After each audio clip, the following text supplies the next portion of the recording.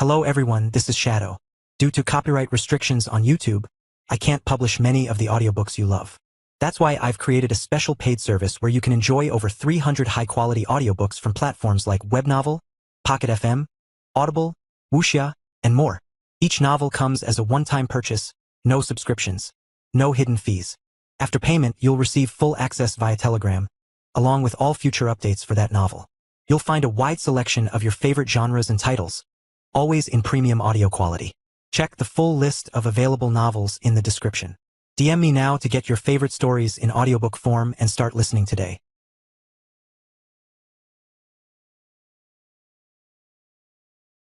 '51 Time skip. Sage meets the Michaelsons. Hey everyone, I'm currently partaking in the WPC for Dec and Jan, so I would like you to support my novel by adding it to your library, and also when you are bored or just feel like reading something you can check it out and tell me what you think. Thanks. Katsuya. What a pleasant surprise, Amara. Katsuya smiled when she saw how shaky Amara was when she saw her and was proud of her action. Katsuya, I see, you managed to keep your sanity to this point and didn't rush to attack them the very moment you saw me. I'm impressed. Amara, having enough of Katsuya looking down on her, made everything she went through from the pain and torment she felt every waking second of the day ever since she became an anchor to the other side, rushing back at her. With that, she stood up and rushed at Katsuya but was sent flying instead. Katsuya, I will take back what I said earlier, you are completely nuts and just too good at hiding it. Katsuya said as she looked at the bleeding Amara, who happens to be healing also, before she turned to Victor. Katsuya, what do you intend to do with her?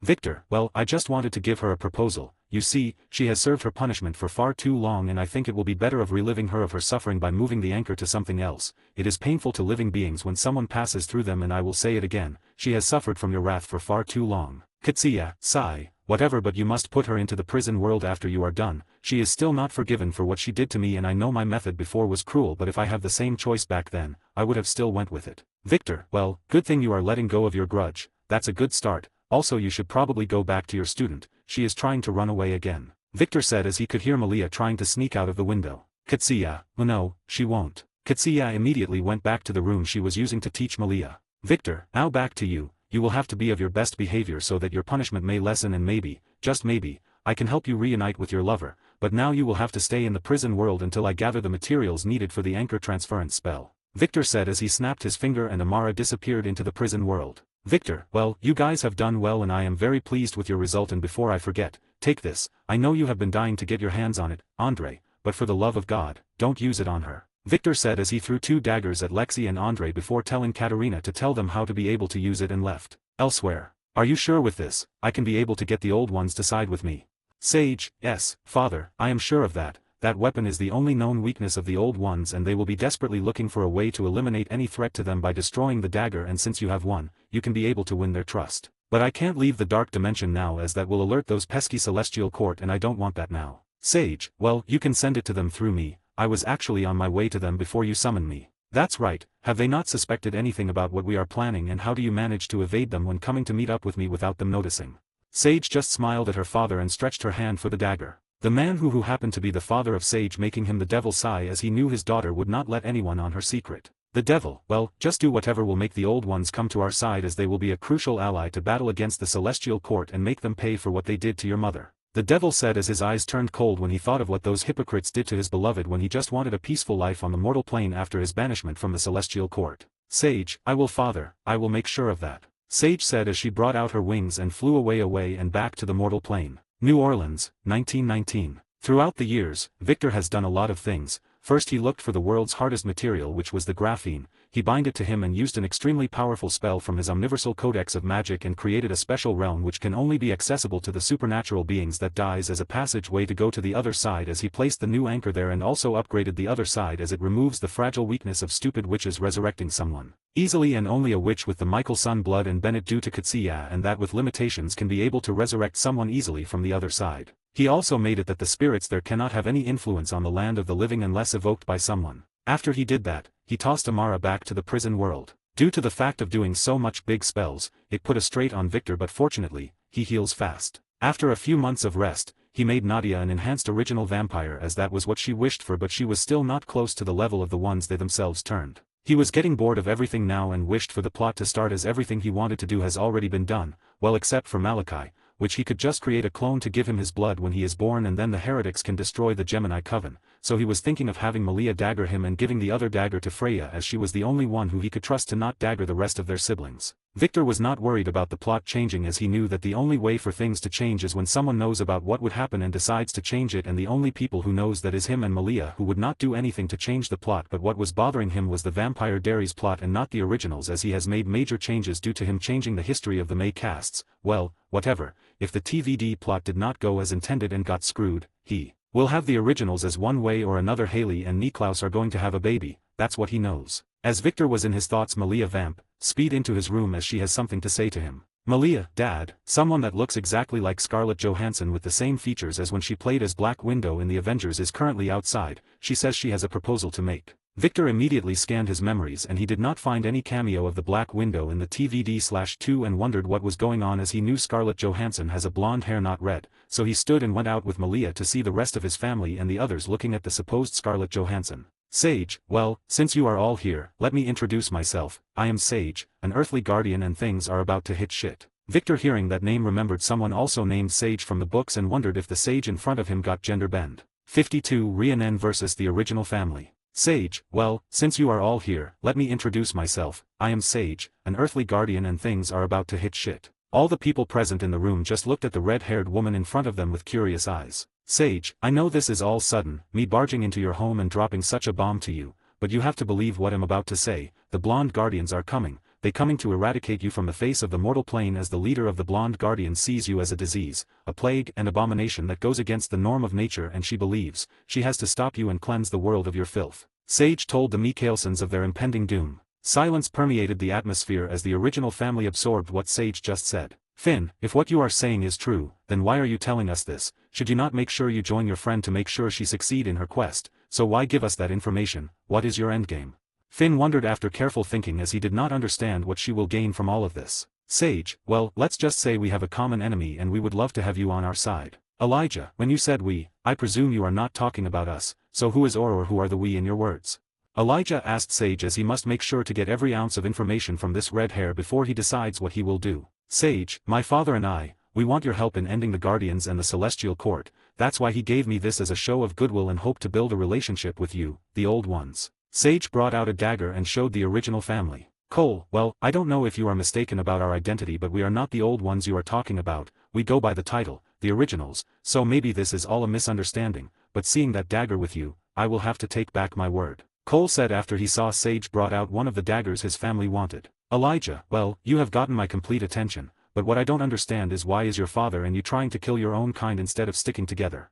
Sage, they robbed me of a mother's love, that's why I am hell-bent with taking them out. Sage answered Elijah with a rage-filled eye. Victor, who is your father? Why did he let his wife die when he could have prevented it from happening? It does not make sense. Victor asked Sage, as he was also hoping to know what really happened, as it was never mentioned in the books. Sage, I can't tell you that, but all I can say is that, my father is the devil. Sage said, as she was not ready to divulge what really happened to her mother. Niklaus, I don't care about your family matter, what I do care about is when the blondie you were talking about is going to arrive.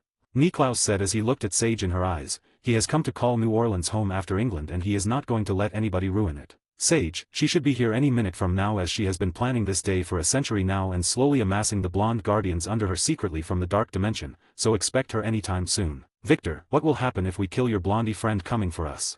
Sage, war. Victor sighed as he did not expect something like this to happen. A war with the Guardians will likely spell doom on the world, which is something that he isn't going to allow, but he can't let anyone walk over him or his family, so he must get rid of her in a way that would deter the other Guardians from picking a fight with him or his family. Victor, alright, we will take up your offer, but we will only fight back when the Guardians attack us. We will not be at your beck and call, as we are not your minions, and also since you could play your way with the Guardians, we can't trust you fully, so we will have to stick with us. If you want to report back to your father, then you will have to take either Cole or Freya, as they can be able to place their mark there for easy traveling. And lastly, the dagger. Victor stated his terms with Sage as he stretched his hands for the dagger. Sage, I never intended to go back to the Guardians after this either. Sage said as she gave Victor the dagger, who put it into his shadow space. Elijah, since that's sorted, let's talk of what we should do with the incoming Een.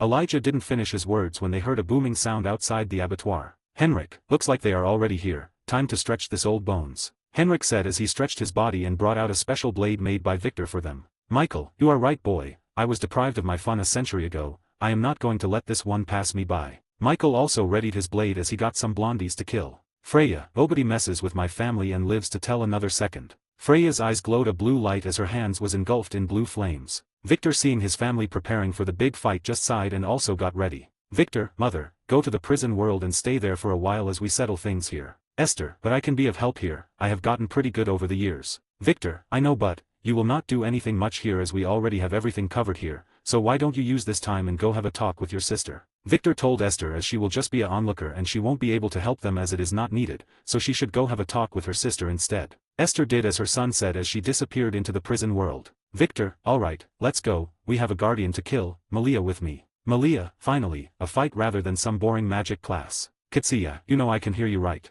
Malia immediately ran to her father's side as an attempt to hide from her mother. They got out of the abattoir to see different blonde ladies flying, and one of them who appeared to be the leader spoke. Rhiannon, finally, the day you old ones will meet your end, and also you devil's spawn. Rhiannon said as she looked at Sage among the old ones. Cole, seriously, what's with this old ones bullshit? We are the original family for crying out loud. Cole said as he was getting tired of being referred to as an old one. Rhiannon, that should be the last of your concerns, as today you will be no more. Blonde guardians, attack and kill them all. Victor looked at the approaching blonde guardians as he turned to Malia. Victor, lesson number 1, never underestimate your enemies even if they are ants. Victor said as he transformed into his bipedal form and roared. Roar. 53 Rhiannon's vendetta against the original family. The city of New Orleans was littered with corpses of people, and the buildings was not to talk about as it was damaged beyond repair. Cole, I don't know why you hate us, but you will regret coming at us. Cole said as they surrounded Rhiannon from all sides while their procs engaged with the other guardians. Rhiannon, you are all filth, bastards, creatures that shouldn't exist, abominations that brought destruction and suffering everywhere you go, but you don't care,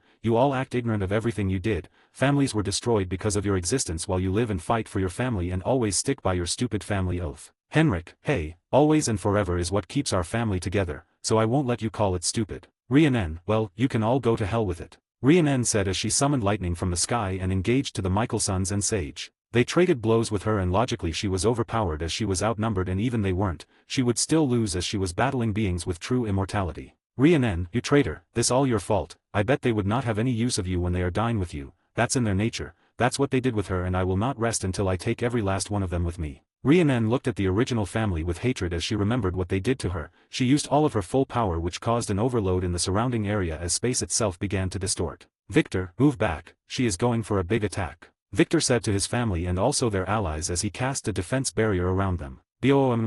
Rhiannon, you bastards. Rhiannon shouted as she unleashed all her stored energy, destroying half of New Orleans with her. Ruins, that's what the current New Orleans was. Niklaus, boo, everything is gone, everything we built, the place we finally called home is gone, all because of that bitchy guardian. Niklaus said when he saw the destruction that was now upon New Orleans. He vamp, speed and look for the remains of Rhiannon, which he found as she was in her last moment. Niklaus, why are you after my family? Why do you care for the lives we took? They were never related to you in any way or form, and you also did the same with the people of this city, so why are you so hell-bent on killing us? Answer me before I rip the life out of you. Niklaus said as he bent down to the level of Rhiannon, who was on the ground. Rhiannon, what didn't you do? Your mother used her blood and created beings like you. She was used and cast away by your family, and that wasn't enough, you also killed her, and you asked why I did this. Well, I did it for her. My greatest regret is that I wasn't able to take you down with me. I have failed her, and I hope that one day karma will find you and make you pay for what you did to my tea.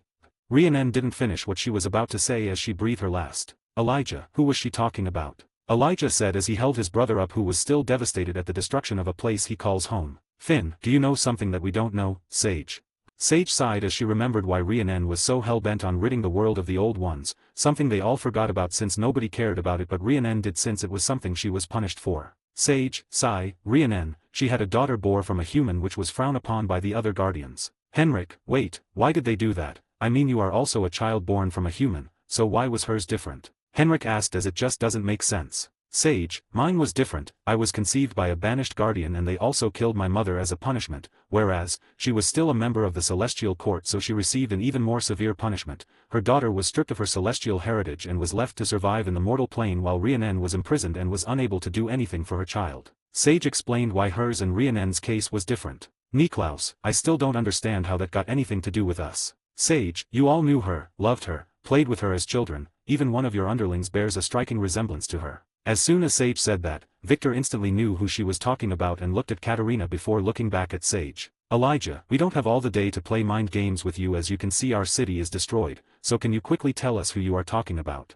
Sage, her name was Tadia, your first love, the one whose blood your mother used to make you vampires, the one she wanted to use to seal Niklaus' werewolf side. That's right, the daughter of Rhiannon is Tadia. Elijah was shaken when he heard that name. It has been a long time since he heard that name, but that does not mean he has forgotten about her. He remembered her every day and blamed himself for not looking for her when he was told by her aunt that she has left the settlement back then. Elijah, I know we used her blood, but we didn't kill her. She left her settlement of her own violation when she found out about what we did and what we were. Tadia didn't die by our hands. I know I did wrong by her, but I will never let anyone hurt her, Elijah said as he looked at Sage with conviction in his eyes. Sage, are you sure about that?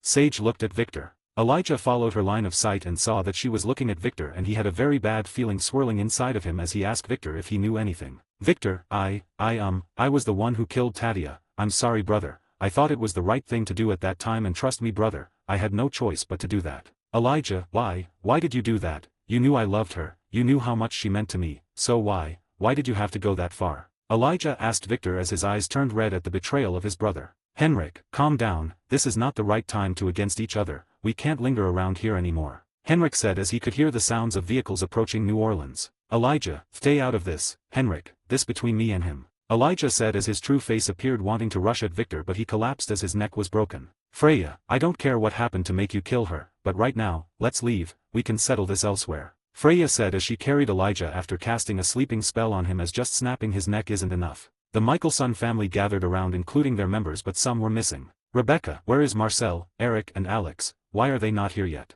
Andre looked at Lexi and Rebecca as he did not know how to answer them, as he knew Rebecca still has feelings for Marcel and she still held hope to one day be together with him. Andre, I can't seem to find them, it's like they were gone, there were no trace of them anywhere. Lexi, what do you mean gone? How can they disappear just like that? They must be here somewhere, Lexi said as tears threatened to burst out of her eyes, but Stefan held her as he consoled her. Damon, it's like they got caught up with the last blasts that the blondie caused before her eventual death, they are gone, Damon said as he didn't know how he was going to console anyone. Rebecca held back her tears as she walked away. Finn, today, we suffered a devastating blow. Victor, and it was all my fault, Victor said while he wondered how Tadia was even a child of a guardian and Rhiannon at that. Was it because in the books, Katerina should have been the child of Elizabeth, a principal guardian who also was the mother of Elena, making Katerina, Elena's sister, but that didn't happen as Katerina was already a vampire before the meter and Tadia took her place. Victor, sigh, this doesn't make sense, but if I was still given the same choice back then, I would have still done the same rather than have Elijah kill her and live with that scar, Victor thought as he joined his family and left New Orleans. Meanwhile, Gah, a hand burst out of the craters of the ruined New Orleans. You are also here, well that makes the three of us left here, a dark tall man said as he held the hand of the man and brought him out of the piled up rocks, while another man was behind him who said, I guess we have New Orleans all to ourselves. 54. The Celestial Court. In the highest part of the Dark Dimension. The Celestial Court. Rhiannon is dead, she died while battling the Old Ones, or the one they themselves prefer, the original family, said a woman who is tall, her blonde hair pulled back in a neat bun, of golden-flecked blue eyes, and with dressed in a simple navy suit. She is Mylia, a principal guardian and member of the Celestial Court. Should we avenge her? I mean, she is one of us, but she was the one that engaged in a battle with the original family after we warned her about it, said a beautiful woman with long, dark brown hair, green eyes and stood at 5 feet 5 inches, she is Elizabeth Murrow. Idola, while we are on the topic, let's not forget about Sage, she betrayed us and sided with the Old Ones, she is partly responsible for Rhiannon's death. Susura, well, right from the time she was allowed entry into the Celestial Court, I knew she was going to be trouble. I mean, we did kill her mother, it will be weird if she doesn't seek revenge, and we also allowed her to keep in touch with him, the Fallen One. The Guardians gathered together to discuss the recent events with the death of Rhiannon at the hands of the Old Ones and Sage betrayal. Mylia, we cannot engage with the Old Ones now, they are too mysterious and strong, it's as if they have no weakness except for the daggers which only put them to sleep. Idola, and the magic cast from a Michelson witch or an extremely powerful witch, apart from that, we are back to square one. Susura, what about we forget about them altogether and move on? It's not like they are going around causing havoc, and they didn't kill Rhiannon per se, she self-destruct when she was at a dead end, as she could not defeat the Old Ones or the original family as they are like to be called. Susura said when she thought of the scene of them losing against the original family in her head, because she knew and they all knew that there is no way they can be able to defeat the Old Ones themselves. No, we can't, Rhiannon was one of our own, we can't just let her death be in vain. I believe if it were them that lost one of theirs, the entire Dark Dimension would have turned into bloody mess by now, so we have to do the same. A man with long black hair and a muscular build, he is the leader of the Celestial Court, twin of the devil, the strongest principal guardian and also the one who with the help of the celestial court defeated and evict the devil from the court. He is known as Utsya. Mylia, we can't go to the mortal plane and cause a bloody scene there. We are beings made of light. We are the ones to protect them, but Rhiannon has already caused the destruction of a city filled with innocent people, and now, you want us to put the entirety of the mortal plane at risk by battling the old ones. How does that make us different from them? I say we look for other methods if you want revenge for Rhiannon, not this way. Mylia said as she didn't like the way the discussion was heading. Utsya, we are doing no such thing, but what I want to suggest we make us nothing but hypocrites, which is also unfair to Rhiannon. Idola, what is it you are talking about? Utsya, I saw from one of the possible futures where something that is extremely deadly to the old ones, even if they can't die from it, it will be able to severely weaken them, and what I saw, or I should say, the being that can be able to weaken them is an earthly guardian, so you know what I meant when I say it will be unfair to Rhiannon. All the guardians present were silent when they heard what Utsya said. One had to know that there were three types of guardians. The principal guardians, which are the most powerful and were part of the celestial court. The earthly guardians, which are conceived only from a principal guardian and a human. And lastly, the normal guardians, and also the lowest in ranks. Susura, I see, and the only earthly guardian we have left is already with the original family. Also from your tone, you are suggesting that one of us present here should bear a child with a human, right? Utsya nodded, as there was no other way for them to have an edge over the old ones, and doing so is unfair to Rhiannon, who went to take revenge for her daughter that they themselves cast away and stripped of her celestial heritage, which led to her death. Idola, this is insane. We cannot do such a thing to Rhiannon. You have to think of another way. Rhiannon deserves better than this, and until then, I'm out. Idola said as she stormed out of the meeting hall angrily. Utsya didn't have any answer and just sat there, waited for the next outburst, but he didn't get anyone. Instead he got an approval. Elizabeth, I will do it. I will birth the child, and because of that I will be relinquishing my position as one of the celestial court, as that will be a befitting punishment for me. Don't you all think so?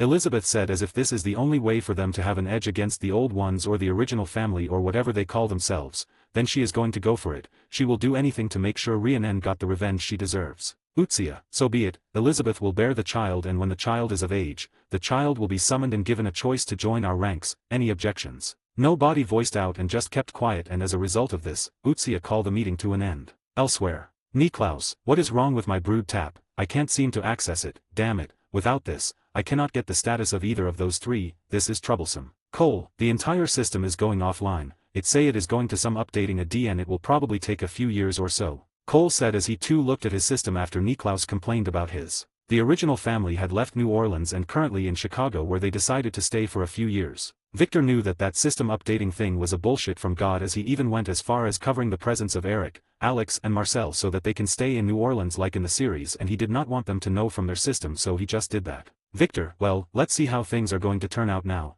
After a few weeks here, I will be taking a nap until the beginning of the Vampire Diaries plot. Victor thought as he wondered about the future when he felt someone coming at an extremely fast speed and kicked him. BAMM. CRAASSSSHHH. Victor got up and saw angry Elijah looking at him with his true face out. Victor, you don't want to do this, brother, let's talk this out. Elijah, oh, we are, this is me talking. New ship. Elena and Henrik. 55, prelude to a time skip, farewell. Destroyed buildings, broken furnitures everywhere, two people at the center of it all. Victor and Elijah was sent to the prison world because of the damage they would have caused outside. The two occupants of the prison world were just watching the two brothers battle it out with each other, as it has been long they saw any form of action other than themselves and the buildings of the prison world. Elijah, now you can talk. I'm ready to listen to your explanation. Elijah said as he sat down beside Victor after the latter allowed him to pour out all of his anger on him. Victor, sigh. I don't know where to even start from, it's been a long time. Elijah, start from anywhere. Elijah said, not looking at Victor. Victor, you know Tadia was special. She was the doppelganger of Amara there,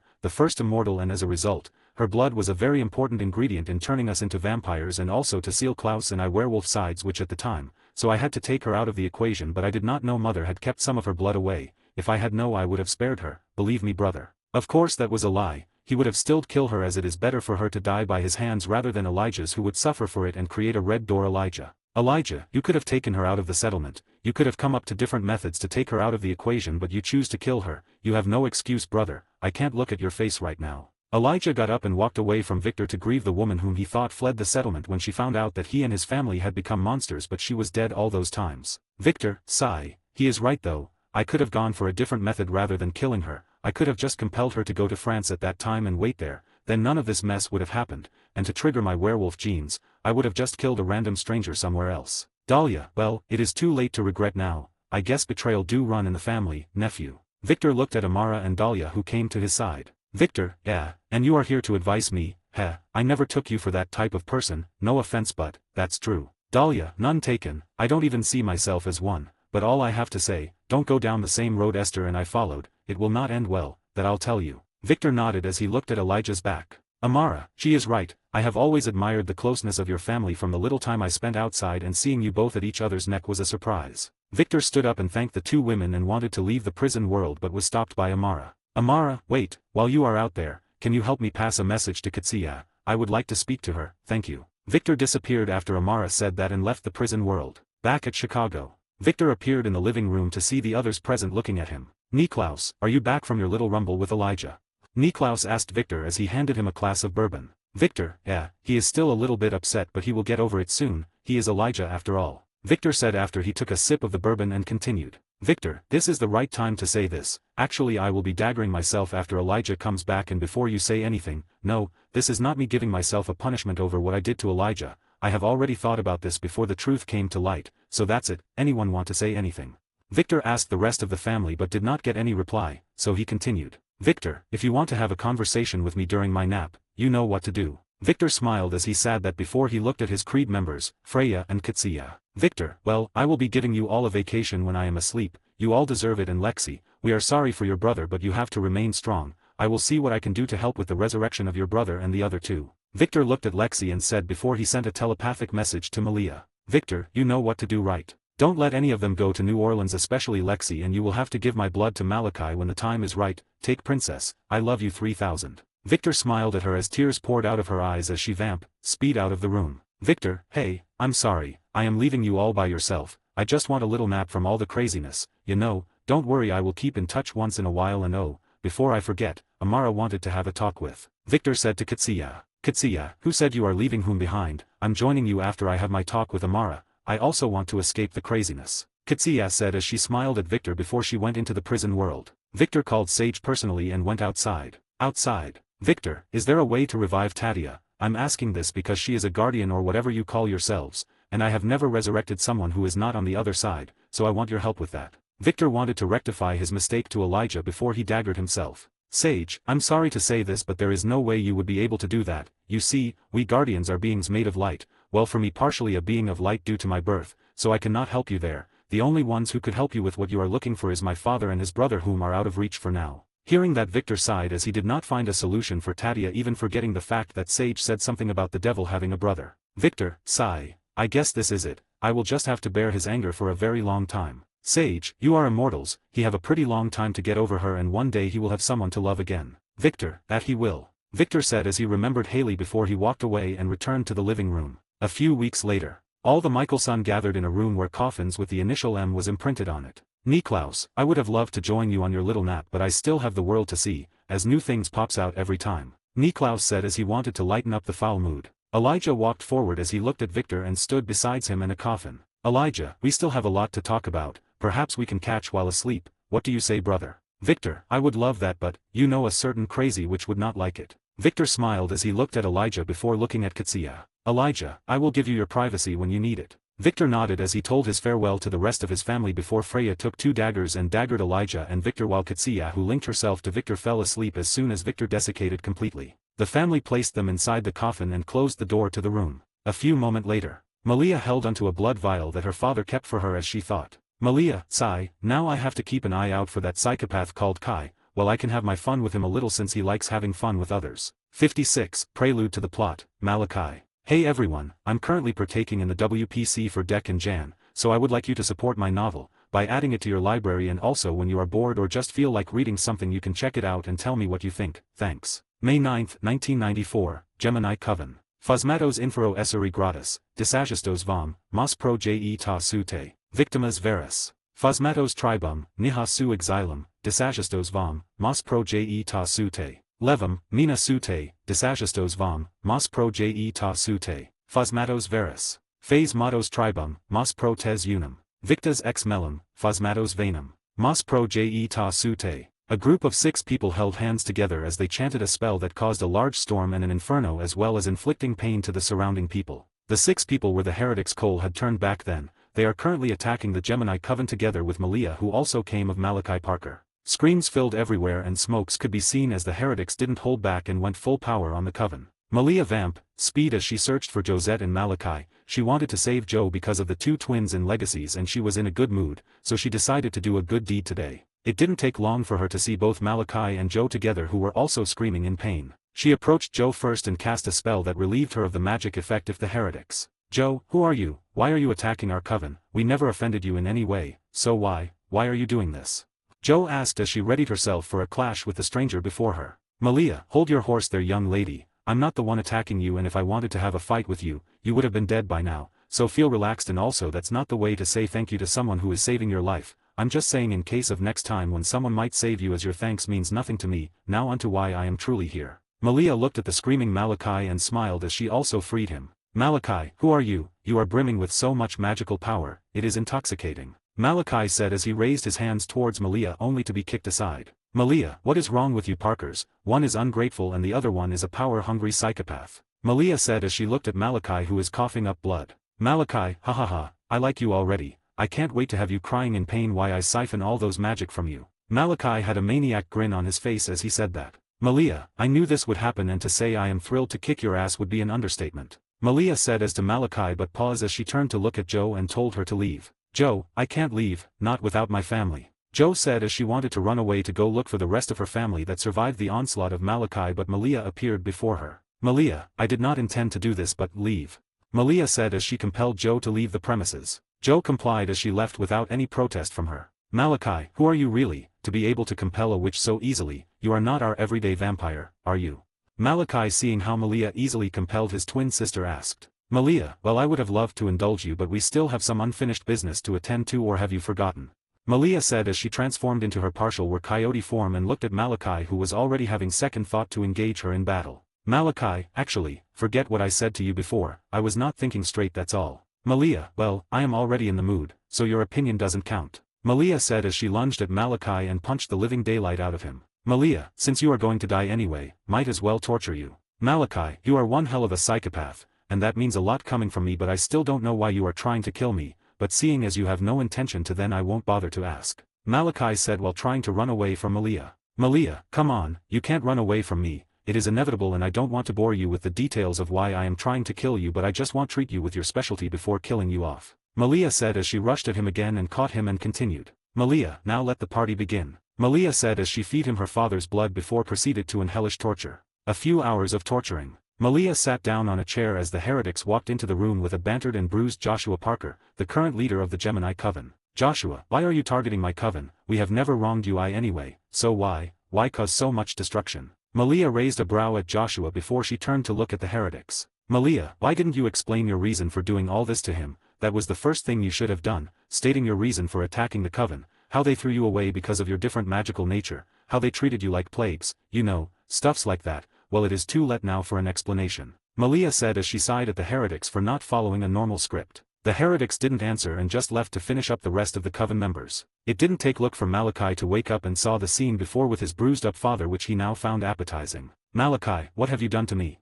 Malachi asked Malia as she was the one who did something to him. "Malia, well, you are now a hybrid of two creatures, a heretic, and to complete your transition, we brought you dinner," Malia said as she pointed at Joshua, who has his eyes opened widely when he heard Malia's word. "Joshua, oh, no, stay back, you don't want to do this, she is clearly manipulating you into doing this, I am your father, clearly, you are not going to kill me, right?" Joshua said frighteningly as he did not want to die. Malachi, seeing his father pleading for his life, triggered his psychopath nature as he smiled at him. "Malachi, I'm going to enjoy this, keep on begging, it will make everything even more fun." Malia sighed at the bastard's psychopathic nature and told him to meet her outside when he was done before she walked away. She didn't even get that far away from the room when she heard screams coming from inside. "Malia, sigh, that psychopath." A few moments later. "Malachi, that was fun, I wish you had come before I killed off the rest of my siblings, that would have been epic," Malachi said as he walked up to the others waiting for him while licking his bloody hands. "Malia, whatever, let's go, we are done here, and with your psychopathic nature, you might end being his favorite pal," Malia said as she thought of how her uncle, Niklaus, would love Malachi as they are similar. "Malachi, before that, where are we actually going to, and how did the Gemini Coven offend you for you to eradicate them like that?" "Malia, don't ask me, ask them, and please, for the love of God, shut up, you can ask them later," Malia said as she opened a portal, a spell her father made which was similar to the Shadow Hunter warlocks used for movement. "Malachi, wow, that's incredible, how did you Malachi didn't finish his sentence before his neck was snapped by Malcolm, one of the heretics. Malcolm had blue eyes and short, dark brown hair. He had a tall stature and a slim build. "Malcolm, you are welcome, my lady, Malia," Malcolm said to Malia with a smile. "Malia, that was unnecessary, but thanks altogether," Malia said as she walked into the portal, and the others also followed Sweet with Bow, another heretic carrying Malachi. May 23, 2009, Wickery Bridge. A car can be seen driving through the bridge when it came to an abrupt stop as someone who was flying appeared before them and said, "Idola, Elizabeth, it is time, hand her over," Idola said as she stretched forth her hands as if waiting for something. Elizabeth, who was in the car with her husband and daughter, was frightened and did not know what to do. She has come to love her peaceful life here with her husband and her 2 children, Elena and Meredith, and she did not want to subject her children to that cruel fate she lived. "Elizabeth, I can't give her to you, Idola, let's forget about the old ones and move on, please," Elizabeth pleaded to Idola as she held her husband's hands for support and prayed that her daughter does not wake up from her slumber. "Idola, I know this was bound to happen. The moment you gave up your powers and began to mingle with humans, you have started acting like them, so I will have to take the girl either by force or you hand her willingly, your choice. John, stay away from my family, we don't want any part in your games." John, the husband of Elizabeth and father to Elena and Meredith, said as he knew about everything from Elizabeth. Idola just waved her hands, instantly killing John as she viewed him to be a nuisance. "Elizabeth, Nuu, what have you done, Idola?" Idola didn't answer and tried to walk to the back seat of the car to take Elena when Elizabeth held her back, to which Idola, who was already pissed off by the fact that Elizabeth was allowed to bore a human child while Rhiannon had to suffer because of it, accidentally used her strength, forgetting that Elizabeth was without her powers, pushed her away, which made her hit the girder of the bridge. Idola didn't mind that as she can be able to save her friend later, but for now, she has a mission at hand. She reached for the car door as she opened it, but she was flung away from the door by someone. "I cannot let you continue whatever you were trying to do here. I know it isn't any of my business, but I was passing by and I happened to see you here, a guardian. I remembered you have a beef with us, but I never thought you would target humans also, and you are the good guys. Sigh, what an irony, but I have to stop you here," the man said as he looked at the angry guardian who was looking at him with eyes filled with hatred. "Idola, what do you want, old one?" Christmas Eve special, enjoy. 57, Prelude to the plot, the death of Elizabeth. A few minutes before Idola attack. "It feels good to be going back home, don't you think, favorite niece?" "What favorite niece? I'm your only niece." "Ha ha ha, that's why you are my favorite niece." 2 people were walking through the forest of Mystic Falls as they conversed together. They are Henrik and Malia Michelson. They were heading back to Mystic Falls as that's where all the Michelsons will be coming together after being separated for years. CRAASSSHHH. "Henrik, what was that?" Henrik paused when he heard that sound and decided to investigate as he vamped speed to the source of the noise. Meanwhile, Malia had an inkling to what was happening. If she remembered correctly, then today should be the day that Elena's parents died, but what made her a little surprised was that even when Stefan was not here to save, since he is with her aunt in God knows where, she still was fortunate to have Henrik save her. Malia, what a protagonist Halo, and I wonder how everything will turn out now since Stefan is with Aunt Freya and Damon finally got Katerina to be with him, so Elena has no Salvatore brothers to fight over her. Wait, don't tell me. Malia said when she came to a realization of how Stefan first saved Elena and had to come back to Mystic Falls to find out why Elena bears a resemblance to Katerina. "Malia, don't tell me, Uncle Henrik would fall for Elena or something like that." Malia decided to put it at the back of her mind as she also vamped speed to the scene to see how everything will turn out to be. Malia got to the scene and found out everything was different from what she remembered it to be, and saw Henrik about to engage in a fight with a guardian and Elena's mother about to fall off the bridge. Malia, well, things are about to get really messy. Present time. "Idola, what do you want, old one?" "Henrik, like I said, I can't let you harm them or whatever you were planning on doing to them," Henrik said as he brought out a sword as the guardian also had on with her. "Henrik, it's been long since I had a sword fight, so please keep me entertained, guardian," Henrik said as he attacked Idola, who also got defensive. Malia, seeing this, created a barrier around them and runes of silence which used to block any sound from going out the area. Then she went to who she presumed to be Elena's mother. "Malia, hey, need a hand there?" "Of course you need a hand, why was I even asking?" Malia said as she stretched her hands to the woman who held it and got out of there. "Malia, may I ask why that woman was after you?" "Elizabeth, is a long story, but you have to get my daughter out of here first, please," Elizabeth said as she ran to the car and still found out that her daughter was still asleep, which made her sigh in relief. "Malia, I cast a sleeping spell on her when I came, I didn't want her to see any of these." "Elizabeth, thank you, I will explain everything to you later on, but please can I ask you a favor?" "Malia, what is it?" "Elizabeth, make sure they never get my daughter. You are the only one who can protect her, old one." Malia frowned when she heard Elena's mother call her an old one. There are only a handful of people who calls her father and his siblings the old one, and that's the guardians and presumably the devil, Sage's father. Malia held the woman by her neck and demanded to know who she is. "Elizabeth, I'm Elizabeth Murrow Gilbert, a former guardian. I am no longer with them, I just want a happy life with my children and nothing more. but I know I can never be at peace now that I have offended them and you are the only one who has happened to be here. Elizabeth explained herself to Malia. Malia, well you see here former guardian, I ain't no babysitting any half guardian, heck, I am not a babysitter so find someone else to do that job for you or do it yourself. Malia said as she released Elizabeth and walked to look at how her uncle is handling the guardian. Idola, you bunch of busybodies, why are you meddling in other people's affairs? Idola got angry at Henrik as she slashed and parried Henrik's attacks. Henrik, you are good, but you see playtime is over, my favorite niece is getting a little angry, so goodbye. Henrik infused lightning on his sword and slashed at Idola only for Elizabeth to appear and took the hit. Elizabeth, cough, cough, go Idola, leave, you won't make it if you continue to fight him, and please tell the others to forget about the old ones and move on, we are better than this, we are the light that should shine upon the old and not to be its destruction and I'm sorry for going back on my word, but the times I spent here with my family made me to love that peace and the joy that comes with having a family and I can't break that, Idola, I know I might sound selfish but if I was given the same choice I would still choose this as this is what I want. Elizabeth said as she bled there, she tapped into her celestial power for a small amount of time which made her to be able to teleport in front of Idola and take the attack meant for her with her mortal life. Idola, you, why did you do that, why? Idola said as tears threatened to pour out of her eyes as she held Elizabeth's body. Elizabeth just smiled at Idola as her body started turning into light particles and began to dissipate with the wind. She looked at Henrik and said, Elizabeth, please protect my children. She said just that 4 words before she fully dissipate touched Henrik as he put back his sword back into his shadow and looked at Elena who was still sleeping in the car. Malia sighed as she saw this, she too was a little touched by the scene and how everything turned out. Henrik, I guess it is time we have a little talk with you guardians, we have to stop all these fighting, you've lost so many people on your side and the longer this goes on the more you will continue to lose, so listen to your friend who sacrificed her life so that you may live and let's end this. Henrik said to Idola as he walked towards the car and carried Elena. Henrik, let's go, Malia. Henrik said as he speed away from the scene. Malia, you don't even know where she lives and you are acting like a cool guy. Malia said as she also joined him leaving the grieving Idola by herself. 1 year later. A very beautiful and attractive young woman with an oval face, light olive complexion, almond-shaped brown eyes which is also sometimes described as doe eyes, and long dark brown hair. Her height is 5 foot 6 inch, 168 centimeters, and she has a slim, slightly athletic physique could be seen writing something on a book which might be her diary. After she was done writing, she got up and looked at a photo of her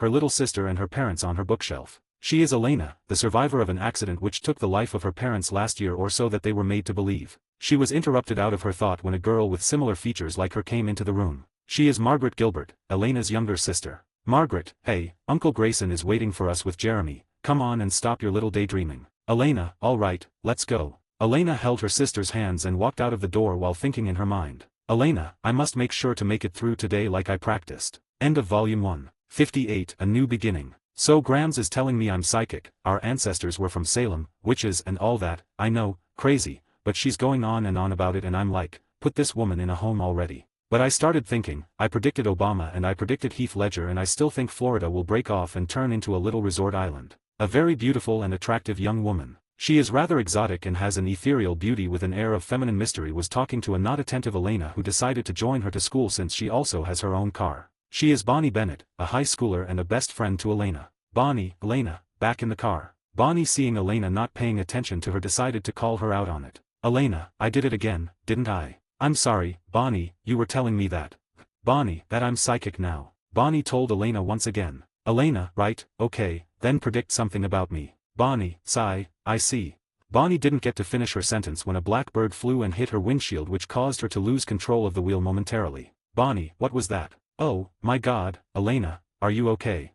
Bonnie asked her as she remembered that it was also a car accident that led to her parents' death just a year ago, so she must be quite shocked right now. Elena, it's okay, I'm fine. Bonnie, it was like a bird or something, it came out of nowhere. Elena, really, I can't be freaked out by cars for the rest of my life. There was a brief moment of silence after Elena said that as they both stared at each other. Bonnie, I predict that this year is going to be a kick-ass and I predict all the sad and dark times are over and you are going to be beyond happy. Bonnie said as she encouraged Elena which put a smile on Elena's face which also made her smile. After a while, Bonnie started the car and drive them to school. Mystic Falls High School. A large crowd gathered around the entrance of Mystic Falls High School as they meet up with their friends whom they had not seen during the holidays and catch up. 3 people walked amongst the crowd as they made their way towards the school entrance. Finally, after years of waiting, I'm finally here, but what I don't get is why you are here, little Henrik. The 3 people were Victor who has been undaggered recently and Malia and Henrik. Henrik, you see, I am watching over someone, she is attending this school, so that's why I am here. Victor, so someone has finally brought life to your dead heart to the point of protecting them from the shadows. I wonder who this person could be. Victor smiled as he said. Malia, more like a bodyguard than a crush, and I don't understand why I'm even here in the first place. Victor, you should talk to your mother about that, she is the one who wanted you here. Malia, I asked and she said, and I quote, you need to make new friends your age and this school is the best place for you, so run along with your father and uncle. I mean, I'm old enough to be their grandmother and she is calling the kids here my age. Henrik, and you are still here. Malia, that's because she gave me an ultimatum, either I go to school or practice magic with her, so I chose the former. Victor smiled as he heard that. He knew Malia didn't like all these witchy stuffs, that's why he taught her magic, combat-oriented skills so that her magical ability will not go to waste. Victor, alright, we are here, you two head inside while I go to the principal's office, okay? Victor said as they got to the secretary office. Malia, I will have to go through with this hellhole once again. Malia said as she made her way into the office and Henrik followed after exchanging some words with Victor. Another part of the school. Bonnie, major lack of male real estate, look at the shower curtain on Kelly Beach, she looks a hot, can I say, tranny mess. Elena, oh that's over. Bonnie, find a man and coin a phrase, it's a busy year. Bonnie and Elena were having a heated discussion as they made their way to their respective lookers. Elena, he hates me. Elena said as she looked behind her and saw a very handsome young man, who stands at approximately 6 feet tall with baby blue eyes and short dark blonde hair. He has an attractive face and can be considered as the stereotypical football player in regards to his personality and physical looks. He is Matt Donovan, her ex-boyfriend. She waved at him but he just looked at her and walked away. Bonnie, that's not hate, that's you dumped me, but I'm too cool to show it, but secretly I'm listening to Air Supply's greatest hits. Elena, oh, my god. A beautiful young woman with a pale complexion, blue-green eyes and medium-length blonde hair. She has a slim, yet due to her cheerleading, toned and athletic figure, she stands 5 feet 8 inches. This is Caroline Forbes, also one of Elena's best friends. She ran and hugged Elena the moment she saw her. Caroline, how are you? Oh, it's good to see you. Caroline said as she released Elena from the hug and turned to Bonnie and continued. Caroline, how is she? Is she good? Elena, Caroline, I'm right here and I'm fine, thank you. Caroline, really? Elena, yes, much better. Caroline, well you poor thing. Caroline said as she hugged Elena again. Elena, okay Caroline. Caroline, okay, see you guys later. Bonnie, okay, yeah. Elena, bye. No comment, I'm not gonna say anything. Elena said as she looked at the departing back of Caroline. Elena and Bonnie made their way towards their class only to stop again when they saw the backs of 2 people standing in the secretary's office, but she was more focused on the mail. Bonnie, hold on, who's that? Elena, all I see is back. Bonnie, it's a hot back. I'm sensing Seattle and he plays the guitar. Bonnie said as it made Elena chuckle. Elena, you are really gonna run this psychic thing into the ground, huh? Bonnie, pretty much. It didn't take long for the 2 figures to turn around as they made their way out of the secretary's office when they saw 2 girls looking at them. Malia, now what are you 2 looking at? Malia asked Elena and Bonnie as she has an idea as to who they were looking at. Elena, I'm sorry. Henrik, no problem, you see, my sister here is a little paranoid, so that's why she was like that, but you have nothing to apology for. I'm Henrik Michael's son, care to show us where the history class is, miss? Henrik said as he smiled at the 2 beauties in front of him. Bonnie Bennett, and my friend here is Elena Gilbert. Actually we were on our to the history class ourselves, so why don't we go together? Bonnie said with a smile on her face. Henrik, that would be great and sorry for the inconvenience. Bonnie, no problem. Bonnie and Elena led the 2 Michael's son to the history class as they were stared by everyone wherever they passed, including Caroline. They got to the history class not long after as they sat down and waited for their history teacher to come for the class to begin fully, which didn't take long as the teacher came in. Malia, that's convenient. Malia said as she saw who came inside with his devilish smile. Victor, hello class, I'm Victor Michael's son, I am your new history teacher and I hope we get along pretty well. Victor said as he looked at everyone seated in the classroom, especially the casts of the TVD series. Victor, with that out of the way, let's begin our class. 59, Enlina. The school cafeteria. Bonnie, don't tell me you are related to the history teacher. Malia, yeah, we are, he is actually our uncle. Bonnie, you don't say, you know all, you are so charming and, well, if you know what I mean. Henrik, haha, yeah, I know what you mean, I've received compliments like that. Henrik, Elena, Bonnie and Malia went to the cafeteria for lunch. Elena, I have to say, your uncle is well versed in history, he talks as if he was there to witness it, it was so vivid. Malia, you have no idea how true that is. Malia said as everyone looked at her. Malia, what I meant to say was, he watched every documentary and he also has this imaginary thing which helps him to create vivid images on what he reads, that's why when he speaks, it seems as if he was there when it happens. Malia explained to Elena and Bonnie before they sat down with their lunch. Elena, where were you before you came to Mystic Falls? Malia, is this an interrogation or what, cause it feels like so. Malia said as she looked into Elena in her eyes. Elena, I'm sorry, I didn't mean to pry, I was just curious, that's all. Elena apologized for what she did and just kept quiet. Caroline, hey, why all the silence, it gives the vibes of a graveyard. Hi there, my name is Caroline. Caroline came to join them as she saw Henrik with them. Henrik, I'm Henrik, nice to meet you, Caroline. Caroline, nice to also meet you, can I get your number? I would like to invite you to a party tomorrow. Bonnie, it's a back-to-school thing in Mystic Falls. Henrik looked at Elena and asked her if she is going to go to the party also. Bonnie, of course, she will. Henrik, then I will make myself available and I want to ask, why does that guy keep looking over at our table? Henrik asked as he saw Matt as he keeps looking at them. Caroline, oh, that's Matt, Elena's ex-boyfriend, they broke up last year after Elena's. Elena, Caroline, that's enough. Elena stopped Caroline from saying anything any further. Malia, sigh, she is so talkative right now, makes me want to rip her tongue out. Malia thought as she remembered how Caroline was so talkative during the early stages of the series. Caroline, who might you be? Caroline asked as she finally paid attention to Malia. Malia, I thought you were ignoring me as I was not worth your time. Henrik, Malia, be chill, you don't have to always act like that, you know. Henrik said as he held her hand. Caroline, you are a fierce one, I will make sure not to offend you. Malia, that will be good for both of us. Margaret, hey, Elena, I see you are making new friends, care to introduce me to the handsome fellow there? Malia, and you are?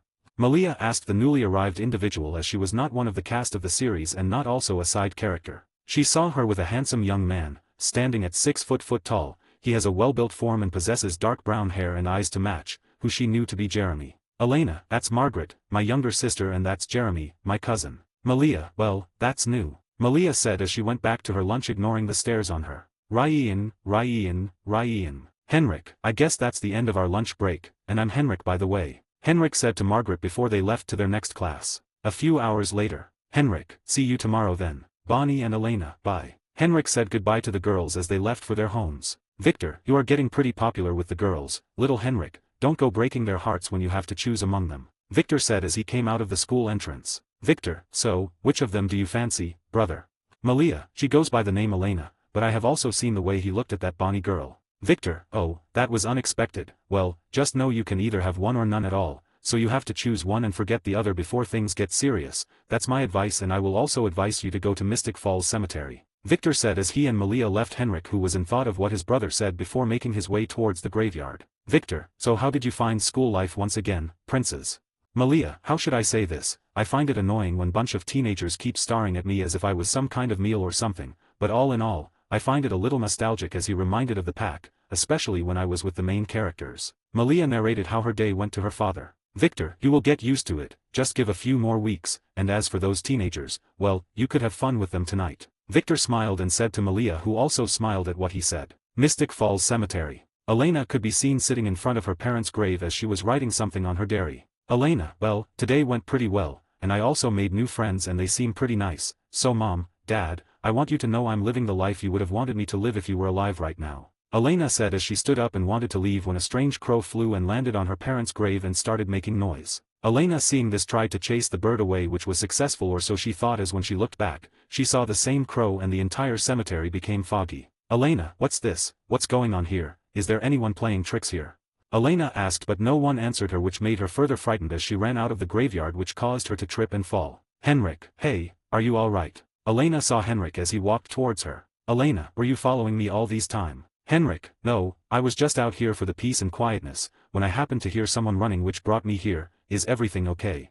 Elena, yeah, it was just that everything was foggy in the cemetery coupled with all the birds and all that which might be making me also foggy. Henrik, your leg, you are bleeding, Henrik said as he perceived a faint scent of blood from Elena. Elena, it must have been from me falling just now, I did not even notice it, thanks. Henrik, no problem, mind if I help you with that?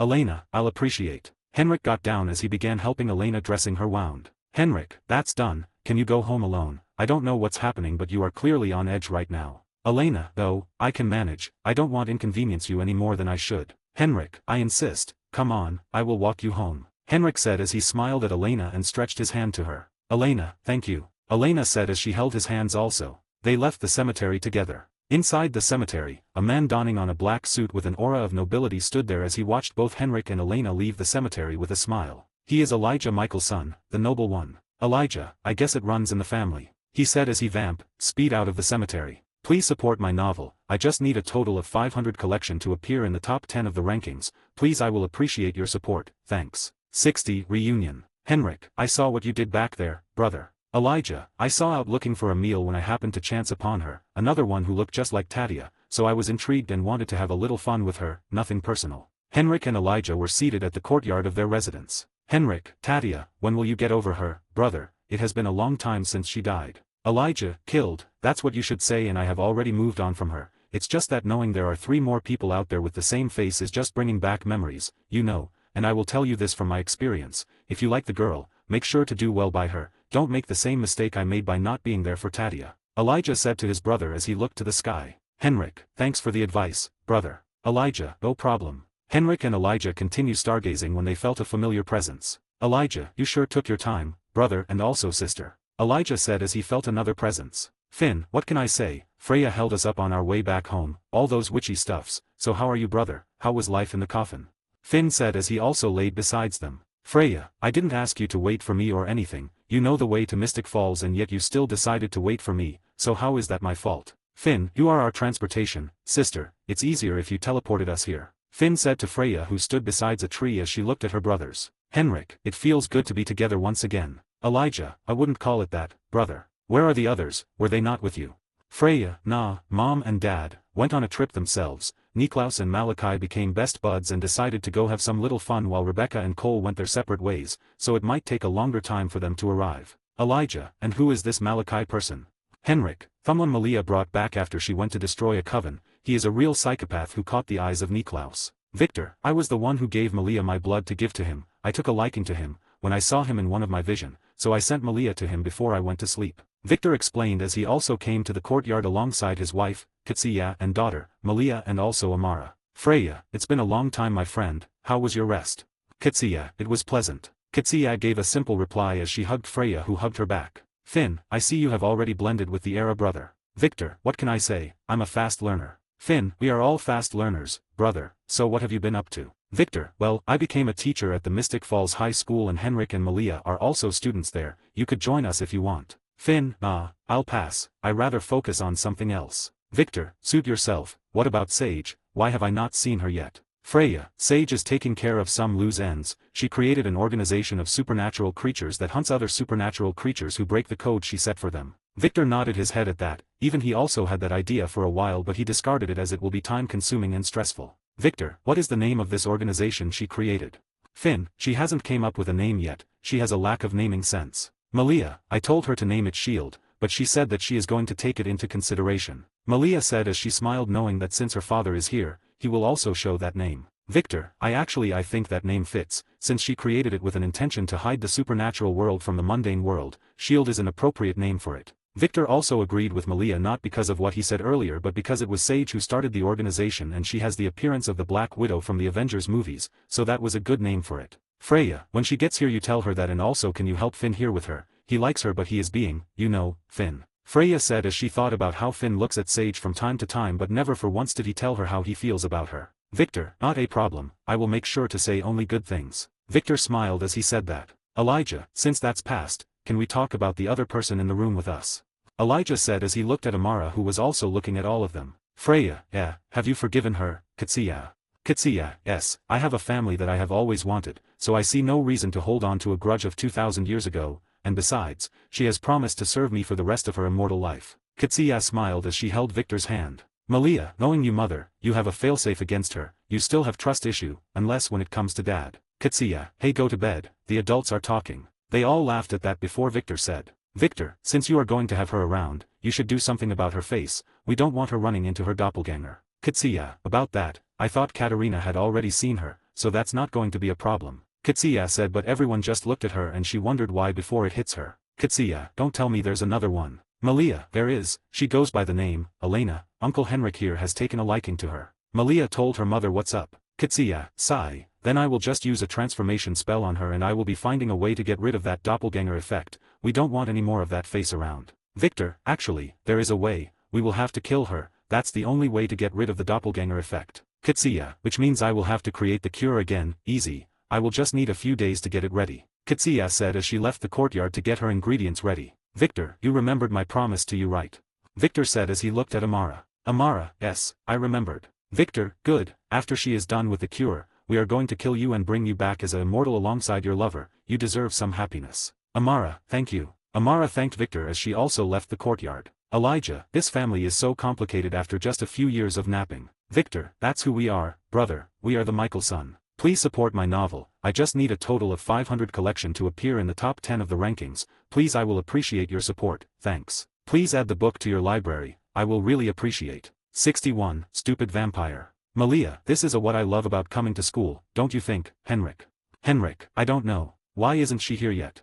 Malia, ugh, she will show up, just be patient and have a little fun, don't be such a killjoy. Henrik, have fun with these kids, I doubt that, I am old enough for their ancestors to worship me as their god. When I was their age, I was killing a deer with your father and uncles, but now, they are frolicking and thinking about parties and boys/girls and getting laid, even the school they claim to attend is a waste of time, they could find other things with that time to do. Malia, that's a lie, you were never their age, you died remember. And when you were resurrected, you became like this, now that I think about it, you skipped teenagehood into a adult, that's cheating. Henrik, that's right, you know, being a 1,000-year-old vampire, I have some foggy memory. And also if you look at it from that angle, I even did things the brats has never thought of, you know, I hunt animals while they sit at home and boss around their parents and worst of, they will never achieve anything with that lifestyle. Malia, lies again, from the stories I heard from Uncle Elijah, you siblings always have a perfect memory even before you turned. You are just saying all those to make yourself look cool again, sigh, you will never let go of that life, would you?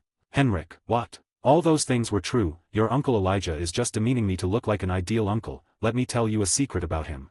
Henrik and Malia were chatting and laughing as they watched how the kids were living their lives while waiting for Elena to arrive as they hid in the shadows. Henrik, and that's how the story ends. Malia, ha ha ha ha, you are funny, but, oh, they are here. Malia said as she saw Elena, Margaret, Bonnie and Jeremy arrive to the party. Malia, but why are you fixating on Elena? I know she is beautiful and all that, but you have been with more beauties that are more beautiful than her and yet you were not that obsessed with any of them like you are with her and don't tell me you are honoring her mother's last word, because that's bullshit, even though we Michelsons keep our word, there are other ways to do that, so why?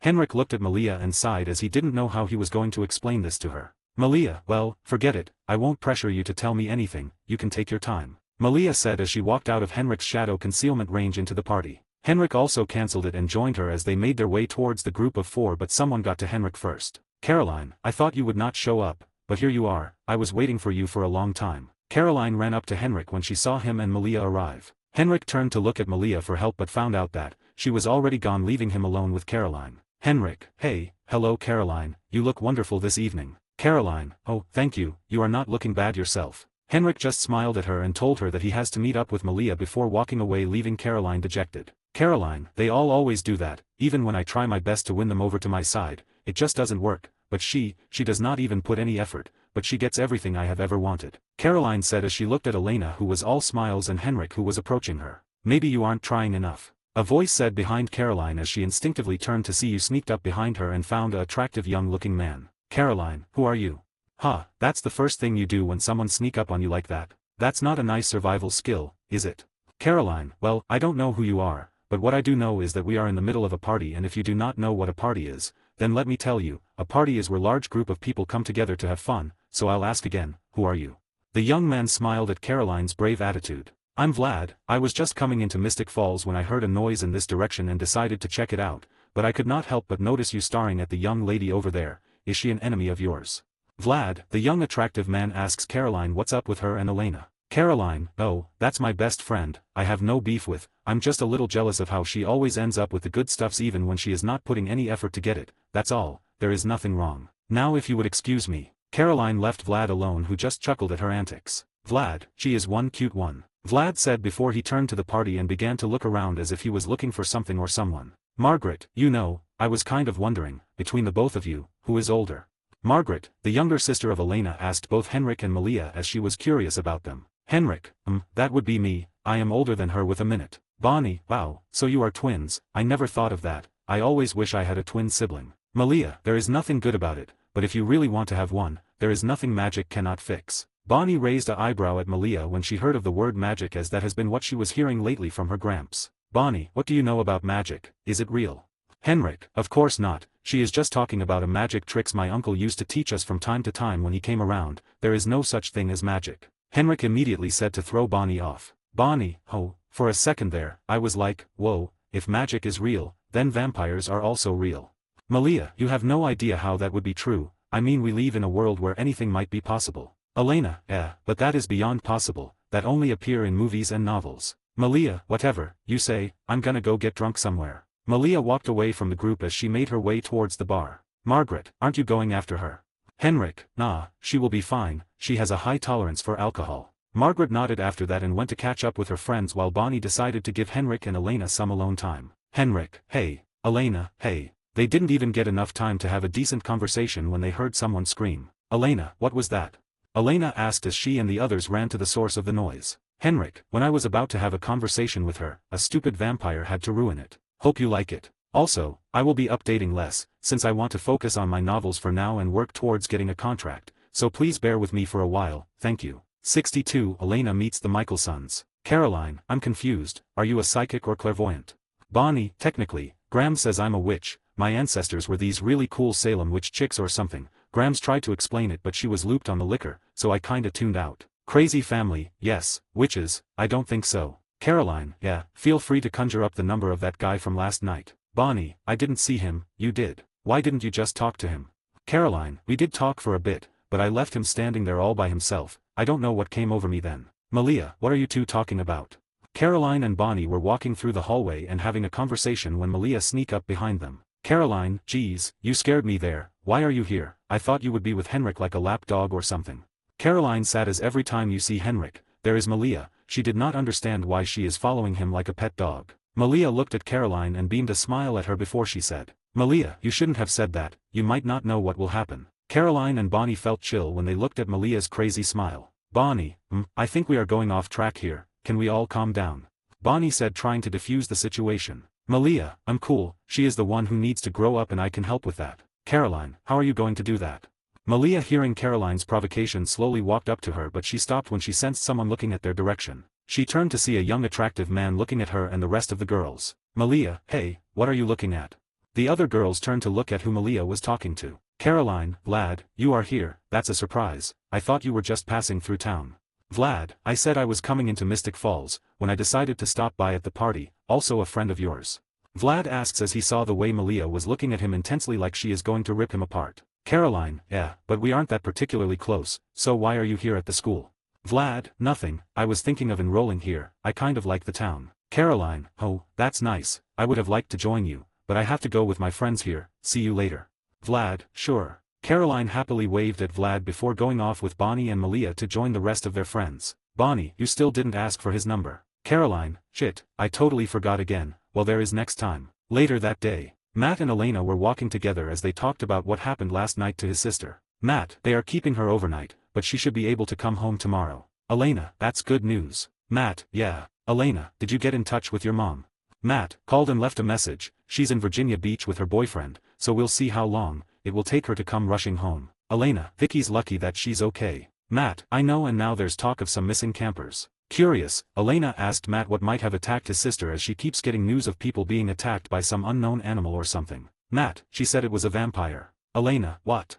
Matt, yeah, she wakes up last night, mutters, vampire, and pass out. Elena, okay, that's weird. Matt, thinks she was drunk. Matt said before looking around and there he saw Henrik, the new popular kid, sitting by himself. So what's up with you and the new guy? Elena saw Henrik sitting all by himself immersed in the book he was reading. Elena, Matt, the last thing I wanna do is hurt you. Matt, you know, I'm actually gonna go back to the hospital. I wanna be there when Vicky wakes up, get the real story about last night. Elena, okay. Matt left Elena as he made his way to the hospital while Elena wanted to go meet Henrik but found out he was gone. Elena, how does he do that?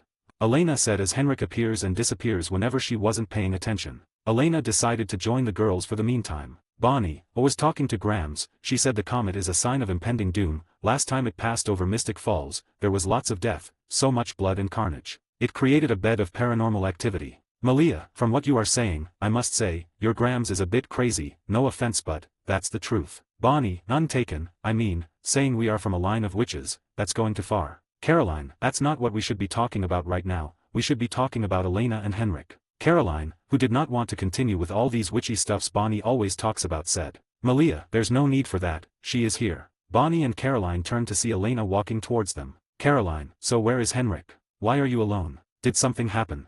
Malia, you ask a lot of questions all at once, you should give her a breather. Elena, I'm fine, it's just that, Henrik just disappeared and I can't seem to find him anymore. Caroline, you can do that later, so, how far have you gone with Henrik? Are you in the kissing phase? Tell me. Bonnie, Caroline, that's going too far. Elena smiled as she sat down as Malia poured her a drink. Elena, thanks. Caroline, seeing as there is no answer from you, that means nothing had happened, which means your relationship hasn't progressed. Sigh, what's with the blockage? Jump on him, it's simple, boy likes girl likes boy, sex. Elena listened to what Caroline was saying and decided to confront Henrik and open up to him. Seeing Elena arranging her stuffs back and beginning to get up, Bonnie asks her where she was going. Elena, Caroline is right, it is easy, if I sit here long enough, I'll end up talking myself out of it, instead of doing what I started the day saying I was gonna do. Malia, let's go. Malia, go where? I don't have any plans with you. Elena, you're home, you dumbass. Malia, have we gotten that close to be calling each other names? Malia asked, which made the others smile. Sighing, Malia stood up and she and Elena went to the Michelson home. A few minutes later. Malia, home sweet home. Malia said as they finally arrived at the compound. Elena, wow, it's huge. Malia, well, technically, we are a large family, so that's why it's large, come on, let's go in. Elena nodded as she followed Malia inside, and when she entered inside, what she saw amazed her. She saw the entire family members of the Michelson, or what she thought to be. Elijah, Malia, you didn't tell us you have a guest, who is your friend? Elijah asked as he poured himself, Victor and Finn a glass of wine. Victor, I know, you are Elena Gilbert, right?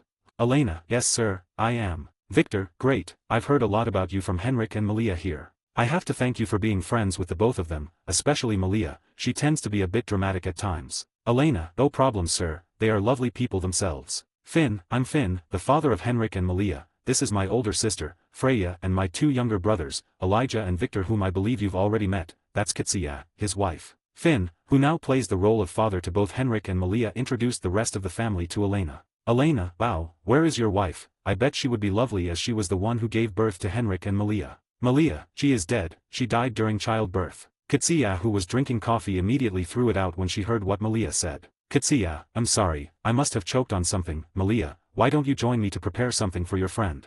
Malia, she is fine, you are fine, right?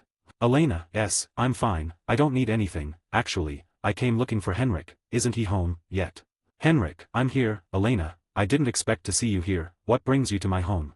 Freya, that can wait, Elena, why don't you stay for dinner? You can go view the comet from here. Finn, that would be really great, don't refuse, it will be a way to get to know you better. Elena, seeing how all the family members were looking at her, finally relent and decided to stay with them. Kitsia, that's great, Malia, with me. Kitsia immediately grabbed the unsuspecting Malia as she made her way to the kitchen while Malia was looking at her father with teary eyes. 63, Henrik and Vlad. The Michelsons and Elena all seated round a table with lots of delicacies. Finn, Elena, tell us a little about yourself. Elena, there is nothing to tell, I'm just an orphan living with my uncle and aunt with my sister, just a simple pretty life. Elijah, sorry, losing someone is never a good thing, especially when they mean a lot to you, you are a strong one, if it was someone else, they would have broken down a long time ago. Elena just smiled at that before she started eating what was served. Elena, delicious. Freya, thanks, I thought you would not like them, it's been long since Kitsia and I made anything. Elena, why's that?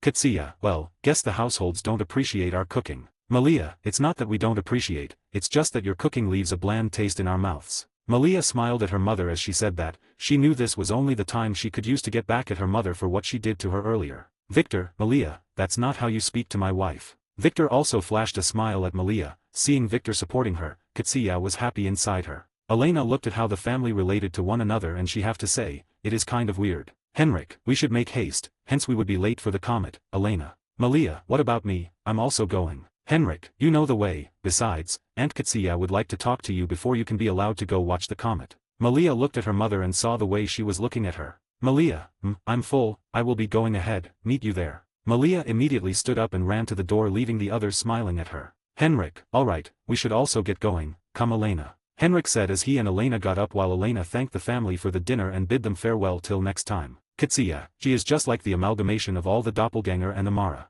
Elijah, yeah, I can see some traits of Tadia in her. Victor, and she can be fierce like Katerina when the situation calls for it. Kitsia, well, we don't want another doppelganger, so I am going to make the cure. Freya, I will join you, it's been a long time since I used my hands on magical stuffs. Victor, you do you, we are going to check the new vampires in town, they are causing mayhems everywhere. Elijah, or like exterminate them, we don't want the town folks to know that vampires are back in Mystic Falls. Finn, go thing, Henrik took care of the girl from the hospital, if not she would be screaming bloody vampires everywhere she goes. The Michaelsons all disperse as they have different tasks to accomplish. Later that night, Henrik and Elena were walking hand in hand as Elena was all smiles. Elena, I never thought my life would turn out this way, you know, after the death of my parents, I shut myself, did not want to open myself to anyone anymore, but then you came along, and it has been the greatest thing that ever happened to me. Elena said as she held onto Henrik's hand more tightly with the intention of never letting go. Henrik just smiled as they watched the comet in the sky. Henrik, you are the greatest thing that has ever happened to me in a long time,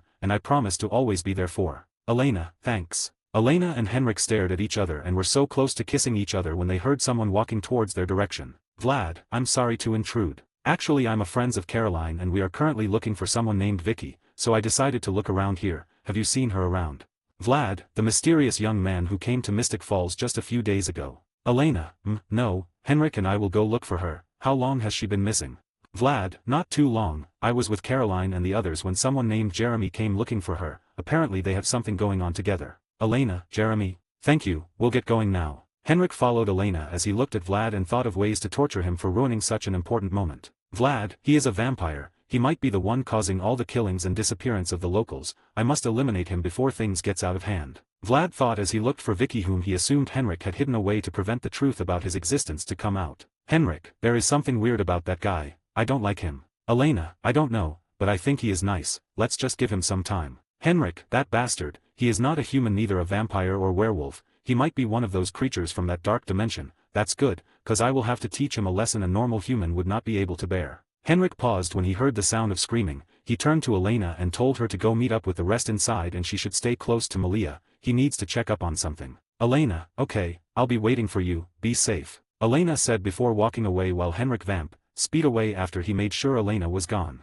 He arrived at the scene to see a vampire with the one they were looking for, Vicky, being held by her neck and the vampire appeared to be enjoying it like a sadist. Henrik, let go of her. Who are you? I must warn you to get lost as you don't want to end up in her place. The vampire said arrogantly and didn't even register Henrik as a vampire. Henrik, that's why I always avoid stupid talks and go straight to action. Henrik said as he disappeared from his position only to appear behind the vampire who became scared silly and mistakenly released Vicky from his grips causing her to fall, but Henrik caught her using her shadow. Henrik, you see, of all my years of existence, I never met a vampire so arrogant like you, but since today is a special day for me, I will have to give you a quick death. Also remember my name, the name of the one you end your life, I'm Henrik Michaelsson. Henrik said as he willed the shadow of the vampire and pierced his heart killing him. Henrik didn't need to tell his name to the vampire before killing him, he did it to tell the idle mouse following him around. At a dark corner. Vlad, thank God, I didn't attack him, if not that would be the end of me. I mean he is from that family and one of the crazy ones, the ones we were told to avoid or possibly run away from.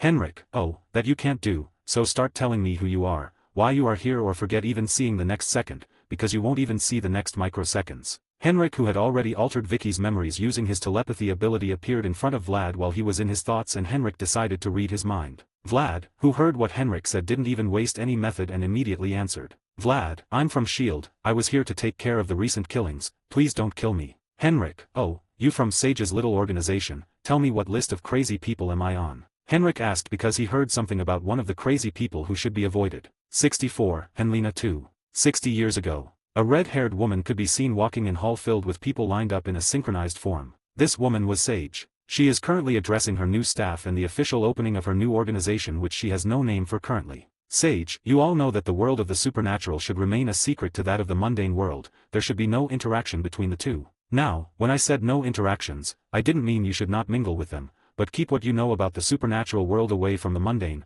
Any violation of this rule will result to severe punishment, as it is your duty to prevent any supernatural being from doing so. Now, before we send you off to your first missions, there are certain people you need to stay clear of. Sage said as she pressed a button on a remote she held and the names of the original appeared on a screen. Sage, these are the names of the original family. When I say original, I do not mean the progenitor of all species, they are just the progenitors of vampires, but they have witches amongst them and werewolves. They are the most dangerous forces of both the mortal plane and the dark dimension, even I don't know of their full strength, but from what I have deduced, they are capable of destroying the entire mortal plane at their full strength. I'm telling you this because, anywhere you see any of them, do not engage as that will only lead to your eventual death. Evening they are killing anyone for fun, telling a human about the supernatural, leave them, you don't want to find out they will do to you, but to help you out, I will give you a list ranking from the most dangerous to least dangerous, not due to strength but because of their nature. Now etch this to your very skull. Sage pressed another button and a list appeared. On that list were the name of the original family and their first bloods. Victor Michelson, extremely dangerous, pray you never offend him in any way. Niklaus Michelson, extremely dangerous, if offended, run away or say you are with Sage, if your offense is not grave. Elijah Michelson, lives by a code, don't touch his family, that's if you can in the first place. Cole Michelson, unpredictable, avoid him if possible. Henrik Michelson, extremely dangerous. Rebecca Michelson, do not provoke. Malia Michelson, extremely dangerous, don't even get close to her as the slightest thing might render you headless. Freya Michelson, extremely dangerous, unpredictable. Michael, flee, run away at first sight if offended or if possibly, commit suicide and end your torture there. Katsia Michelson, don't even look her in the eye. Finn Michelson, approachable, friendly but do not cross the line with him. Esther Michelson, if offended, pray Michael is not there with her or any of the children, then maybe you might be able to live after a few hours of torturing. Andrei Deveroz, dangerous, the guy is a bit crazy. Katerina Petrova, dangerous, don't mess with her. Stefan Salvatore, extremely dangerous, he is a ripper and a dangerous one at that,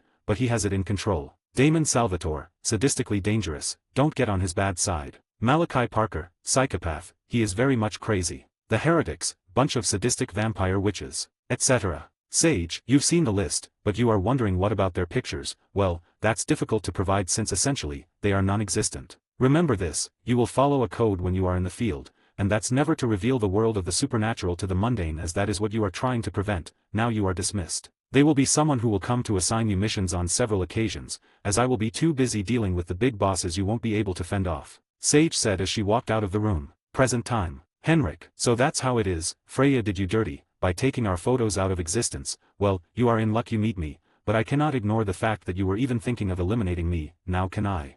Henrik smiled as he broke the spine of Vlad, who screamed, alerting Malia, who came in a flash. Malia, what are you doing? Don't you know that when you are about to do something like this, you let me know so that I can be part of the fun? Geez. Malia, who had no idea of what was happening and did not even what to know about it, all she knows was that she was going to take part in his torture. Henrik, I was not going to do anything serious, just breaking his spine to teach him a lesson, nothing major. Henrik smiled as he ruffled the now annoyed Malia before he looked at Vlad and was curious about something. Henrik, Vlad, what do you say you are again?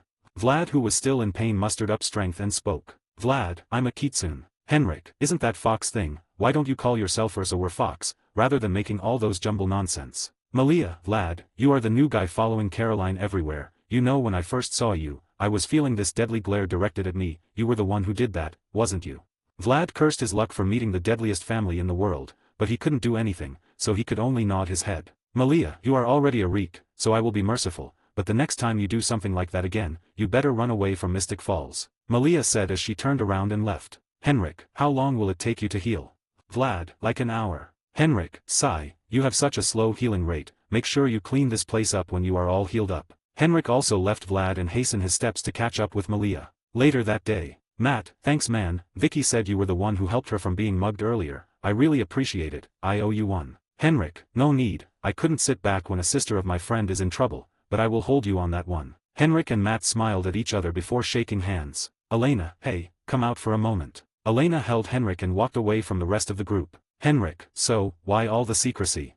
Elena, well, after the dinner with your family, then I wanted to go home and do what I always do, write in my diary like I have been doing since my mother gave me when I was 10, but then I realized that I'd just be writing the things I should be telling you. Henrik, something like what?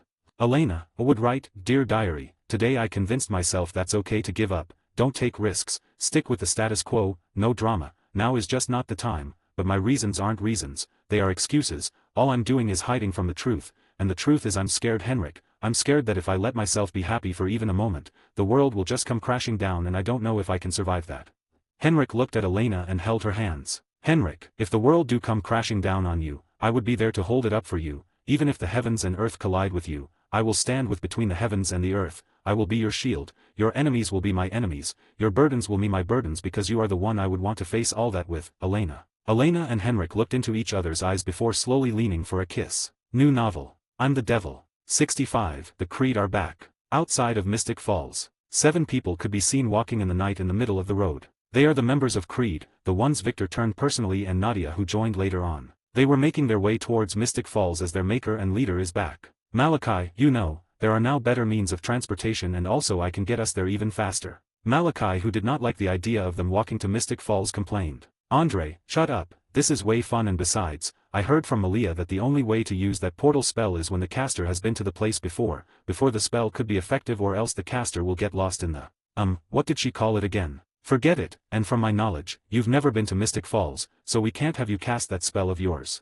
Andre, the leader of the Creed, after Victor shut Kai up. Katerina, will the both of you just keep quiet, we are almost close to Mystic Falls, Kai, so just be a little patient, or I will have to make you. Katerina said, as she had the thought of always snapping his neck anytime he is with them. Malachi, knowing what she meant by making him patient, went on the defense. Malachi, that's if you can come close to me. That's how they bickered till they got into Mystic Falls. Stefan, we are here now, so where are we visiting first? Damon, unless you want your witchy girlfriend to kick your ass, then you can visit anywhere else apart from the Michelson compound, brother. Nadia, he is right, I still remember how terrifying she was back then, and besides, we need to meet up with Victor. Lexi, yeah, and I kind of miss Malia already. Stefan, and here I thought I was your only friend. Lexi, come on, you are hardly any friend. Lexi and Stefan both shared a laugh as they and the others made their way to the Michelson compound. Michelson compound. The Michelson all gathered in the living room as they talked about Henrik's recent breakthrough with a woman. Victor, I never knew you would beat Niklaus, Finn and Cole in seeing a woman who would make your dead heart beat again, congrats. Finn, hey, why are you making that statement? I've had a lot of fair share with women over the years, brother, I'm not a novice when it comes to women.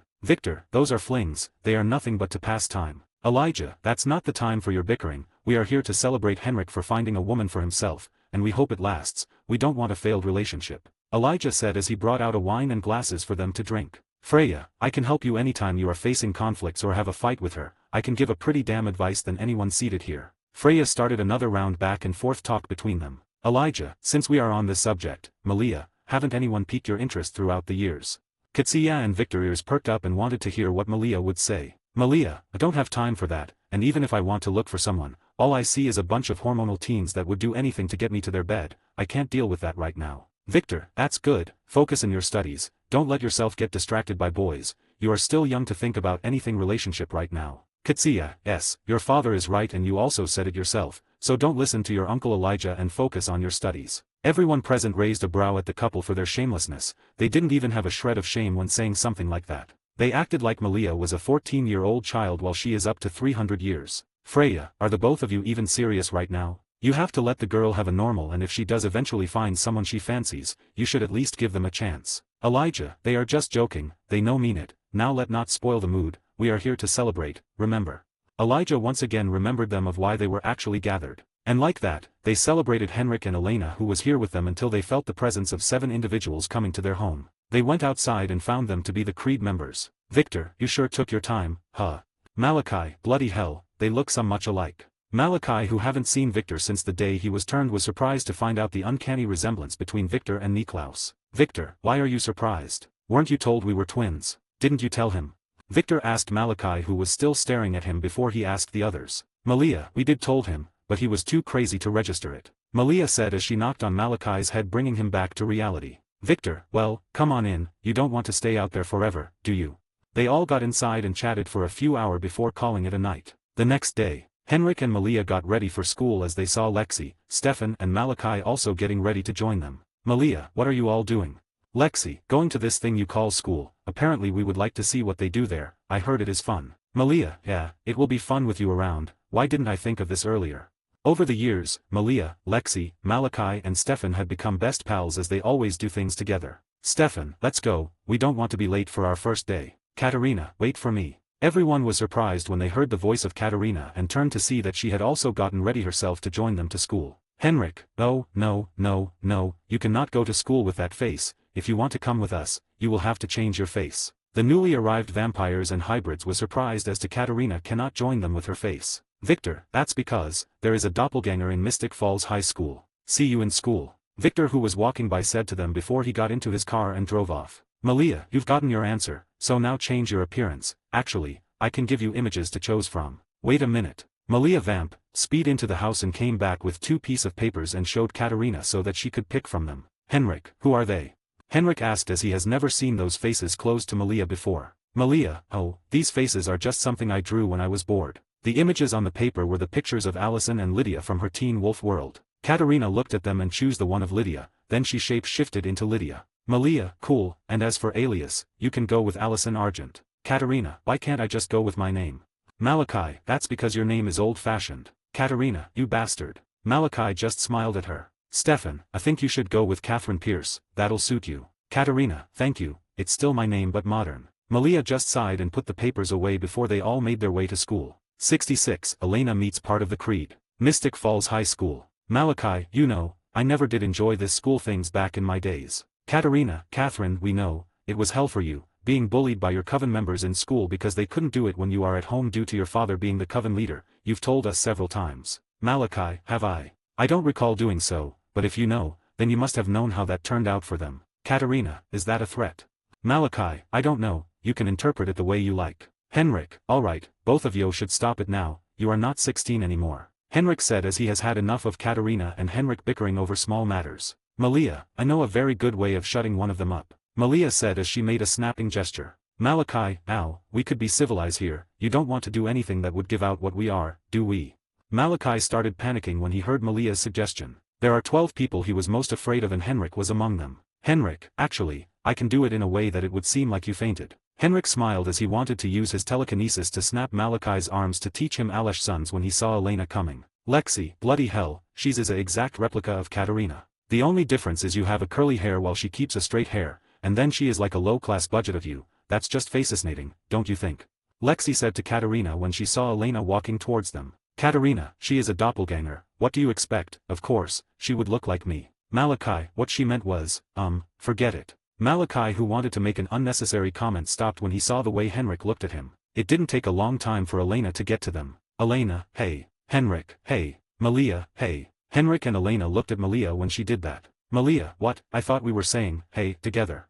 Elena, hello to you to Malia. Henrik, are you going to introduce me to your friends over there? Elena looked at the others who also looked back at her. Henrik, these are my friends who just moved into town the last 2 days, this is Stefan Salvatore, he actually has a bit of history with Mystic Falls, this is Alexia Branson. Lexi, for short, I have heard a lot about you Elena, I hope we can get along. Elena smiled at the way Lexi was just polite to her. Henrik, ahem, I'm not done Lexi. Sorry for that earlier, as I was saying, this is Catherine Pierce and that guy is Malachi Parker, he is a bit crazy sometimes. Elena laughed and welcomed the group to Mystic Falls High School. Not too far away from them, Matt and 2 other boys were throwing and catching ball to one another. One of the boys, who has tanned skin, short black hair and dark brown eyes. His height is between 5 feet 7 inches to 5 feet 9 inches and has a muscular and toned body. He is Tyler Lockwood, a best friend to Matt Donovan. Tyler, look. There is Elena and her new boyfriend, I know the hot-looking girl from before, but who the hell are the others, are like a band of models, how can they be all good-looking? Tyler said when he saw Lexi, Malachi, Stefan and Katerina and how good-looking they were. Back to Elena and the others. Elena, are you free tonight? Henrik, yes, why? Are you throwing a party or something? Elena, no, you see, Bonnie does not like you per se and you know, she is my best friend and I don't want our friendship to fall apart because of some stupid thing, so I was thinking of having dinner my place for you to get to know each other, what do you think? Elena explained why she was trying to have dinner later. Ever since Bonnie started talking stuff about her being a witch and all that, she has been acting weirdly and now she is saying that she has a bad feeling about Henrik and all that. Malia, care to say if that also extend to me? Elena, though, I guess she doesn't just like Henrik, but don't worry, all that will change when she comes to know you better. Henrik, okay, but aren't your aunt and uncle going to be at home during that time? Elena, no they won't, they are leaving town for a while and they won't be back until the end of this season, so we have the house for ourselves. Elena smiled as she held Henrik's hands. Malachi, can someone please show me the way out of here? Malachi, not wanting to continue watching this two play lovey-dovey anymore, asked. Stefan, come oh. Stefan wanted to tell Malachi to join him as they make their way towards the secretary's office when he saw a ball soaring through the air. If it was other time, he would not have mind, but the ball was flying towards Henrik, but there is nothing he can do now, he cannot use his vampire speed as people will see him and he knew Henrik could handle himself, so he didn't care but he pitied who did that. Henrik turned around and caught the ball in the nick of time before it could touch him. Henrik looked over and saw Matt and Tyler looking at him, which gave him the idea that one of them is the one behind him. Malachi, seeing this as an opportunity, went to Henrik and took the ball from him after persuading Henrik as he could use this way to find out who threw the ball at him. Malachi held the ball and made a manic smile before he whispered a spell on the ball and threw it. The ball flew all the way to Tyler, who caught the ball reflectively but not without staggering back due to the force. Tyler did not hold the ball for long as he felt severe pain in his hands, but he didn't scream out and just endured the pain like a man. Malachi, well, I got to say, he has quite a talent in that department. Elena, wow, that was amazing, why don't you both try out for the team? Elena was surprised when Henrik got the ball smoothly and Malachi throwing it, so she suggested if they could join the team.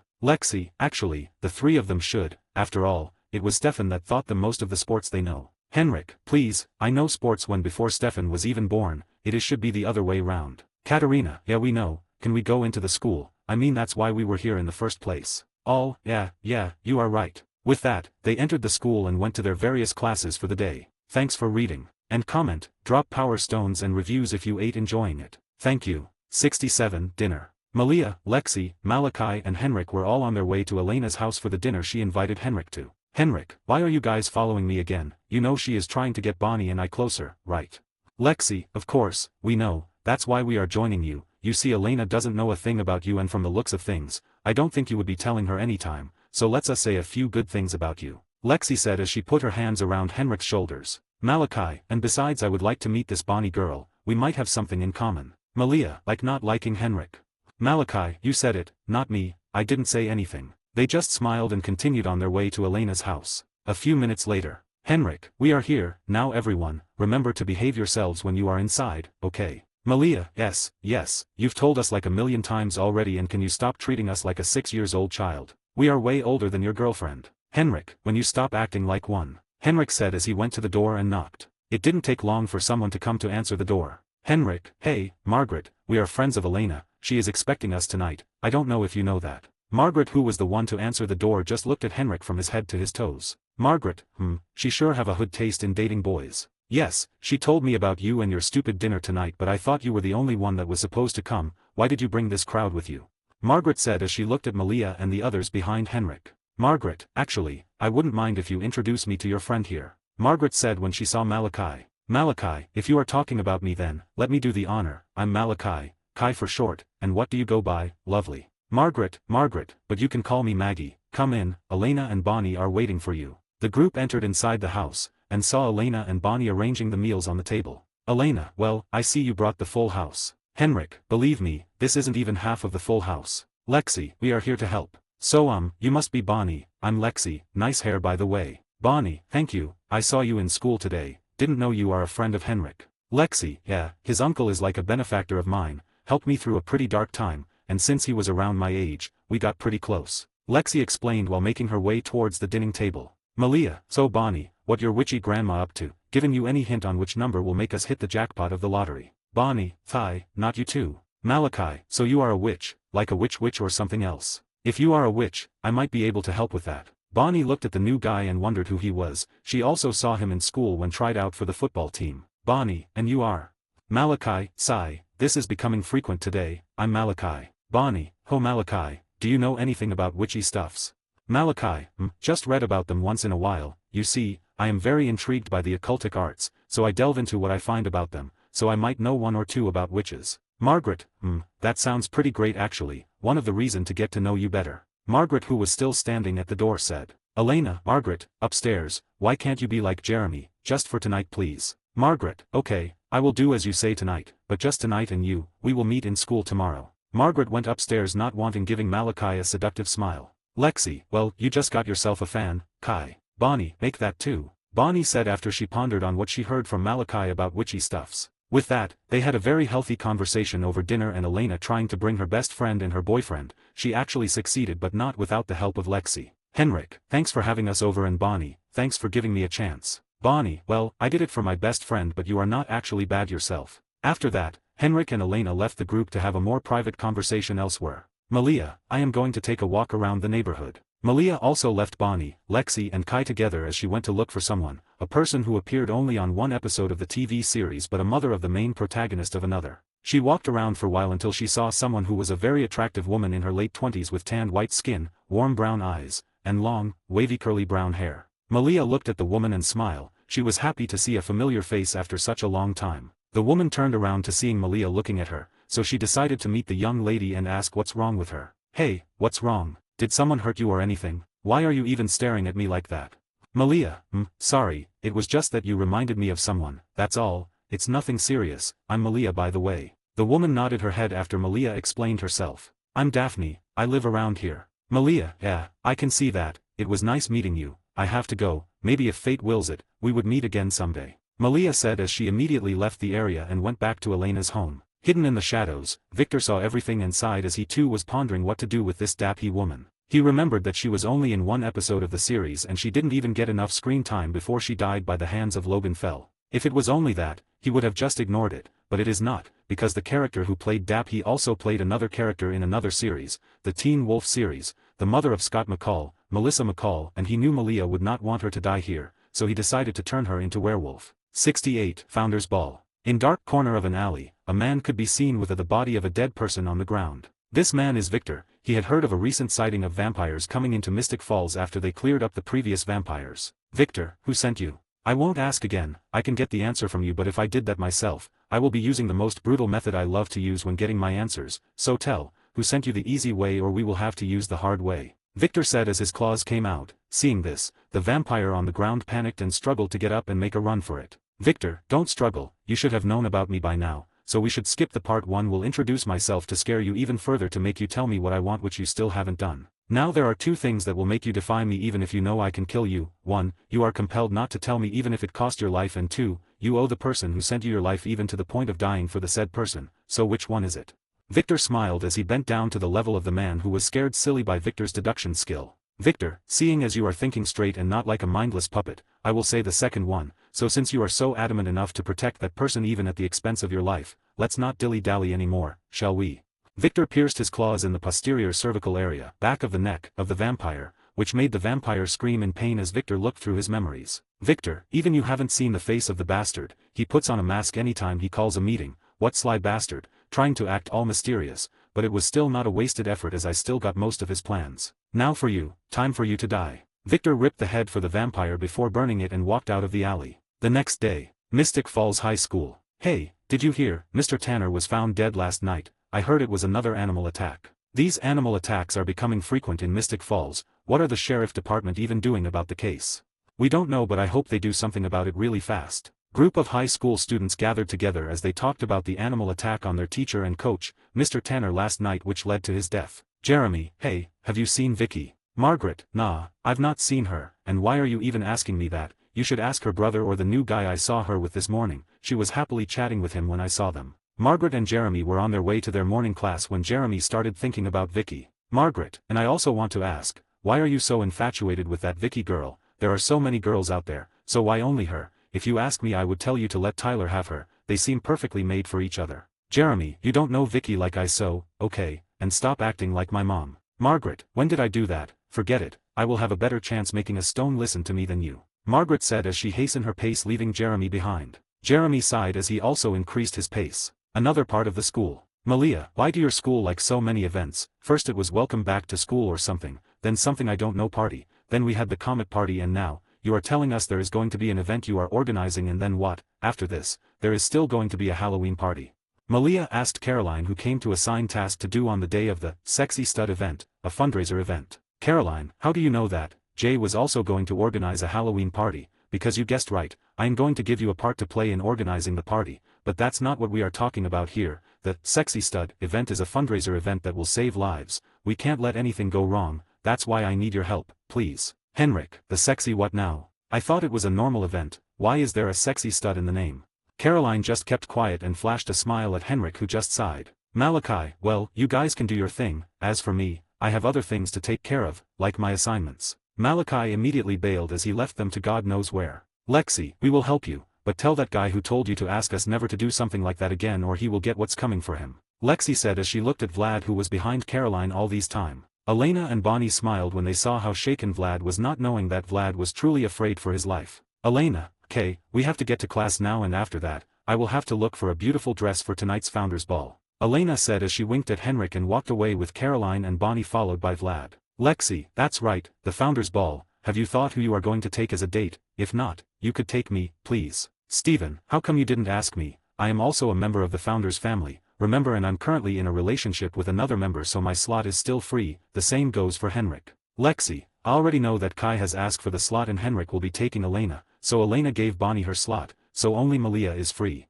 Lexi said as she stared at Malia, who nodded her head. Lexi, great, I have already picked what I am going to wear to the Founders Ball. With that, they all went to their respective classes. Later in the day, Victor, these people never stopped to impress me. You know, during the early years of Mystic Falls, we were the ones hosting the Founders Ball, but now, the Lockwoods are the ones doing that. Victor said as he and the rest of his siblings and their partner arrived at the Lockwoods residence. Elijah, I don't remember attending. Freya, you were too busy dealing with the affairs of New Orleans to come, brother. Finn, now is not the time for your bickering, we have a ball to attend. The siblings smiled as they walked into the house where everything was going on. Thanks for reading. And comment, drop power stones and reviews if you ate enjoying it. Thank you. 69, Founders Ball 2, Elizabeth and Victor. Lockwood's Mansion. Victor, hello, Miss Forbes, I'm Victor Michael's son, recently just moved back into town with my family. I did not have the proper time to say thank you for taking care of Mystic Falls and bringing peace back to the town after the recent animal attacks. Victor walked up to a woman in a police uniform. She has a short blonde hair and carried an air of professionalism.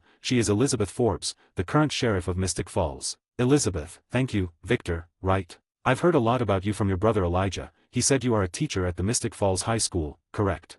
Victor, yes, I used to take them on history, but after the recent death of Mr. Tanner, I will be taking over his class and his position as coach of the school football team. Elizabeth, congrats, I bet it's a lot of work filling his shoes. Victor, you don't say, it is a hell of a work, but I got to do what I need to. Bills aren't going to settle themselves, are they? Elizabeth gave out a small chuckle as Victor said that. Victor, since we are going to stay in this town, there is something that I could help you with. You see, I heard you are having vervain problems. Elizabeth looked her right and left side to see if anybody is looking at their direction, and after seeing that the coast is clear, she dragged Victor away from the party. Elizabeth, how did you know about the vervain and what more do you know? Elizabeth asked as she didn't even care to ask how he knew they were having vervain problems. Victor, of course, I would know all these. I am a Michael's son, remember. My ancestors were also a founder of Mystic Falls. It will be a joke if I don't know about some of the secrets of the town. You see, I know about the vampires and how they are the ones causing the recent killings, which means they are back and you want everything you can find to protect the town from them, especially vervain. But let me tell you this, vervain isn't the only thing you should prepare. Victor said while acting like a good citizen of Mystic Falls. Elizabeth, we know, that's why we have prepared wooden stakes and deputies who will handle situations pertaining vampires. The only problem is the shortage of vervain, as Zack is running short of them, so we would appreciate if you have a solution for that. Victor, I do have a solution. Back when our ancestors founded Mystic Falls, my ancestor, Victor Michael's son, my namesake, had this dairy where he keeps records of his day-to-day life, and I happened to stumble on it just a few days ago, and guess what I found? Victor said as he looked at Elizabeth, who has given him her full attention, which is what he wanted. Victor, there is an underground cave or room, where he planted vervains and some other plants that deals with supernatural creatures. There is one I still remember, the wolfsbane. It is highly dangerous for Elizabeth, werewolves, right? Victor, that's right, so you also know about them, and here I thought you only knew about the existence of vampires only. Elizabeth, that's right, I only knew the existence of vampires and not werewolves, but from the name of the plant, I knew what its use was for. It is the bane of werewolves just as the vervain is for the vampires. Elizabeth said, this conversation with Victor was an eye-opener for her. Ever since she was a kid and knew about vampires, she never thought there would be another creature other than them. Elizabeth, what else do you know? Victor, well, I know that not all vampires come out at night, as some of them walk amongst us even during the day. They have this lapis lazuli which is enchanted by a witch to help the vampires that it was enchanted for, to be able to walk under the sun like normal humans. It can be in the form of rings, amulets, necklace and many more. Victor explained the secrets of vampires to Elizabeth without any regards of it backfiring to them, as they don't have any of the aforementioned weakness, and the ones they turned have had their weakness to sunlight nullified with magic, and they only have weakness of vervain, which is nothing major to them. Elizabeth, hold up, you mentioned something about witches. Are they like the witches from the TVs and novels, or are they something more? Victor, right, you don't know about witches either. Well, let's just say they are the same as the ones from the TVs and novels. I have never seen one personally, but from what was written in the journal, they could be more dangerous than the TVs and novels. Now do you get what we are dealing with? Elizabeth nodded, as she has now gotten a broader view into the world of supernatural. Elizabeth, are there any werewolves and witches in Mystic Falls, and if they have any descendants left?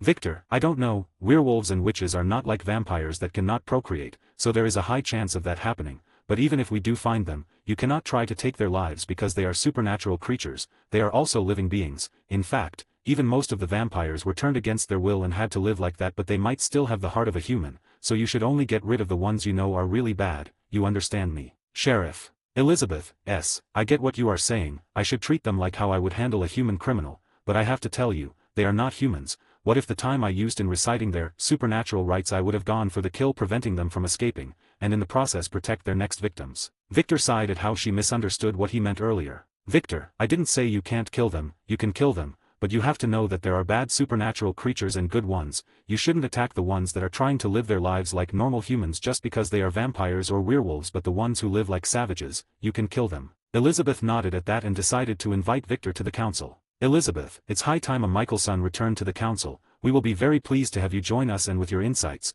we would be able to make Mystic Falls safe again. Elizabeth stretched her hands for a shake, which Victor gladly accepted. Victor, I am very honored. I will do everything within my power to make Mystic Falls safe for our young ones, Victor said as Elizabeth had a few talks with him before going back to join the ball. Victor, the work is done. Elena should have seen Cole, Freya and my name in the past attendances of the ball. I wonder how she will find out the truth of our existence now, Victor said before he also went back to the ball. Thanks for reading. And comment, drop power stones and reviews if you ate enjoying it. Thank you. 70, Founders Ball 3, Andre and Jenna. Kitsia, where is Malia? I can't seem to find her anywhere. Lexi, she should be outside. She said something about ripping a guy's head off as he kept staring at her. Kitsia, okay, thanks, but didn't need all those infos, Kitsia said to Lexi before walking out to look for Malia. Bonnie, who is that? She had this familiar vibe around her, like I have met her before. Bonnie, that's Victor's wife, and for you meeting her, I highly doubt that, but you said something about your ancestors being a witch from Salem, right?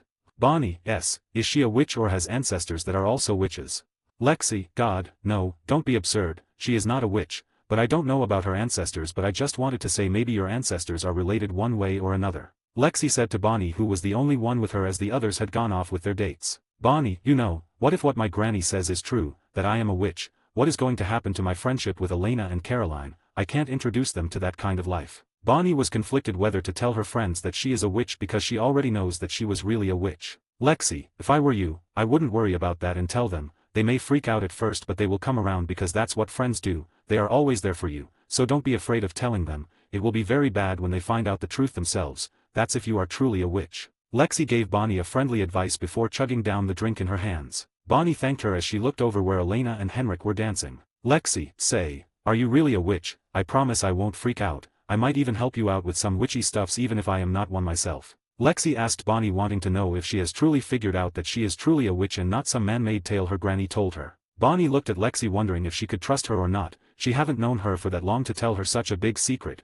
but something inside her tells her she could trust Lexi and maybe something good might come out of it. Bonnie, follow me, I have something to show you, Bonnie said as she stood up and left, followed by Lexi. Outside the Lockwood mansion, Malia was seated outside as she looked at through the walls where she could see a man with a tall stature and athletic build, wearing fine suits. He is Logan Fell, one of the council members and also the one who killed Daphne due to his lack of self-control as a vampire. She did not want that to happen, so she decided to kill him off and avert that fate. Kitsia, Sai, what are you doing here all by yourself? Sai, you are making that face your father makes when he is planning something, and I have to say, it was very tiring when he does that, Kitsia said when she saw Malia making the exact same face Victor makes when he is cooking up something, and that does not end well for whoever made him for that. Malia, nothing, it just that I think Andre ha taken a liking to someone sitting at the bar. I just find it funny as Andre doesn't strike me as someone who would fall for a woman. Malia diverted the attention from Kitsia to Andre, who has now gave her a plan on how to get rid of Logan. Kitsia looked at Malia before shaking her head. Kitsia, girl, I am a 2000 years old witch, and not just any witch but a powerful coyote witch hybrid, thanks to you and your father. So do you think I won't know when you are hiding something? Even your father couldn't hide anything from me, so who do you think you are? But I won't pester you, so do whatever you want to do, but make sure you do it efficiently. We don't want your father to go beastly on Mystic Falls again, do we? Malia, no, I promise it isn't anything major. In fact, I just want to kill a certain someone, but Andre might beat me to it, Malia said as she saw Andre approaching Logan and a woman beside him, a beautiful young woman in her mid to late 20s with a pale complexion, hazel eyes and medium-length blonde hair. Her height is 5 feet 6 inches, and she has a slim, slightly athletic physique. She is Jenna Simmers, the maternal aunt of Jeremy and now that of Elena and Margaret. She recently came back to Mystic Falls after the parents of Jeremy left for a business trip. She attended the Founders Ball on the behest of Elena as she wanted Jenna to have a little fun, which she now regret to listen to as she saw her ex-boyfriend, Logan Fell, who would not stop pestering her. Jenna, I really rather you just left me alone. Logan, come on, don't be like that. I'm sorry. I know I did wrong by you, but I'm trying to make it right. Just give me a chance. Andre, don't like men that are so persistent, makes you bring your value down as a man, and that's not good. So when a woman says she wants to be left alone, please let her be. I don't know your deal with her, but I really think you should leave. Andre, who has taken an interest on Jenna the moment she walked into the Lockwood mansion, which made him see when Logan started pestering Jenna, and he didn't like that, so he had to intervene and save a damsel in distress. Logan, and who might you be? A knight in shining armor? If so, please get lost, you don't want to mess with me. Andre laughed at the childish threat he got from Logan. Andre, you are a funny one. I can't remember the last time someone threatened me like this. You are the first person in a long time to do that, so for making me laugh, I will do you one favor, leave her alone or else, you will not know what hit you. Andre said as he released a bit of his aura on Logan, which made him wet his pant, making him run away to save himself from any embarrassment. Andre, he is such a weak-willed human, but he sure has a way with his words. Hey, are you okay? I don't know if what I did was wrong, as it did not concern me, but I thought I could help as you were slightly uncomfortable with him around. Jenna, you saw all that?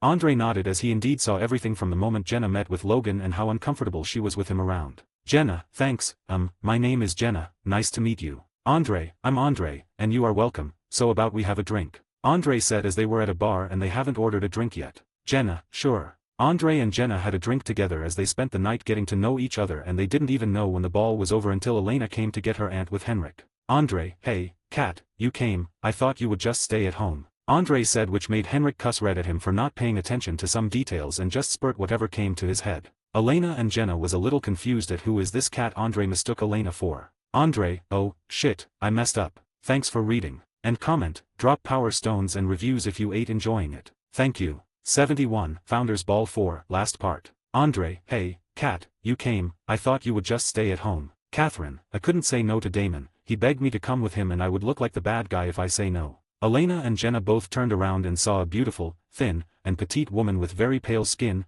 green eyes, and long strawberry blonde hair. That is the appearance of Katrina, the appearance of Lydia Martin. Andre raised a brow at the stranger because he didn't know about Katerina's new appearance and persona before he looked carefully and found out that it was an illusion made by Henrik, which still left him confused as that wasn't the Katerina he knew. And why is the new girl who seemed to know Jenna have the same face as Katerina? Is she another doppelganger? Henrik, hey, don't mess it up, you have already done some damage, so don't escalate it any further. And this is Katerina's new look and she goes by the name Catherine now, and this Elena, she is a doppelganger. Andre, geez, you should have told me this information a lot sooner. Well, if she suspect a thing, we could just compel her, there is no big deal there. Henrik, no, that's a no-go area, you won't compel her or do anything to her. If you do that, I will bury you 6 feet under the ground alive, you get it. Andre, whoa, no threatening, I got it, you seem to like her so much so I won't do anything of that sort, but what if she finds out what you are, what are you going to do then? Henrik, she won't need to find out as I would be the one to tell her myself. Andre nodded before he looked at the illusion of Catherine. Andre, Kat, meet Jenna. Jenna, meet Kat, a friend of mine, she is quite troublesome at times, so bear with her. Jenna smiled as she stretched her hands to the fake Kat for a handshake, who accepted. Jenna, I'm Jenna, I heard from Elena that she made some new friends recently and you are one of them. I'm surprised you also know of Andre, though, I just met him today but he is kind of fun to be around with, care to tell me some things about him? Catherine, sure. Catherine and Jenna left the group as they went somewhere else to have a discussion, which Andre didn't take well as he knew that Henrik was the one in control of the illusion. Andre, why don't I come with you? I came tell you more about myself than any other person, after all, this is me we are talking about. Jenna, no, you can't be there when someone is talking about you, don't worry, I will tell you everything she says if we get a chance to meet again. Jenna said as she left with Catherine. Andre, I am going to leave you two lovebirds to enjoy yourselves, I am going to check around to see if I could meet up with the others. Andre immediately left as she sneaked behind Jenna and the fake Catherine. Elena smiled when she saw what Andre was doing. Elena, he is sneaking up on them, isn't he?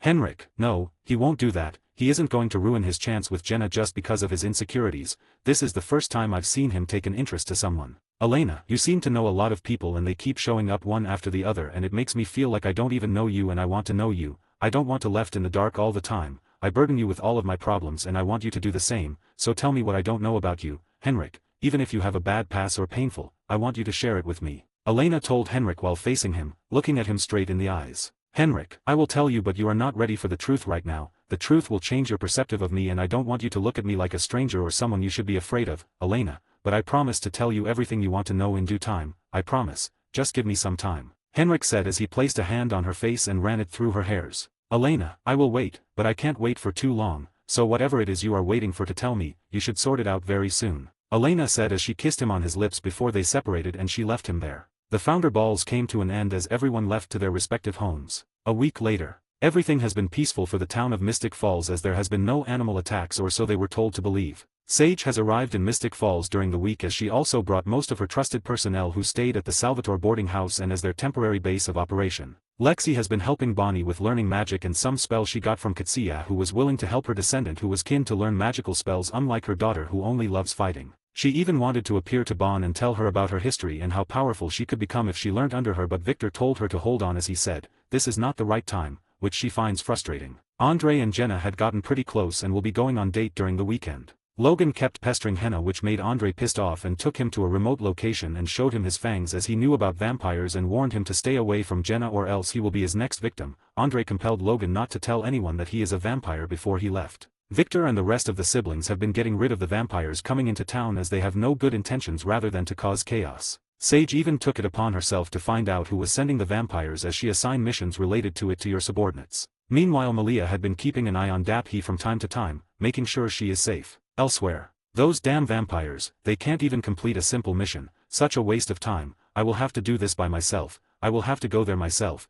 but I must make sure to go in undetected. Who should I use as a distraction? Should use him or her, or maybe the both of them. A man shrouded in shadow spoke as he looked at the two pictures on the wall, the photo of Vicky Donovan and Logan Fell. 72, where it all began. Mystic Falls High School. The Mystic Falls High School was crowded as they were holding a charity event there. Caroline as usual was the organizer of the whole event, assisted by Malia, who regretted it very much. Bonnie, I can't believe it, the spell you gave me last time was incredible, even my granny said she has never seen something like this, which led her to the question I've also been trying to avoid, how did you get it? Don't get me wrong, she said that only a witch could have access to such a spell and she is also curious to meet up with you, but I had to tell her off on that, but she is still adamant on how you got your hands on such a spell. Bonnie, who was excited about the new spell Lexi gave her over the weekend, and she had to ask for assistance from her granny as she could not do it herself. Lexi sighed as she has also been avoiding such a question from Bonnie, as Victor told them not to disclose any information about them to anyone as of yet, as he is still taking care of the vampires coming into town and he did not want to be the center of attention when one of those busy bodies, especially Caroline, who could not control her mouth for now, start telling her mother about them, which will have to make him do extra works which he didn't like. Lexi, I can't tell you for now, but I know it won't be long before you find out the truth. So be a little patient and continue working on your magic, and let me say this, I am not a witch if that's what you are thinking, I'm just a normal human being like you. No, like Elena there. And when are you going to tell her about your witch side? I mean, she is your best friend, I can't hide such stuff from my best friend. Bonnie, and does your best friend know that you are helping a witch grow stronger by giving her spells? Lexi, if you are talking about Stefan, Kai and Malia, then they do know and they promise they won't tell anyone about it. Bonnie, does Henrik know?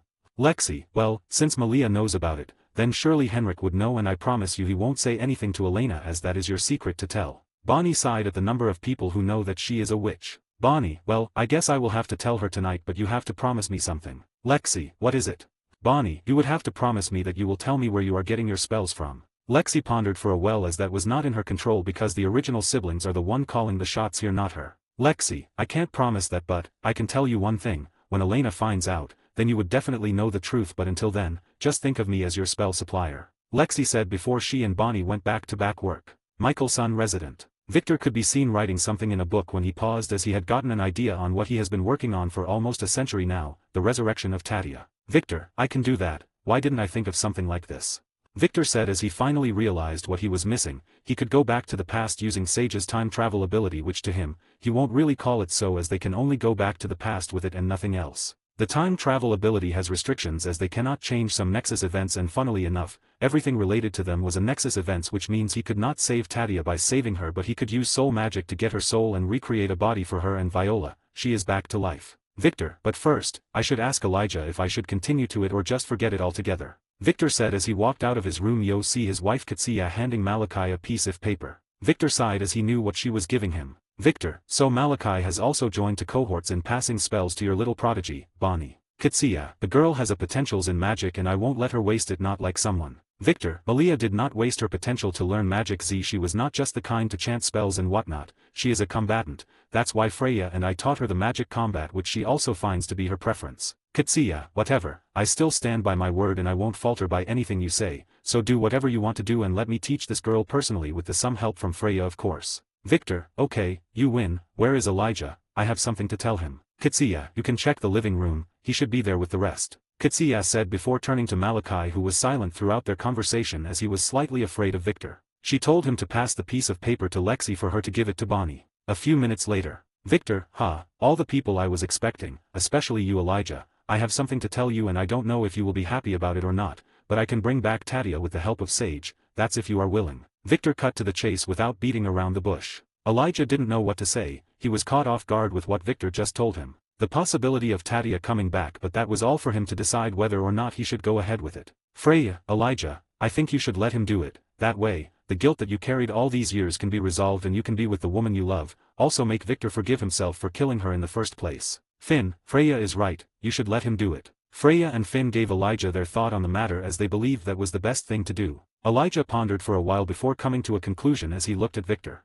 Elijah, you can go ahead and do it, bring her back, brother. Victor nodded as he turned to look at Sage, who was curious as to his Victor knew about her time-based abilities as she never showed it to anyone, but she didn't dwell on that as she still have to tell them about something else. Sage, what you are trying to do is impossible as the death of Tadia was a Nexus event, which means Tadia was bound to die that day by any means necessary, so Victor killing her was only one of them. I'm sorry, if it were possible, Rhiannon should have been able to save her daughter a long time ago. The hope in Elijah's eyes faded as putting his head down as there is not they can do about Tadia. Victor, I know that, that's why I have something else planned out. I can be able to capture her soul immediately after I killed her, and the me in the past is relatively weak compared to the me now as I can easily escape his senses. All I want is just to go back to the moment I was about to kill her and I will handle everything from there. Victor said as Elijah raised his head once again as he saw hope once again. Sage, that can be done, so when are you going to do it? Victor, now, I'm free, I can do it now and it won't take much of my time. Victor said as he looked at his siblings before he turned to Sage and held her hands as she took them back to where it all began. 73, Saving Tadia. New World, 1001. Nick, brother, what's happening to me?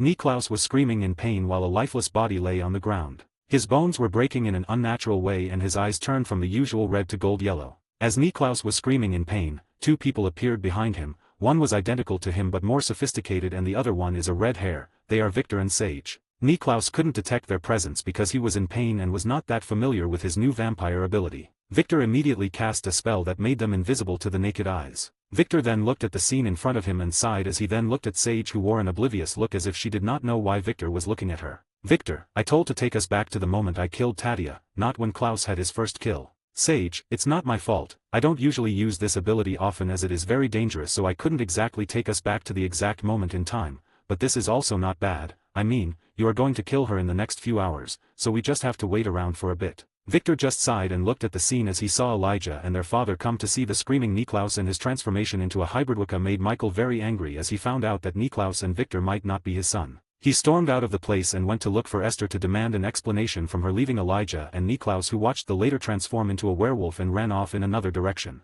Victor, now, he is going on a killing spree, and Tadia should have come out and see the monstrosity that were created from her blood and tried to run away, but Elijah saw her and chased after her only for to fall and cut herself. Then she had Elijah will have a little argument which will lead Elijah to discover that she is bleeding and he will lose control of himself and drink her dry, and then Mummy Dearest would have made Elijah forget that he was the one who killed her, thereby creating something he will later call the Red Door, where he will claim bad memories or his monstrous side of himself locked away. Sage, and why are you telling me this?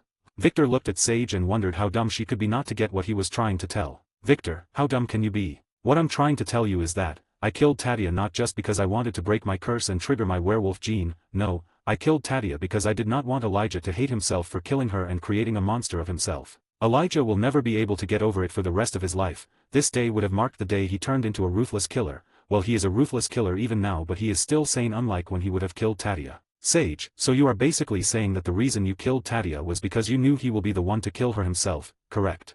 Victor, yes, which would have scarred him for life. Sage, okay, I get that, but what I don't get is how you knew what was going to happen. Victor, let's just say I used a spell to check the possible future after the death of Henrik. I did not want to be caught unaware again with the death of one of my family member, so I looked into the future. Victor just told Sage what she wanted to know, even if it was a lie. Sage, so how did you prevent Tadia from finding out about Niklaus and Elijah?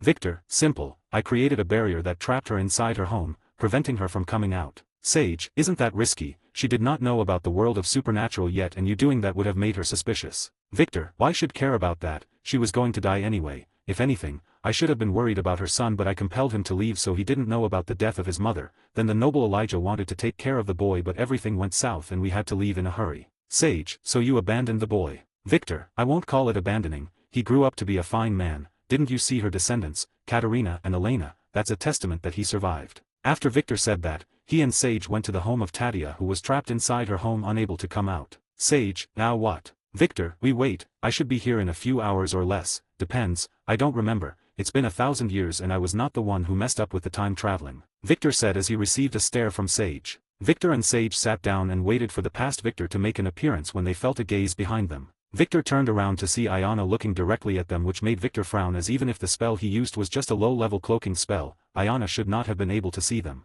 Ayana, you are not from this era, how did you come here, what spell did you use, can you teach me? I have some unfinished business. Ayana said with glee in her eyes, which baffled Victor as he knew Ayana to be a serious person and nothing can put a smile on her face or make her change her stoic expression, which made Victor know that this not the Ayana that he knows, she is possessed by someone else, and he knew who that might, as she is the only strong enough to pull something like this to a powerful witch of this era without her knowing and be able to see the moment they came here and also see through his cloaking spell, his wife, Katsuya. Victor, sigh, don't you have anything better to do than to peep at people? Everything, love. Sage raised a brow at him before looking closely at Ayana and saw that she was possessed by Katsuya. Sage, well, the saying is true, a husband can tell who his wife is under any circumstances. Ayana, or Katsuya, who was currently occupying Ayana's body, was surprised when she heard that and looked at Victor as if examining him. Ayana, Katsuya, so my theory was correct, you are indeed from the future, and from what this young lady is saying, you and I might be in a relationship. Well, you do pass off as someone who could win my heart, but I bet you must have gone through hell to win my heart. Katsuya said with confidence, as she believed she is not someone to fall easily for any man given her past relationship and her trust issues. Sage, you are narcissistic as the story says. Ayana, Katsuya, who are you anyway, why are you here with my future husband and not me? Sage, and here comes the trust issues, Victor, I have to say, you are one hell of a man to manage to be able to stay with her for that long. Victor sighed as the two women ignored him and bickered back and forth. Victor, okay, both of you stop it, and you, love, go back to the other side and wait for the me in this timeline to meet with, and you are not my wife, the future you is, since I can't make you forget, you will remember this day and might use it against me when I get back, like I was cheating by letting you call yourself my wife. What's that called again, Sage? Sage, like you are cheating on her with herself, you both are certainly the most perfect couple. Ayana, Katsuya, but first tell me, what type of spell is this? Victor sighed and looked at Sage, who also sighed. Sage, it's not a spell, but one of my abilities, so you can't learn it, so if you would excuse us, we have something to do. Ayana, Katsuya, looked at the house of Tadia and knew they were here for her, but she didn't know what it was that they need. Ayana, Katsuya, what do you want with the doppelganger of Amara?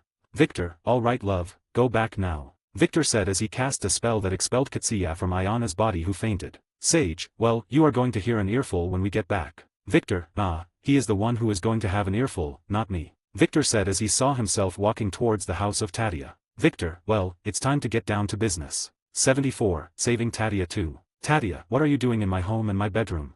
Future Victor and Sage both got into the house and saw the past Victor with Tadia having a conversation they all knew well. Victor, and this is nothing personal, love. The past Victor said as his true face appeared, which scared the living daylight out of Tadia, who wanted to run away but could not as she was too slow when compared to the past Victor, who rushed her and bit into her neck, draining her of her blood and threw her body to the ground before saying something about the Petrova doppelganger being troublesome. Immediately he said that, he fell to the ground and screamed as he felt his bones breaking and bending in an unnatural way. He was going through this process repeatedly until it was finally over, and he stood up and looked at the lifeless body of Tadia one more time before he left to save his brother. Sage, you are really something else, killing her and just leaving her body here, you are a heartless and brutal killer. Sage commented on how Victor killed Tadia with no remorse despite them having a childhood history with her. Victor, I never said I was a good guy, and if you think this is a brutal killing then you have not seen a brutal murder. Victor said while waiting for Tadia's soul to leave her body so that he can reap it like a grim reaper. Sage, so how are you going to do this?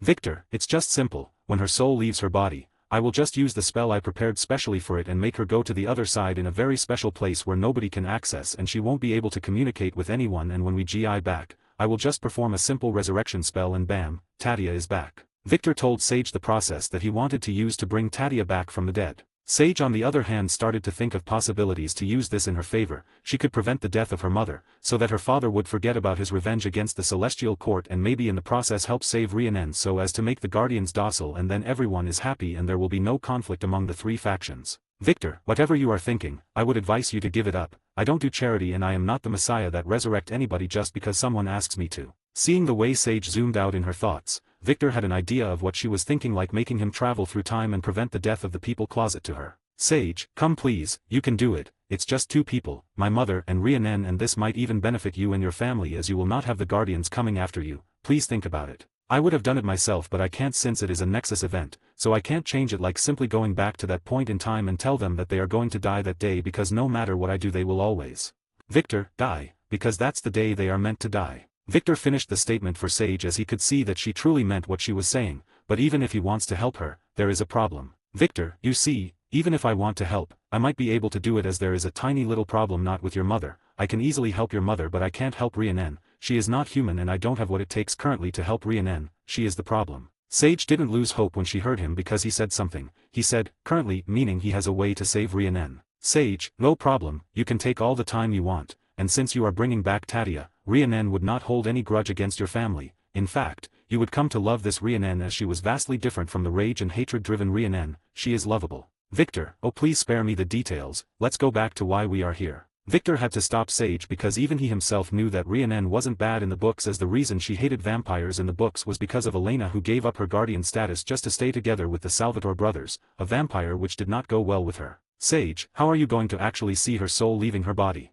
Sage asked Victor as she did not understand how he was going to see a soul without any aid. Victor, well, I would have needed a lot of things to actually create something capable of doing that, but since we are low on time, you tell me when the soul leaves the body. Sage was once again shocked to know that Victor also knew about her ability to see souls of people. She wondered how many things he knows about her kind which he isn't letting out. Victor, stop staring at me, focus, her soul should be leaving her body very soon. Sage decided to put the matter in the back of her head and focus on what brought them here. Victor and Sage wait for a few minutes before Victor saw Sage creating something akin to a barrier around Tatia's body. After she did that, the soul of Tatia was visible to him. Sage, do whatever you have to do quickly as I can't hold this barrier for long. Victor immediately went to work as he knew how taxing the abilities she was using could be. First was the time travel and now a soul-related ability, two fundamental concept. Victor chanted the spell needed for putting a mortal soul to the other side. The soul of Tatia glowed brightly before vanishing to the other side. Sage collapsed as she was out of breath for doing what she just did and had to rest for a while before she could take them back to home. Victor, you did well, thank you, you can rest for as long as you want, we don't have to be in a rush, you deserve it.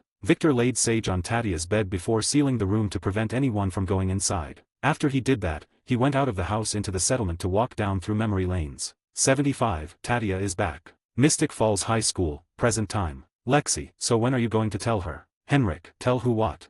Malia, well come on, don't play dumb, you know exactly who she is talking about and what she is talking about, Uncle Henrik. Malia and the others were on their way home after school after saying their goodbyes to Elena, Bonnie, Caroline and the others. Lexi asked Henrik this question because it has been almost a month now since Henrik and Elena started dating and Henrik did not have any plan of telling her the truth, which will not bode well with either of them when she finds out on her own. Katerina, you better tell her quickly, I can't continue going to school with this face. Malia, hey, what's wrong with the face? I will have to tell you that face you are wearing is one of the most beautiful and smartest person in my world. Kai, what world are you talking about? Malia, who realized that she has made a blunder when she said that, she quickly made an excuse and said that it is a fictional world she created and Lydia is one of her main characters in the book. Katerina, that's a fictional world and this is the real world. I doubt if this Lydia character can even win in a contest against that forehead Caroline. Malia, you will be surprised. Lexi, alright, enough, let's not get sidetracked from our earlier discussion. Henrik. Lexi immediately called the group back to what they were talking about before they got distracted with that Lydia character bullshit. Henrik, sigh. I don't know, and even if I want to, how am I going to start the conversation? Stefan, easy, let me show you your conversation will be like, Elena, I have something to tell you, something that will change your perspective of life, something that might make you have second thought of being with you. Then she would say, what are you talking about? Tell me, I promise nothing you are going to say will change the way I feel about you, Henrik. Then you would sigh and look her in the eyes before sighing once again before you would say, I am a vampire and a very old one at that. Then she would be like, oh, and short of words before telling you she needs time to really to think about what you just told her and depends on how long she is going to do that. Everyone was silent and stood still as they watched Stefan played Elena and Henrik when he was talking about how the conversation will be like when Henrik would be telling Elena about him being a vampire. Lexi, hey, come on, it won't be that bad, I'm sure she will get it, she won't freak out like the way Stefan made it to be, and she is a descendant of Katerina, she will handle the situation just like how Katerina did. Katerina, I will have to stop you there, Elena and I are vastly different and we have nothing in common, and I took the truth about vampires pretty well because I was already suspicious of them and also I wanted to become one so that I can never be weak again to have something taken from me again, but Elena, she is different and the worst of it all, vampires are nothing but myths now, so she would take it as such. Henrik, okay, that's it, all of you forget about this vampire thing for now and let's just focus on another thing, I will tell her when I feel like and when I'm ready, you understand? Henrik, seeing as there was no end to the matter, decided to end it before it gets out of hand, and besides he will have to see what his siblings will say before he would do anything of that sort. Malia, fine, we will drop the matter, but if you don't tell her anything before this week runs out, then I will have to do it myself. Lying and secrets are what ruins a relationship, and I don't want that for you, not when you truly have feelings for Elena. Malia said, as she knew even if none of them tells Elena about them, she will eventually find out one day, and that day is not far off, and if she finds out herself, then there would be a friction in their relationship which will not be very good. Henrik didn't have anything to say because Malia was right and just nodded his head and focused on going home for now. Katerina, we should hurry up, we don't want to get wet, the weather is getting really bad. Katerina said as she saw the sky getting darker, which made the vampires speed to their home, Michaelson's compound, a few minutes ago. All the members of the Michelson household in Mystic Falls all gathered at the courtyard of the house where a ritual is about to be conducted. Victor and Sage have arrived earlier and started making preparation for the resurrection of Tadia, who is still in the other side in a comatose state. Freya, everything is ready brother, you can begin. Freya together with Katsia helped Victor arranged everything needed for the ritual. After getting the go-ahead from Freya, Victor began chanting the spell as the entire sky of Mystic Falls darkened. Fian en che en kanu. Fian en che en kanu. Fian en che en kanu. Fian en che en kanu. Fian en che en kanu. Fian en che en kanu. Fian en che en kanu. Fian en che en kanu. The sound of lightning could be heard throughout Mystic Falls, making the residents a little fearful as this was something they have never seen before. Elsewhere, a middle-aged woman with almond brown eyes, cocoa brown skin, and curly long hair stood at the front of her door and saw the phenomenal in the sky and knew it was not a normal storm but due to someone casting an extremely powerful spell. I wonder who could be so daring to cast such a powerful spell in the open. Is this related to the vampires in town? If so, I don't think Mystic Falls will be safe again. The woman said and stood there for a while before going back inside where someone was waiting for her. Bonnie, Grandma, is there any problem? No dear, everything is alright, is just someone casting a ridiculously powerful spell. Hearing what her grandma said, Bonnie looked outside the window and saw the after effect of casting a powerful spell and wondered when she would be so powerful to do something like that. Back at the Michelson compound, the body of Tadia, which Victor decided to bring along because he can't bring her back without anything of hers, moved after Victor finished the spell. Her eyes opened but her vision was blurry and she couldn't see the people around her. She was confused because she remembered vividly that Victor killed her by draining the blood out of her, but here she was. Is this some kind of afterlife? But she was proven wrong when she held a very familiar voice, the voice of the man she loved and the brother of whom killed her, Elijah Michelson. Elijah, it worked, Victor, it worked. Tadia, my love, how are you feeling? Elijah said as he appeared beside her and held her hands. Freya, fool, take her inside, she is a little disoriented from being resurrected. Elijah did just as he was told and took Tadia inside the house. Victor, I don't think Tadia came back as a human. Katsia, what do you mean by that, love? Sage, he meant that she is like me now, an earthly guardian. 76. Tadia. In the Michelson home, the members of the Michelson family were all gathered in the living room as they were all stared by Tadia, who has become fully awakened. Tadia, I don't get it, I mean Victor killed me. He turned into this monster with hideous eyes and face and bit into my neck, draining me of my blood until my life was snuffed out of me, and the next second I'm here, alive, and you all are also here. What's happening? Victor, well, that's one way of describing how I killed you. It's really surprising, and as for why you are alive, let's just say I brought you back with the help of my friend, of course, and also why we are alive. That's simple, we are immortals, we can't be killed or harmed in any way possible. Tadia, you are not humans anymore, right? Which would explain your immortality, correct?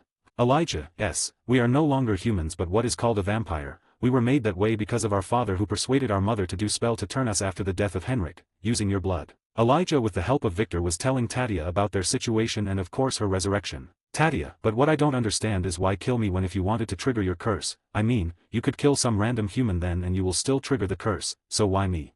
Victor, well, like I said before, snuffing your life back then, it was nothing personal, just that after my father, Michael, found out that Niklaus and I are not his sons but that of the same creatures that killed Henrik, he was furious and demanded that my mother to do a spell that will suppress our werewolf genes, which would require your blood, so I couldn't take the risk and had to kill you, but I didn't know she had a stockpile of your blood somewhere. That's my bad. Victor explained the reason why he killed her back then, which only left her even more confused because from what she was told, they could also turn someone into a vampire like them, so why didn't he turn her into one? Tadia, then you could have turned me into one of you and your mother might not even have any use of me anymore. Victor, you see, I never knew that was possible by that time as we were newly turned, and it was by accident that we turned our very first vampire, Lucian. If I knew then, I would have truly turned you. That's after I drained you dry, of course. Victor didn't even think of turning Tadia and just wanted to kill at that time, but even if he did think about it, he still would not have turned her because he would have to explain how he knew about turning someone into the same being like them, and Elijah would have been furious as he would not want that kind of life forced on her since he didn't like his monstrous nature back then either. Victor, now that we are on the topic of vampires and stuffs,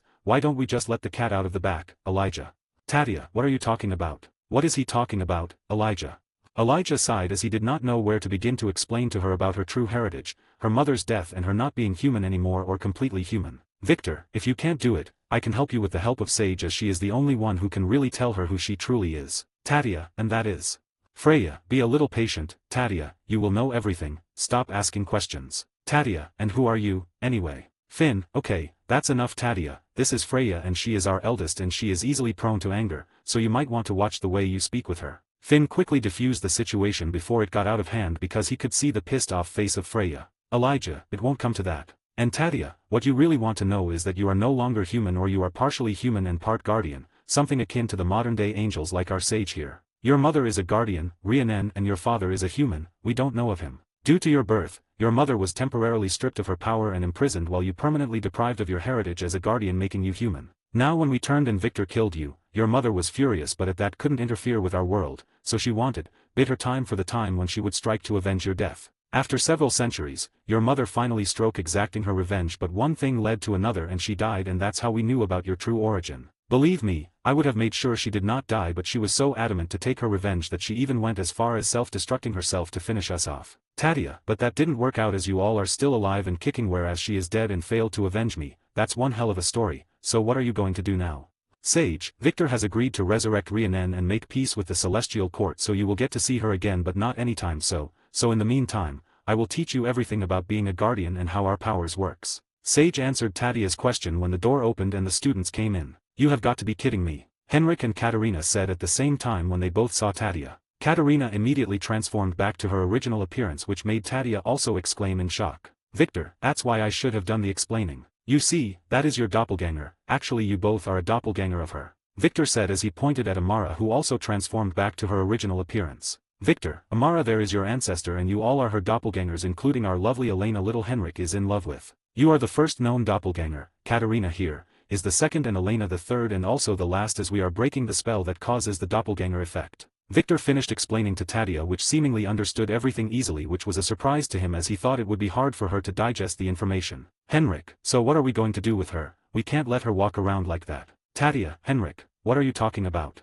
If you think that I will change my face like these two, then you are in a one hell of a surprise, because that's not going to happen, and besides, your brother likes me with this face better, so you will have to tell her about all this or forget about it entirely, as I'm not going to change my face. Everyone was silent because Amara and Katarina has always agreed with changing their face because they were asked to because of Elena, which should not have been so. Victor, sigh. I guess it is time she comes to know about the world of the supernatural, so that everyone can be satisfied. Henrik, you are the one to do it and I think you should do it tonight. Victor said as he knew that if Elena were to find out on her own, there is going to be a crack in their relationship. Henrik, all right, I will be on my way then. Henrik said after throwing one final look at Tadia and Vamp, speed away from the Michelson compound. Gilbert's home. Ring ring ring. Elena came to get the door when she heard someone ring on the doorbell and saw that it was Vicky, Matt's younger sibling. Elena, hey, Vicky, what are you doing here? Vicky, is Jeremy at home? I wanted to see him. When Elena heard her, she sighed because she couldn't understand why Jeremy and Vicky were in a relationship in the first place, but it wasn't in her place to say anything. Elena, come on in, he is inside. Elena invited Vicky inside when Margaret walked out of her room and saw her. Margaret, whoa, if it isn't the lover girl herself, why don't you join me in the kitchen? Jeremy is currently in the shower, you could grab a bite or two before meeting up with him. Vicky, thanks, I'm super hungry but I don't feel like eating anything right now. Elena, what is it? Is something wrong with you? Are you feeling okay? Elena immediately rushed to her side trying to check if there is anything wrong with Vicky. Vicky, no, it is nothing, it's just that I am craving for something else, something like. Vicky, having Elena close to her, couldn't hold herself anymore as her face changed into a more hideous look before going for Elena's neck. 77. Elena finds out about Henrik 1. Vicky, no, it is nothing, it's just that I am craving for something else, something like. Pinning Elena to a wall, Vicky went for her neck with her fangs out, wanting to tear into her neck and drain every bit of her blood. Margaret stood there stuck to the ground with her eyes closed because she was scared silly when she saw Vicky's vampire face. Whoosh. Margaret felt a good breeze enter the house from the door when she heard a thud sound. She opened her eyes to see Henrik, Elena's new boyfriend, pinned Vicky to the wall while she struggles to break free. Henrik, are you both okay? Elena, are you okay? Elena didn't even know how or what to say. She just saw Vicky, a girl she knew since they were a kid, turning into a monstrous creature with a hideous face trying to kill her, and the next minute, her boyfriend just swoop in and save the day. Meanwhile, on the other hand, Margaret nodded her head to tell Henrik that they were okay. Henrik, good. Elena, you must still be in shock due to everything happening this fast, but I promise I will tell you everything, but first, let me handle this. Knowing that Elena might still be in shock after coming close to death's gate, he decided to wait for a few minutes, so that she could get her bearings before he can explain everything to her. Elena, wait, what are you going to do to her? Henrik, kill her of course. Elena, no, you can't do that, she is Matt's younger sister. What are you going to tell him and how am I going to face Matt and Jeremy when they start asking question about Vicky? Elena didn't want Henrik to just kill Vicky, she didn't even know how he could say it easily, but this isn't the time for that, Vicky's life comes first before anything else. Margaret, what do you mean by not killing her? Elena, she is a vampire and from the looks of it, a newly turned one and you are just going to let her live and for God's sake, she tried to kill you, remember?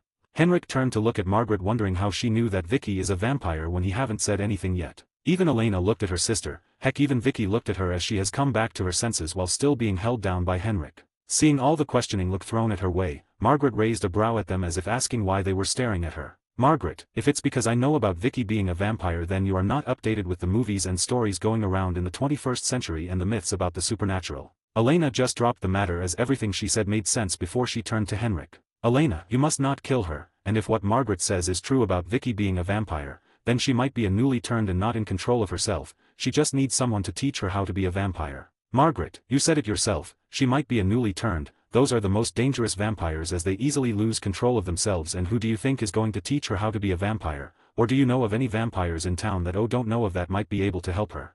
Elena didn't argue anymore with Margaret as she was right, but this is Vicky they were talking about, they can't just kill her like that. Elena, okay, let's just say that we should kill her, how are we going to kill her, do you know of any method that might be able to kill her? Margaret, good, you are coming to reason but I should tell you this, you should pay more attention to myths after we survive this because since we now know of the supernatural, there is no backing out. Now, from what I have read from the myths about vampires, they have a weakness against sunlight, garlic, holy water and wood, especially wood, since a stake to the heart means death for a vampire. Elena, since we can't wait for the sun to come out and we don't have a holy water, then that leaves us with garlic and the wood. Henrik, hey guys. Hearing Henrik's voice, the two sisters finally remembered that they were not the only ones in the room. Margaret then remembered that feeling of something passing by her extremely fast and then saved Elena from Vic and now the way Henrik pinned Vicky to the wall and did not break a sweat despite her struggling to break free from his grasps and also asking Elena if he should kill her, makes her know that Henrik isn't human, he is a vampire or another supernatural creature. Margaret, what are you? You are not human, are you a vampire or a werewolf? Elena, why would you even ask such a question, Margaret? Of course, he is human. Vicky, are you blind or have you gone senile due to being close to death? Can't you see that I am at disadvantage here?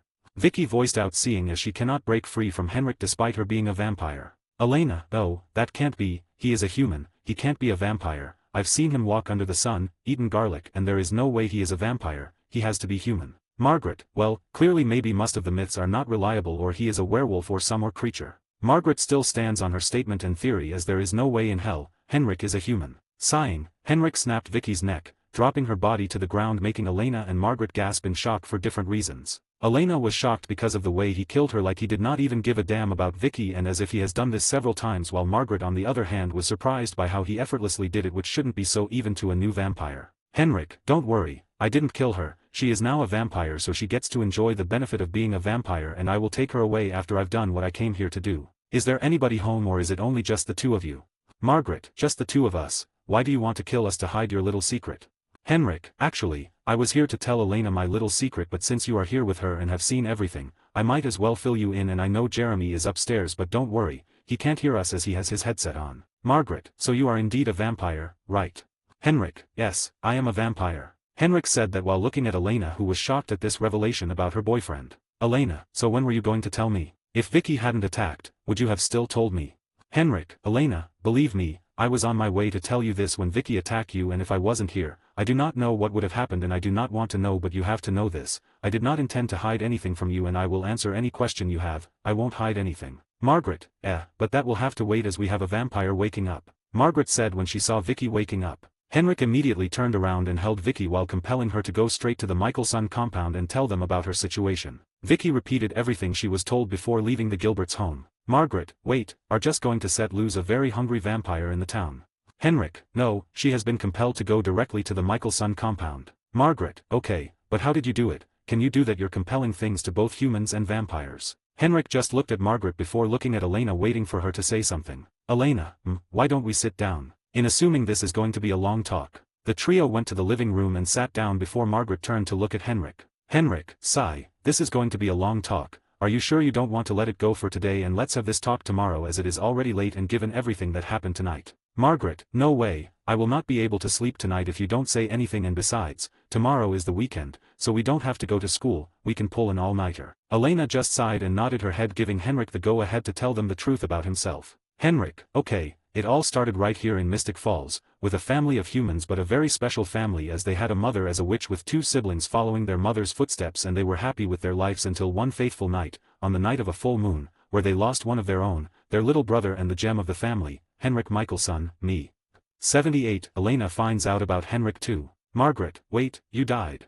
Henrik, yes, I died. I was mauled by a werewolf on the High of the Full when I followed my brother, Niklaus, Victor's twin, to go watch them transform. Trying to protect the rest of his children, my father forced my mother to make a spell that would make the rest of my siblings faster, stronger and unkillable. My mother, after not practicing magic for a while, could not perform such a big spell, so she seek assistance from her best friend and mentor, Ayana, which surprisingly is the ancestor of Bonnie, the local witch. Boom. That's what Elena had in her head. She thought the surprises would be over, but now, even her best friend is related to some ancient witch her boyfriend knew of, which would make Bonnie a Margaret, so you are saying that Bonnie might be a witch? Margaret said what Elena was thinking out loud. Henrik, she might not be a witch because she is already one, and Ayana is not the only one related to Bonnie. Katsia is also an ancestor of the Bennett witch bloodline, in fact an extremely old one, but we would get to that later. Let's focus on how I became a vampire. Elena, so you are telling me that Victor's wife is an ancestor of Bonnie and she is teaching Bonnie magic? Henrik, yes and no. She is not personally meeting Bonnie directly, just giving some spells to Alexia and Malachi to give it to her, but that would change, so. Can we continue now?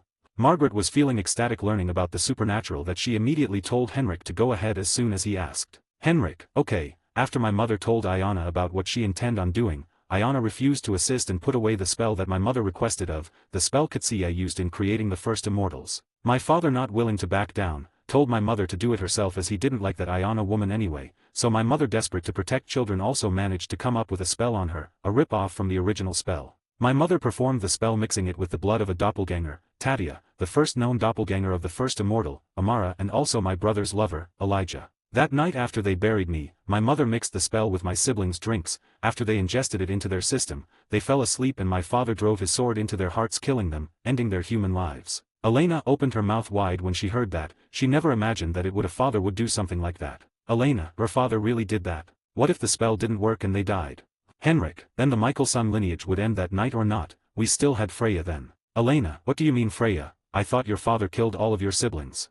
Henrik, yeah, he did, but Freya was never with us. One of my mother's selfish desires, she gave away Freya to her sister, Dahlia, to save her own skin, and lied to my father that she died in a storm, turning my father to the monster he was, that he didn't even bat an eye when killing off his children. Margaret, man, your family is one crazy and dysfunctional family I've ever seen. Henrik, well, it gets better with the years. So after my killed his children, he killed himself, and after Samatin, they came back as vampires, the very first vampires in the world. They became the world's bloodsuckers, the originals. Margaret, wait a minute, your family is the very first vampires.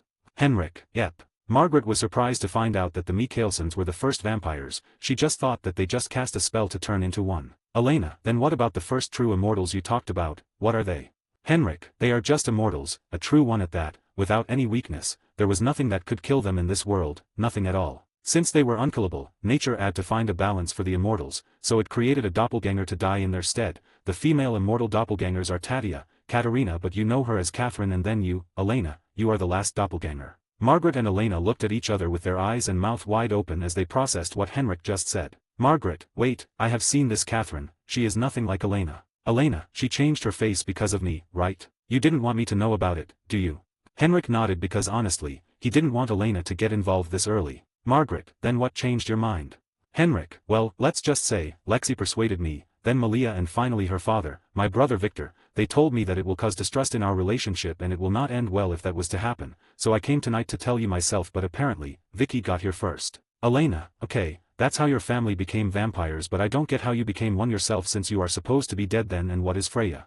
Margaret, wait, what about the first immortals, where are they now? And also, you said Victor is Malia's father, right? But how's that possible, as vampires are supposed to be dead creatures and cannot procreate?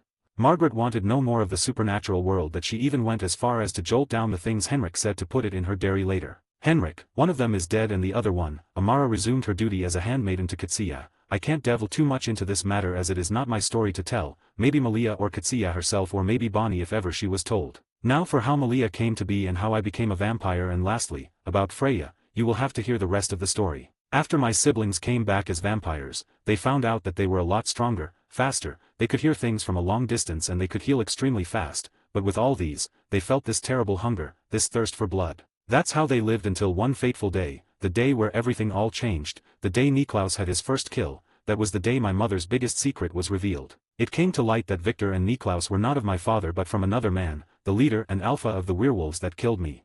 Margaret, oh, I bet Daddy Original went on a killing spree. Henrik looked at this Margaret and wondered why she was so interested in this discussion and even went as far as knowing how things may progress. Elena, why are you so interested in his story?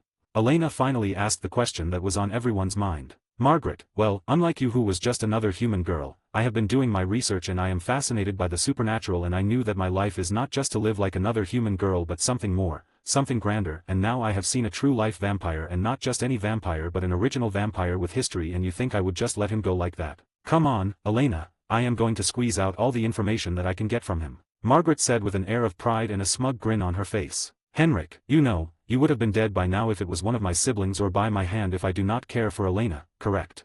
Margaret became quiet after he said that but that did not mean that she was afraid, instead she was less afraid of him as he won't do anything to hurt her because of Elena. What Margaret did not know was that Henrik could kill her and make either Freya, Katsuya or Malia to resurrect her and he will just owe them a favor, that's all but he did not want to do that. Henrik, furious for my mother's infidelity, my father massacred the entire werewolf pack and Niklaus and Victor's father igniting the war between werewolves and vampires. Still not satisfied with that, my father still forced my mother to suppress their werewolf bloodline but Victor could not sit by on this one so he got rid of one of the ingredient needed for the spell, a doppelganger, Tadia, unknown to him, my mother kept most of her blood stored away for a moment like this. Seeing as his plan failed, he decided to confront our parents on his own to save Niklaus who was already caught and was in the process of performing the ritual. Victor attacked and freed Niklaus, Elijah and Cole also helped and after that, they decided to leave the settlement and flee from our parents but they were still caught. After a few exchange, Ayana also assisted my parents as she viewed them as abomination to walk the earth but everything they did was ineffective against my siblings as apparently Victor tampered with the spell making them even monstrous. With no other option, Ayana killed my mother which made my father kill her. With nothing left for them, my siblings left the settlement and apparently the spell affected me also as after they left, Freya came to the settlement as the spell also affected her and when she came to my grave to pay her respect, Viola, I woke up from the dead and was a vampire, an original like my siblings. Henrik could not tell them that a mysterious entity resurrected him and made him like his siblings as that would be too complicated. Margaret, incredible, that's one hell of an origin story. I can make a movie with your story and name it, The Originals and I will be filthy rich and famous. As for the reason that Victor was able to father a child was because of his werewolf side, correct? Henrik, yes, your knowledge of the supernatural is frightening despite not seeing one until tonight. Margaret, what can I say? I am a believer and I always do my research. Elena just sighed at her sister and decided to ask Henrik one important question. Elena, how old are you? 79. Vicky moved to Salvatore boarding house. Elena, how old are you? Margaret, isn't it obvious? He is like 5,000 years by now. We are talking about the progenitors of vampirism here, anything less and everything I learnt from my research are lies. Henrik laughed at how confident Margaret was when she said that and how she thinks he is that old. Margaret, why are you laughing? Is it that I am not even close to your actual age? Are you like 7,000 years old? Oh my god, that would be insane, living for so long and...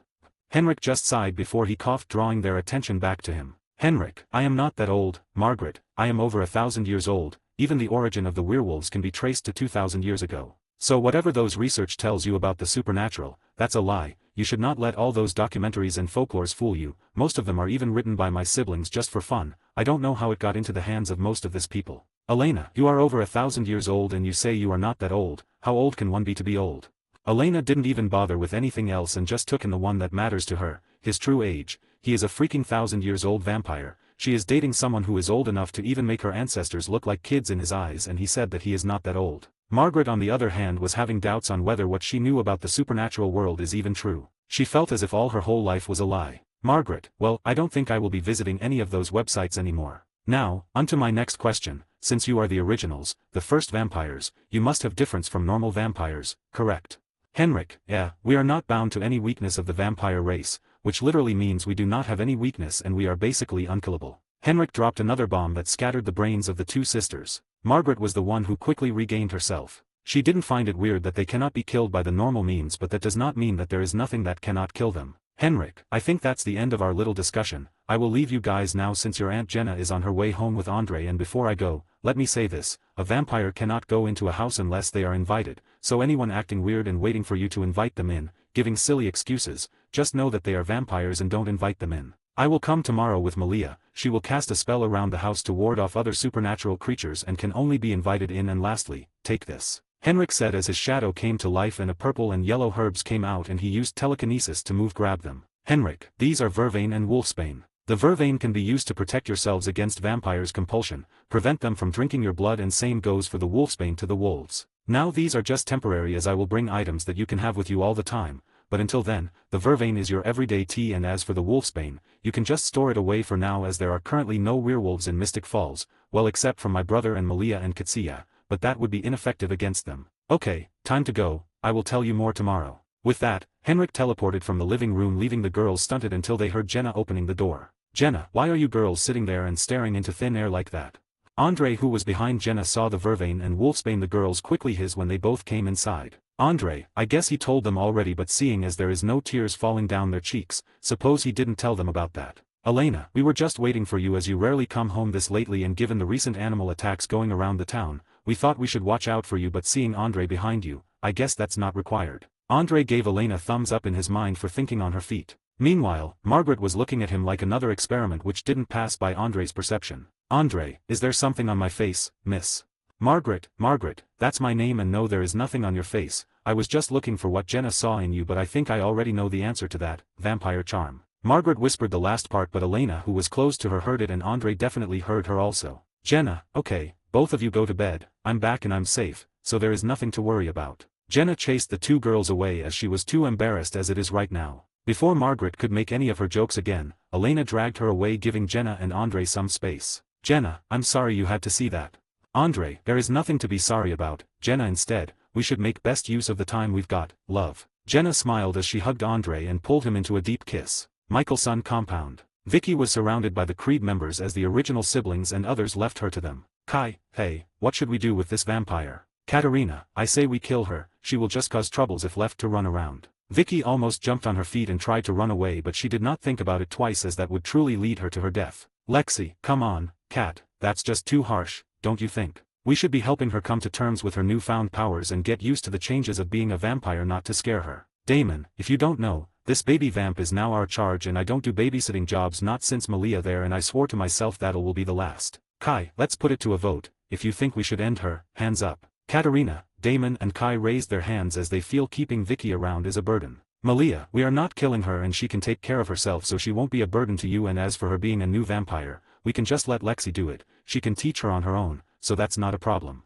Malia said her piece and the others could do nothing but agree with her. Vicky sighed in relief as she has just averted a dangerous fate. She immediately thanked Malia in her heart. Damon, but where is she going to stay? I doubt Daddy Creed would let her stay here. Malia, that's why we have the Salvatore boarding house. Damon, no way, we can't have a baby vamp stay there. Zach and his family lives there, and I won't let her go there when she haven't learned how to control her urges. Lexi, that's not a problem, I can be with her until she can control herself, and after that she can return to her home. Damon, okay, but any scratch on anyone living there, I will rip her heart out. Damon gave his final threat before he and Katerina left. Lexi took Vicky and they made their way to the Salvatore boarding house. Malia, let's see how things will turn out to be from here on. 80, meeting with the Bennett. Gilbert's home. Malia, okay, that will do. Also uncle, you should find someone else to this next time, someone like Malachi, cause you know I am not a very big fan of spell casting. Henrik, come on, Malia, can't you just do these little things for your favorite uncle?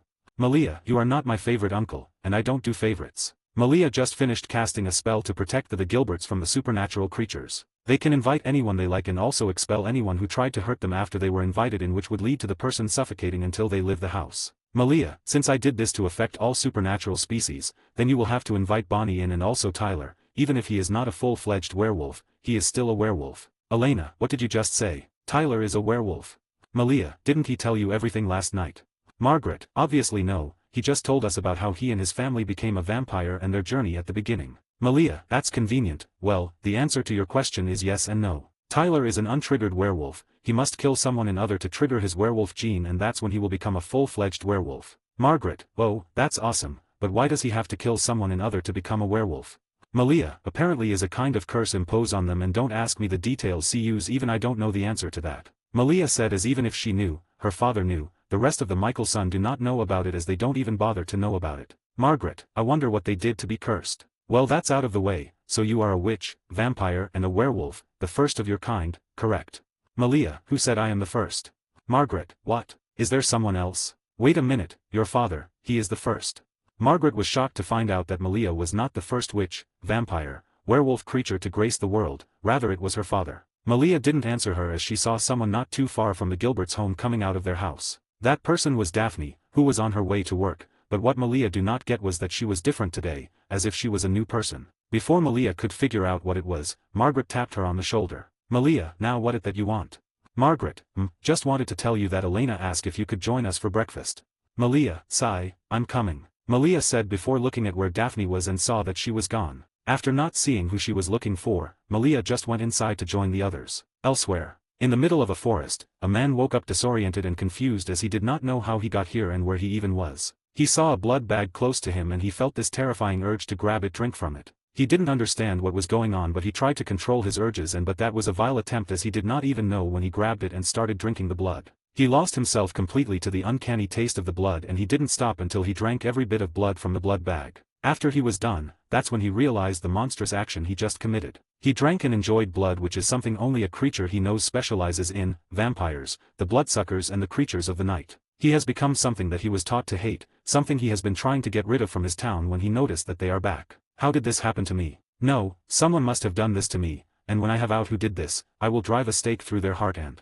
Snap. Sigh, you talk too much, I have to get you out of here before those vampires arrive. I can't let you die just yet, you are a valuable asset to me. A woman vamp, speed and appeared behind the newly turned vampire and snapped his neck as she sensed the presence of two of the vampires foiling her plan on this little town. She carried the man and vamp, speed out of there and took him to a safe place to lay low for the time being. Several minutes after the woman left, two more men appeared on the scene and looked around. They are Victor and Elijah. They were just passing through in the area when they caught the fresh scent of a blood, so they decided to check it out. Victor, I know who was here. I caught his scent during the Founders Ball. He is Logan Fell, the news reporter. I think someone I'd going around turning vampires. Elijah, exactly my thought, brother. Whoever this person is, we have to stop them or else this town would reek of vampires, which would not bound well. Elijah said as he looked around the scene and gathered everything together before setting it ablaze with wind and fire. Victor, there was someone else here. I assume that is the vampire we are looking for. Elijah, who caught the scent? Anyone familiar?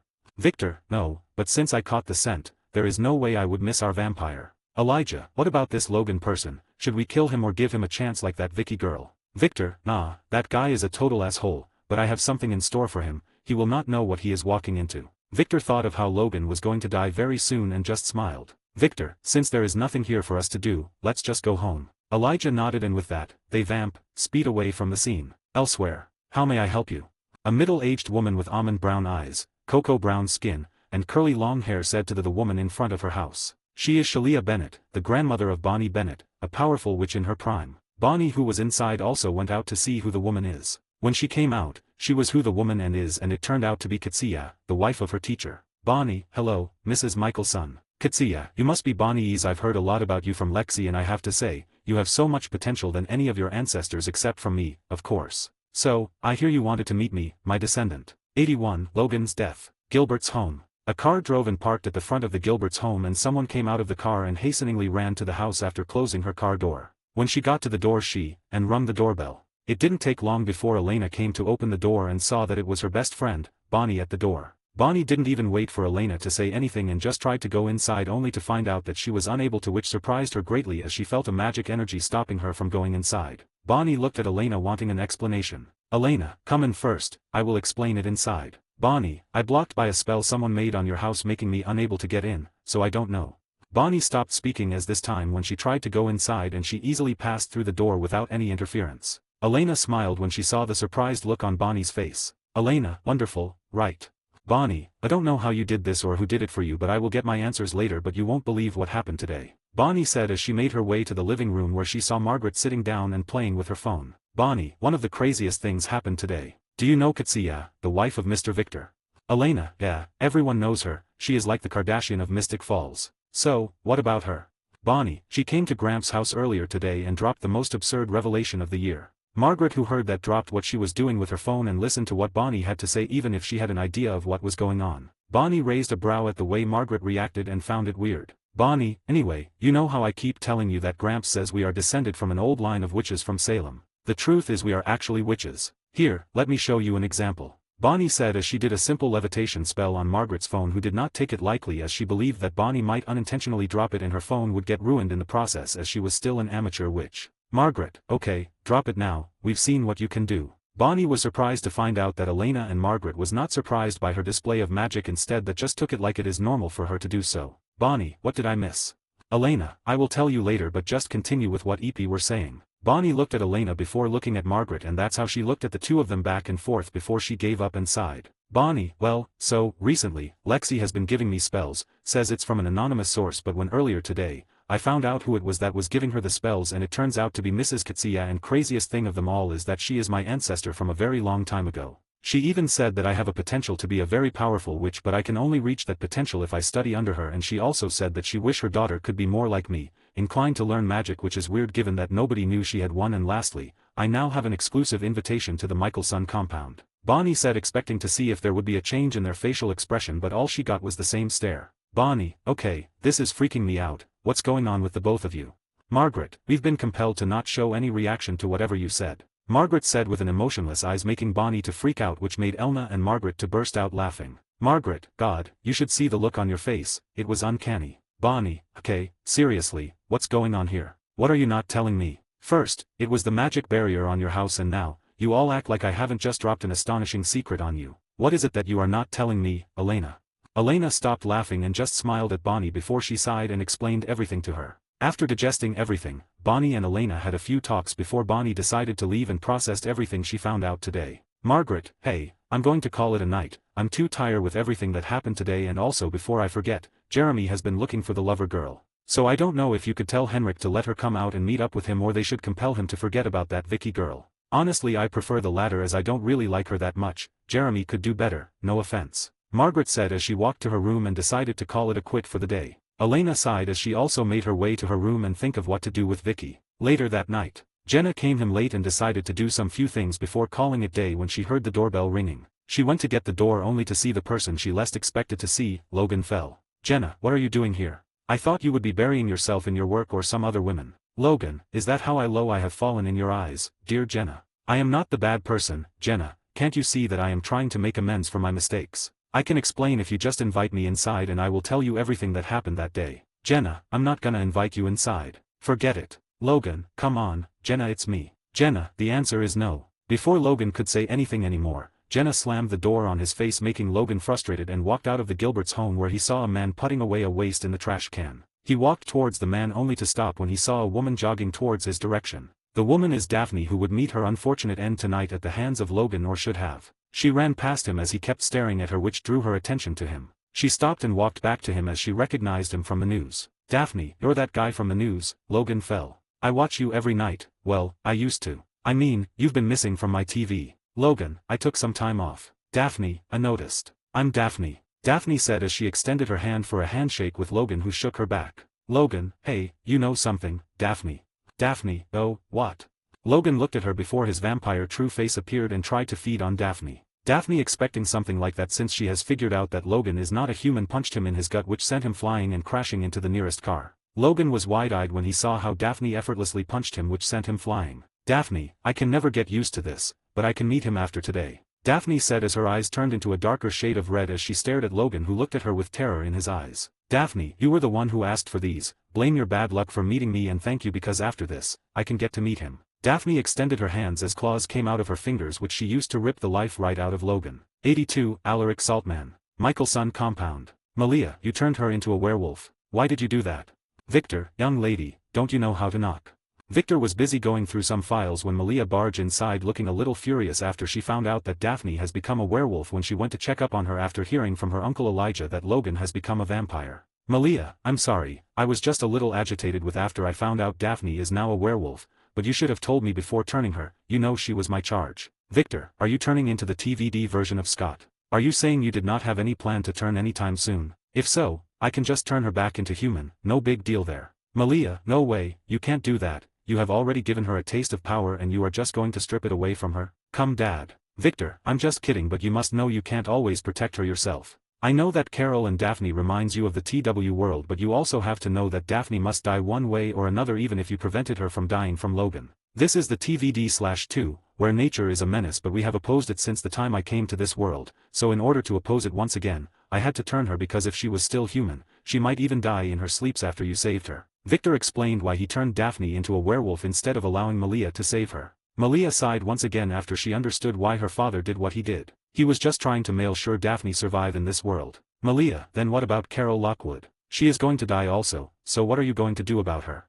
Victor, well, the main factor of her death is Niklaus and we know the current Niklaus isn't Klaus, so we have nothing to worry about there. Malia, okay, I'm sorry for barging in like that. Victor, no problem, you can leave now. Alaric will be arriving in Mystic Falls tomorrow and I have a lot of things to do before I hand over to him. Malia, speaking of Alaric, how do you think things will play out, with the all Isabel things and all that, because our current world is vastly different from the TV series and also from the books you told me about? Malia said, which made Victor go into thinking as that another issue he had not thought about. Victor, well, we will deal with that when he comes, and if he is still here looking for what happened to his wife like the show, then I think we will be having some friends and tomb vampires to take care of. Victor said, as with the recent vampires coming into town and Vicky and Logan getting turned, it all fit with the beginning of the TV series. Victor, and in the meantime, keeping her on Anna, if what I think is correct, then she should also be coming into town. Malia nodded before walking out of the room, leaving Victor to his work. The next day, Mystic Falls High School. Good morning everyone. A man about 6 feet 2 inches in height, with an athletic build. A handsome man with short, brown hair that is gelled on the top and has blue eyes walked into the class and said, "Alrighty, let's see," he said as he took a chalk and started writing something on the chalkboard. Malia, who was among the student in the class alongside Henrik, Elena, Bonnie and the rest of the Creed members, observed something to be wrong with Bonnie as she seems to be suffering from sleepless night. She remembered that this was the period that she was disturbed by the ghost of Emily, who wanted to destroy the only chance of the tomb vampires ever getting out of the tomb. But all these shouldn't be possible, as her father made sure that vampires and other supernatural creatures except from the Bennett and the Lockwood families remained in Mystic Falls. Unless, after they left and peace returned to Mystic Falls, another set of vampires came and tried to terrorize the town and they were locked in the tomb just like the series. She returned her focus on the board when she noticed that the man was done with what he was doing. Alaric Saltzman. It's a mouthful, I know. It doesn't exactly roll of the tongue. Saltzman is of a German origins. My family immigrated here in 1755 to Texas. I, however, was born and raised in Boston. Now, the name Alaric belongs to a very dead great-grandfather I will never be able to thank enough. You'll probably want to pronounce it Alaric, but it's Alaric, okay? So you can call me Rick. I'm your new history teacher. After the introduction, Alaric continued with the class proper. After teaching for a few minutes, the bell rang signaling for the end of the class. Alaric, well, that's it for today, we will continue in our next class. Alaric said as he gathered his things and left, going off to have some fresh air before his next class. After Alaric left, Malia immediately walked up to Bonnie and held her hand, dragging her out of the class, with Elena following behind as she has seen the state Bonnie was during the history class. Bonnie, what are you doing dragging me through the hall like that? Bonnie said as they arrived at a secluded area from the watchful eyes of the students. Malia, there is something wrong with you, so spill before I force it out of you. Elena, Bonnie, she is right, I can also see it in your eyes, it seems like you are not getting a good night's sleep anymore. Come on, tell us what's wrong. Elena persuaded her friend to tell them what was bothering her to make her lose her sleeps, and with Malia here, who is also an old witch, whatever she is, all can help. Bonnie, I don't know, I just keep getting visions of a woman who talks some weird things I don't understand, and it keeps happening every night, and any time I want to close my eyes it as if I'm being haunted by her. My gramp says that it is my ancestor, Emily, trying to communicate with me, and I should not push her away. I don't know what to do anymore, and I am all new to all these, and I am already being haunted by a dead ancestor. Malia, hearing, just sighed as what her father and her thought about was actually true, and indeed there might be some tomb vampires trapped in that old church building. Malia, well, I would have loved to help you, but I don't like those kind of spells as it makes me chant some nonsense words, so I will have Malachi help you with it. Bonnie, thanks, and also, it all started when I got this necklace, maybe it will help. Malia, that's Emily's, she is really the one tormenting you. I am sorry for not uploading chapters as I am very business this week and I might not upload till next week. Sorry once again, and from next week, I will be changing the writing style. Check out and support my novel. I'm the Devil. 83, The Tomb Vampires. What did you just say? A furious Malia with her blazing red eyes held Elena to a hall and yelled at her after finding out what happened earlier. Elena panicked when she saw the eyes of Malia. This was the first time she had seen her true eyes, and it is very scary, and those eyes were looking directly into hers. She coughed and cleared her throat. We were just trying to reach out to Emily to see what she wanted, but things didn't go as planned, and she said but got interrupted halfway by Malia who released her from the chokehold. And now, Bonnie is missing and you have no idea where she is. Didn't I tell you idiots that I would take care of it and now you went ahead and do things your way, said Malia, who was so furious that she could even kill Elena right now if not that Henrik was in a relationship with her. Elena dusted herself before going to look for a seat to sit down. We wanted to, believe me, but Bonnie said that she got held by one guy today asking for the necklace, that it belonged to him, but she refused and he tried to grab it but got his hands burnt, and not wanting to let Bonnie out of his sight until he had the necklace, he tried to take Bonnie with him but she managed to get away by frying his brains. She was so afraid and even went as far as to throw the necklace away as she did not want anything to do with it again, but we don't know how, but the necklace still found its way back to her back. Caroline was also here and Bonnie had to fill her in on the whole details about the necklace, and Caroline decided that we should summon Emily and ask her what she wanted, but that's where things went wrong. Elena explained everything that transpired to Malia. Malia frowned when she heard that someone was harassing Bonnie, but now is not the time to think about it because if everything was going according to the series despite their interference, then Bonnie is in danger. You stay here, I will go look for her, said Malia as she vamped speed before Elena could even utter a word. Seeing as Malia left without even giving her a chance to join, she called Henrik. The old church. A circle of fires surround Bonnie, who was chanting a smile in the midst of the fire with an angry man staring daggers at her. Emily, I should have killed you back then, you were my biggest mistake, and I swear after tonight, I will hunt every one of your descendants to the ends of the earth, starting with your host here, the man shouted at her before falling to the ground screaming. Bonnie, or Emily, who was currently occupying her body, stretched her hands at the man making him scream. I'm afraid I can't let you do that. Thanks to our ancestor, Bonnie is strong enough for me to use and kill you, she said while tightening her hands into fist as the man began screaming loudly. After a while, the necklace Bonnie had been trying to get rid of flew into the air and burst into flames, destroying every last shred of hope the man ever had to getting back his family. Rage, anger, fury, hatred, different kinds of emotions flashed in his eyes. I will kill you, Emily, the man said as he vamped speed to Emily but got pushed back instead. He quickly got up in his feet and tried to rush at her once again, but someone got to him before he could get to Emily. A hooded woman appeared behind him and snapped his neck while saying something and taking him away from the place. Emily collapsed on the ground, tired from the series of events, when she sensed someone with the Bennett bloodline coming towards her, a passive kind of spell she created and learnt during her era to help her bloodline. It is time to go back to the other side, Emily. Emily looked up and saw the face of the little child who has now grown up, a child she never thought of ever seeing, Malia Michelson. Emily smiled bitterly when she thought of the sweet little child she thought died on that fateful night, the child whom made her go this far as to even cheating death on fewer occasions and de-aging herself to stop whatever or whoever that caused that massacre that night in their town, as she never want the same thing to happen to another innocent child.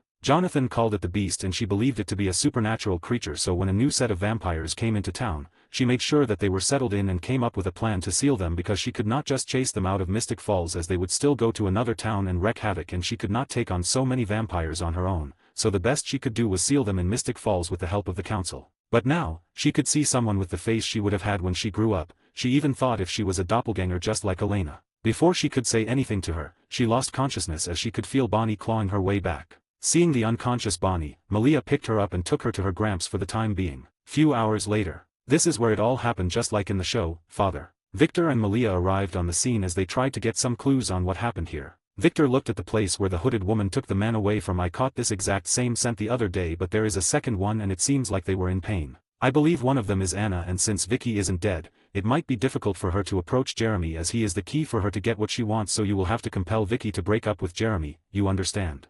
Said Victor to Malia. Malia looked at the place trying to imprint the scent into her. Yes, Father. So what are we going to do with the tomb vampires? She asked. Victor looked below him and smiled. We will let everything play out just like the show. I also like to see how things will turn out. Check out and support my novel. I'm the Devil. 84, crying Jeremy. Hey, be a man, there are other girls out there who will be dying to get to know you, not some drug addict slutty bitch. Margaret yelled at Jeremy, who was sad that Vicky broke up with him, and she didn't even say why, just that she is trying to move on with her life and do not want anything to hold her back. So he was here crying while Elena, Margaret and Jenna try to help him get over his first breakup. Hey, young lady, watch your language. That's not how to speak, said Jenna as she warned Margaret before going back to calming Jeremy. Getting tired of watching her cousin being a crybaby, Margaret stormed out as she did not want to have any of it anymore. Elena looked at the back of Margaret and sighed. Hey, can you?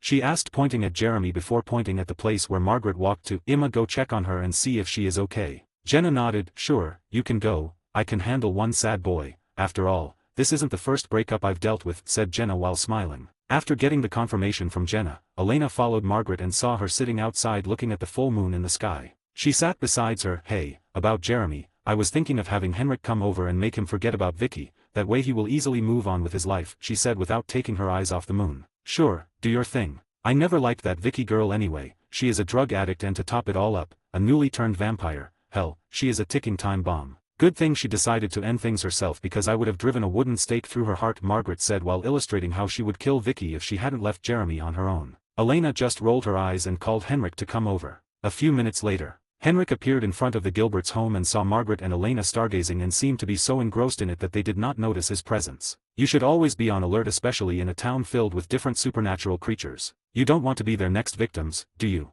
Hearing the voice of Henrik, the two sisters quickly woke up to reality. Elena immediately went to hug him and kiss him on his lips, irritating the living hell out of Margaret. You two should go get a room, she said before standing up. Elena smiled as she ignored Margaret. If the supernatural creatures you speak of dare to place me as their next target, then need I remain you that I have a 1,000-year-old original vampire here to kick their asses, she said before planting another kiss on his lips. Oh, I like that confidence, but you shouldn't always rely on that 1,000-year-old original vampire as he might not be available all the time, so that's why he will be leaving you in the care of the best fighter he knows, his sister, Freya. She will teach and give you all the things you need to know in order to protect yourself, Henrik said while returning the kiss. The reason why he wanted Elena to know how to defend herself is so that she might be able to defend herself when he is never around in case something were to happen to her, and who is the best person to teach her that other than Freya, who has been honing her fighting skills over the years and creating different techniques and items to aid her so as to never be in a disadvantage whenever her magic fails her, which she always says is unlikely going to happen. So what is it that made you call me this late? I doubt that you miss me that much to call me back since we just saw each other not too long ago, Henrik asked, as it hasn't been too long since he left the Gilberts' home.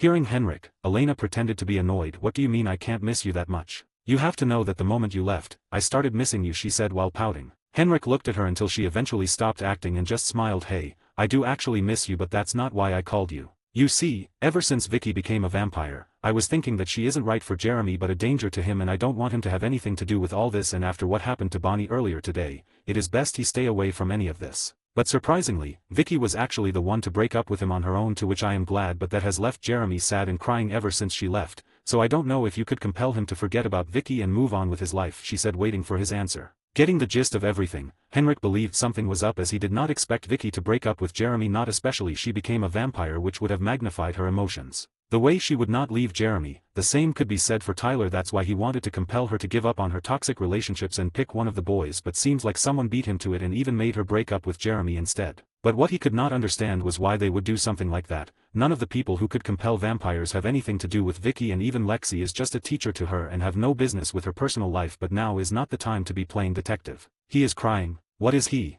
A 10-year-old whose toy was taken away from. Sigh, I guess I will have to teach him some things one of these days. Lead me to his room. Elena laughed when she saw how serious Henrik was when he said that. He had that aura of a big brother trying to teach his younger siblings the way of life. Without further ado, Elena led Henrik to Jeremy's room where Jenna and Margaret could be seen talking back and forth. Thank God you are here, Henrik. Can you please talk some sense into Jeremy? Thank you, said Jenna, who immediately ran out of the room, leaving Jeremy, Henrik and the two sisters. Henrik then went on to do his things, compelling Jeremy to forget he had any feelings for Vicky, and they had nothing going on between them. Anything he ever felt for her were just a fleeting passion common for his age. After he did that, Jeremy finally had peace and slept off like nothing even happened. Wow, that was the second time I've seen you do something like that and I still can't get enough of it, said Margaret, who was so excited after seeing Henrik compelling someone. Elena walked Henrik to the door with their hands held together. You know what? Why don't you spend the night here since it is already late and there are very terrifying creatures out there and I'm afraid you will end up as their dinner, Elena said. Henrik didn't reply and just carried her and vamp speed to her room and closed it. 85, Daphne. Mystic Grills. Nice ring you got there, man. How did you get that? Victor said to a man sitting at the bar counter having a drink while minding his own business. My wife gave it to me. You are Victor, right? The former history teacher. The man replied while looking at the ring his late wife gave to him before she died. Yeah, and you must be Alaric. I've heard about you. You are the one who took my place as a history teacher, said Victor as he also ordered a drink for himself. Alaric smiled when he heard that. But you became the maths teacher and the coach of the sports team. I find that really cool, he said as he took a sip of his drink. I hope you enjoy your stay here. Mystic Falls have a lot to offer, said Victor before turning around and left. Alaric looked at Victor for a brief moment before going back to his drink. Victor, on the other hand, was having a headache right now. With Alaric in town and having the Gilbert ring, that means Isabel is alive, but now what would be her relationship with Elena and the rest of them? It wouldn't be a surprise that Damon was still the one who might turn Isabel into a vampire, but what led to her doing that, and what would her relationship be with Elena and Margaret? Hey, I'm here. Victor was brought out of his thought by Daphne, who just walked into the Mystic Grills, the place where they are supposed to meet. You are on time, Daphne, said Victor, who called Matt over to give her a drink. Of course, I would be. This is an important matter and I am not going to just laze around about it. So without any further delay, why did you do that to me? Why did you turn me into a werewolf? Said Daphne, whispering in a low voice that Victor can catch. Victor simply smiled as he looked at her. He wanted to use this line ever since he learned he could turn someone into a werewolf. The bite is a gift, he said, which made Daphne just look at him with a raised brow, making Victor laugh. I'm sorry, just wanted to say that for a long time. Actually, the reason I turned you was that you were supposed to die that night and not the other way round. Logan Fell was supposed to drain every single drop of blood he could get from you, leaving you to die, but out of the goodness of my heart, I gave you the bite to have a fighting chance. Here is your drink, Mr. Victor, Matt said as he brought the drink meant for Daphne. Thank you, Matt, right? Victor said while passing the drink to Daphne. Yes sir, said Matt. You should take this, you deserve it. Victor gave Matt a large tip as he really admired his character in the series, the only human in the Mystic Falls gang and also the blood bag for his vampire friends who also outlived them all. Matt thanked him and wanted to reject it, but Victor didn't give him the chance and chased him away. You mean, I was going to die that night? Daphne asked, to which Victor nodded. If that was the case, then how did you know about that? Victor sighed as he was now getting tired of this questionings, as if he was being investigated. Let's just say that, I can the future, and since I suppose you don't have any other question, then I will have to take my leave, and if you do have any question, you can ask Malia, she would gladly tell you whatever you need. With that, Victor chugged his drink and left the grill, but not without seeing how Alaric looked at Andre, who just walked in a while ago with Jenna. Andre might have been the one who turned Isabel, given by the way he looks at him, it the same look he gave to Damon, said Victor in his head as he walked to his car and drove off. Daphne also drank her drink and stood up and looked at Andre, who smelled the same way Logan did, which tells her that he is a vampire, but he appears to be very strong, as Logan did not give her that dangerous vibe like the way Andre did, and to her surprise, Andre also looked at her and smiled. She smiled back and immediately walked out of the grill to get to the hospital, her workplace. Who's that? Asked Jenna, who saw Andre smiled at Daphne. Andre turned to look at Jenna. I don't know, maybe a friend of Victor, he said, because he just saw her with Victor and from the looks of it, she might be a supernatural creature, but he does not know which one. Jenna didn't dwell on it anymore and just went to the bar with Andre and sat close to Alaric, who was looking at Andre secretly. Michelson compound. This is going to be fun, a house filled with different supernatural beings. This is going to be exciting, said Margaret, who was happy as he has the opportunity to visit the Michelsons after she knew about their secrets. She is here with Elena and Bonnie, who wanted to had class with Katsuya on magic, and she is taking it seriously after the recent event of her deceased ancestor, Emily, possessing her and leaving her for dead if not for Malia being there to save her. Malia sighed as she still did not understand why Margaret followed them here. Will someone please shut her up? She said as she released her claw on Margaret's face. Okay, I will keep my mouth shut, but don't gut me. I still have a lot to live for before I will be ready for death, Margaret said, but her mind was on Malia's claws, which she finds fascinating. Bonnie and Elena laughed, which further irritated Malia as she put her claws back. Hey, so your mother is my ancestor, so what does that make you? Bonnie asked Malia, who raised a brow at her for the sudden question. I think, still your ancestor, she said as she did not know the answer to that, but she believed she was still Bonnie's ancestor. I don't think that is right, you are like her very great-grand aunt, since your sister or brother is the one that started the Bennett family legacy, Margaret, the intellectual one, said. Malia looked at her and smiled. And nobody asked for your opinion, she said. Just saying, Margaret said as she moved back from Malia. Speaking of sister or brother, where are they? Elena asked about the Malia's sibling, thinking that they might also be the child of Victor. Don't know, don't care, all I know is that they are long dead even before my father was even born, Malia said. Bonnie, Margaret and Elena were shocked as they realized that Katsuya is that old. Before they could say anything any further, they entered the house only to see Amara coming down from her room. You've got to be kidding me. New book. A new Stefan Salvatore. 86, put the title after reading. You've got to be kidding me, said Margaret when she saw an exact replica of Elena coming. Hi, you must be Elena, I've heard a lot about you. It will be fun to introduce you to the rest of the doppelganger gang. Oh, I'm Amara by the way, the original, said Amara, who introduced herself to Elena specifically. Then she turned to Bonnie. Katsuya said you should meet her upstairs. That's where your magic class will be held, she said before leading Elena and Margaret the dining to serve them something. Margaret on the other hand still couldn't process the entire scene. She just saw the exact same face she sees every day of her life on someone else, and it isn't just a lookalike but the exact face. How is this possible? Is there a doppelganger of me somewhere else? This is freaking unbelievable, said Margaret, which only made Amara smile. There might be a doppelganger of you somewhere in the multiverse, love, but you won't be able to know that given we can't traverse the multiverse. The group arrived to see Victor drinking blood from a blood bag in the dining room. Wait, there are also multiverses, that's unbelievable, said Margaret, who didn't even register who was talking or what he was doing as soon as she heard the word multiverse. Malia sighed as she hit Margaret's head. Hey, get a hold of yourself, there is no multiverse and there is no doppelganger of you anywhere, said Malia as she gave Victor a side eye. Victor simply smiled and offered Malia a blood bag, to which she grabbed and started drinking from it. Elena looked at her and back at Victor, who saw her. What? Didn't Henrik fill you up on what we are? If so, then I will say it, we are vampires, love, and we feed from blood to survive, so don't be surprised when you see us drinking blood, said Victor. I know, it's just that I thought you would be feeding directly from us humans just like the shows and the books about vampires, said Elena as she came back senses. Victor laughed out loud. Come on, love, we are vampires, not animals, we evolve with time, you should have seen us back in the days, humans were our daily breakfast, said Victor. Here, said Amara as she offered Elena and Margaret a juice since they are underage to drink alcohol. Boom. They all heard an explosion coming from upstairs. I guess Tatia and Sage are at it again, said Amara as she looked up. Ever since Tatia came back and awakened her guardian powers, Sage has been the one helping her in learning how to control her new power, and it was going pretty until it came to the more advanced part of being a guardian, making use of the white power, the special energy of a guardian, which has been proven difficult for Tatia to learn as she destroy everything in the process. It even went as far as almost destroying the Michaelsons' mansion in the process, causing Freya to fortify the entire mansion, making it capable of even taking a hit from one of her siblings and remain unscathed. They should take this somewhere else, they are making too much noise and my student and I are trying to concentrate here, for crying out loud, cried out Katsuya from upstairs, who got interrupted because of the noise. Sorry, Tatia apologized while also promising to keep it down a little, to which Katsuya appreciated before casting an isolation spell, cutting herself off from the outside world. I guess that's another doppelganger just by hearing the voice, said Margaret after she heard the voice of Tatia earlier. Yeah, welcome to Council of Doppelgangers, expect you are not one. They all turned to see Katerina and the rest of the Creed members coming in, expect from Andre, who was still out with Jenna. Okay, this is definitely freaking me out, Margaret said when she saw Katerina walked without her disguise. You were the one who asked to be here, nobody forced you to be here, said Malia as she put away her blood bag after she drank it dry. Where is Henrik?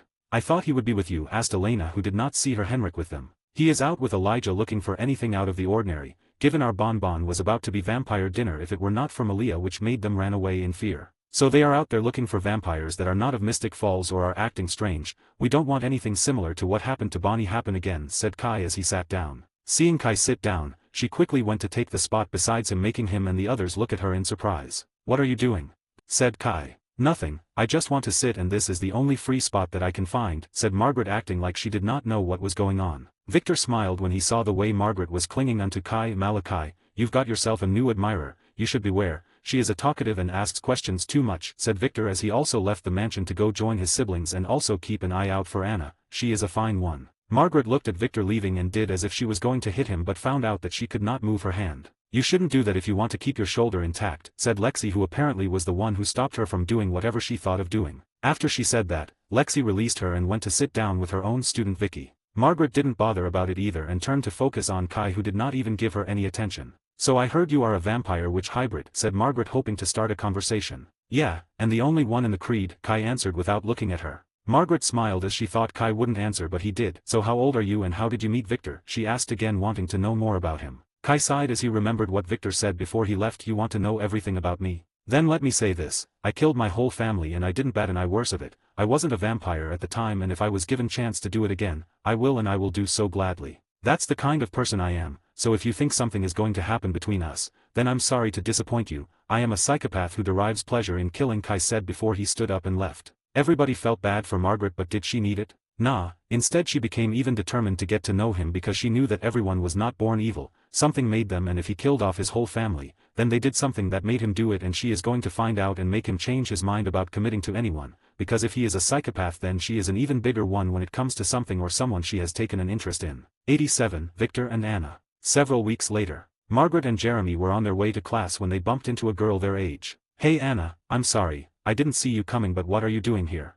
Said Jeremy, who helped her up. The girl, who turned out to be Annabelle, the daughter of Pearl, smiled as she looked at Jeremy. It's okay, and I am just here to look around. I didn't think I would bump into you, she said. Hello, is anyone going to tell me who's who? Said Margaret, who appeared to become a ghost to these two. Oh sorry, Marg, this Anna, this is Margaret, my cousin, said Jeremy as he introduced the two girls to each other. Margaret stretched her hands for a handshake, to which Anna reciprocated, something she will regret later on. As soon as their hands met, Anna felt her skins burning, to which she immediately let go of Margaret's hands. Margaret's on the other hand smiled as she looked at Anna as if she was a prey while muttering, "You are dead," to her and walked away. Hey, what's wrong? Are you hurt? Did she do something to you? Jeremy asked, concerned for her as he knew how mischievous Margaret can be sometimes. No, it's nothing. I will get going now, see you later.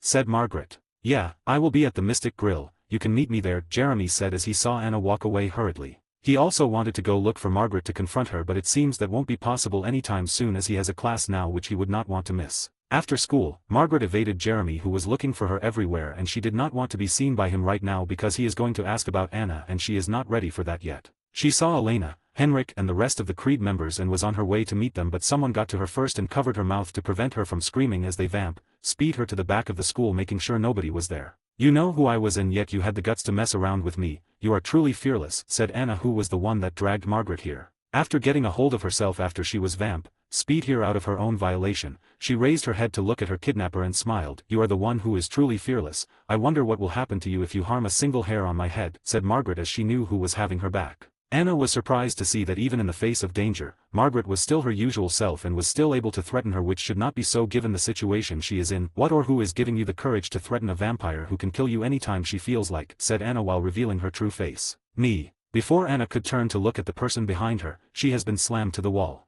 You do know that, you could have been killed by her and nobody will know and your sister will be grieving once again for your loss, said the man who helped her. Margaret stood up and walked to Anna, who was still pinned to the wall by the man I saw in the hall when we bumped into her, and from the way she was acting and my girly instinct kicked in, I knew she was lying and just wanted to get close to Jeremy, which I know to be impossible unless she wants something from him, and no human girl would need anything from Jeremy to go that far, so I decided to test the new items Henrik brought over on her and it worked. She turned out to be a vampire and seeing. You watch us, I had nothing to fear, Mr. Victor, said Margaret, who wanted to punch Anna in the face but Victor stopped her. You can go now. I would like to have a moment alone with our vampire here, Anna, right?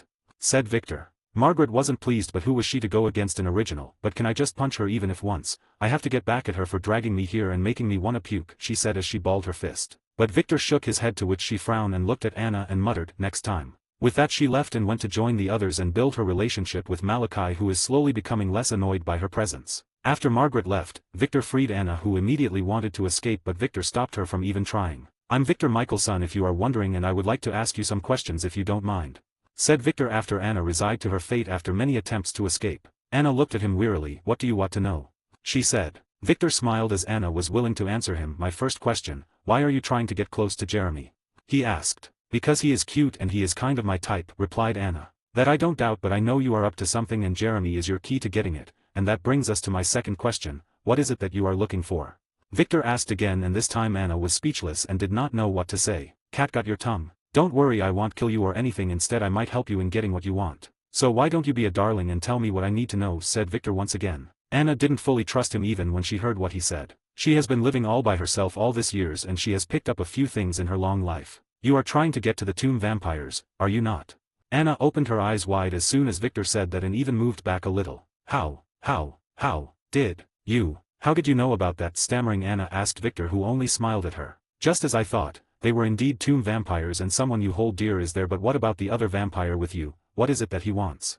Victor asked once again after confirming his theory. Seeing as everything she has been trying to desperately hide has been exposed, Anna had no reason to keep quiet anymore. I don't know why Drake has been trying to get the tomb open, but I heard him talking about a woman or something close to that. The only reason I helped him was because he was someone with the same goal as me and I needed an ally in this town, said Anna as she was on the verge of breaking down into tears. Victor looked at her and sighed but didn't say anything, but turned around to leave as he has already gotten what he needed. Wait, what about what you said about helping me? Does it still stand?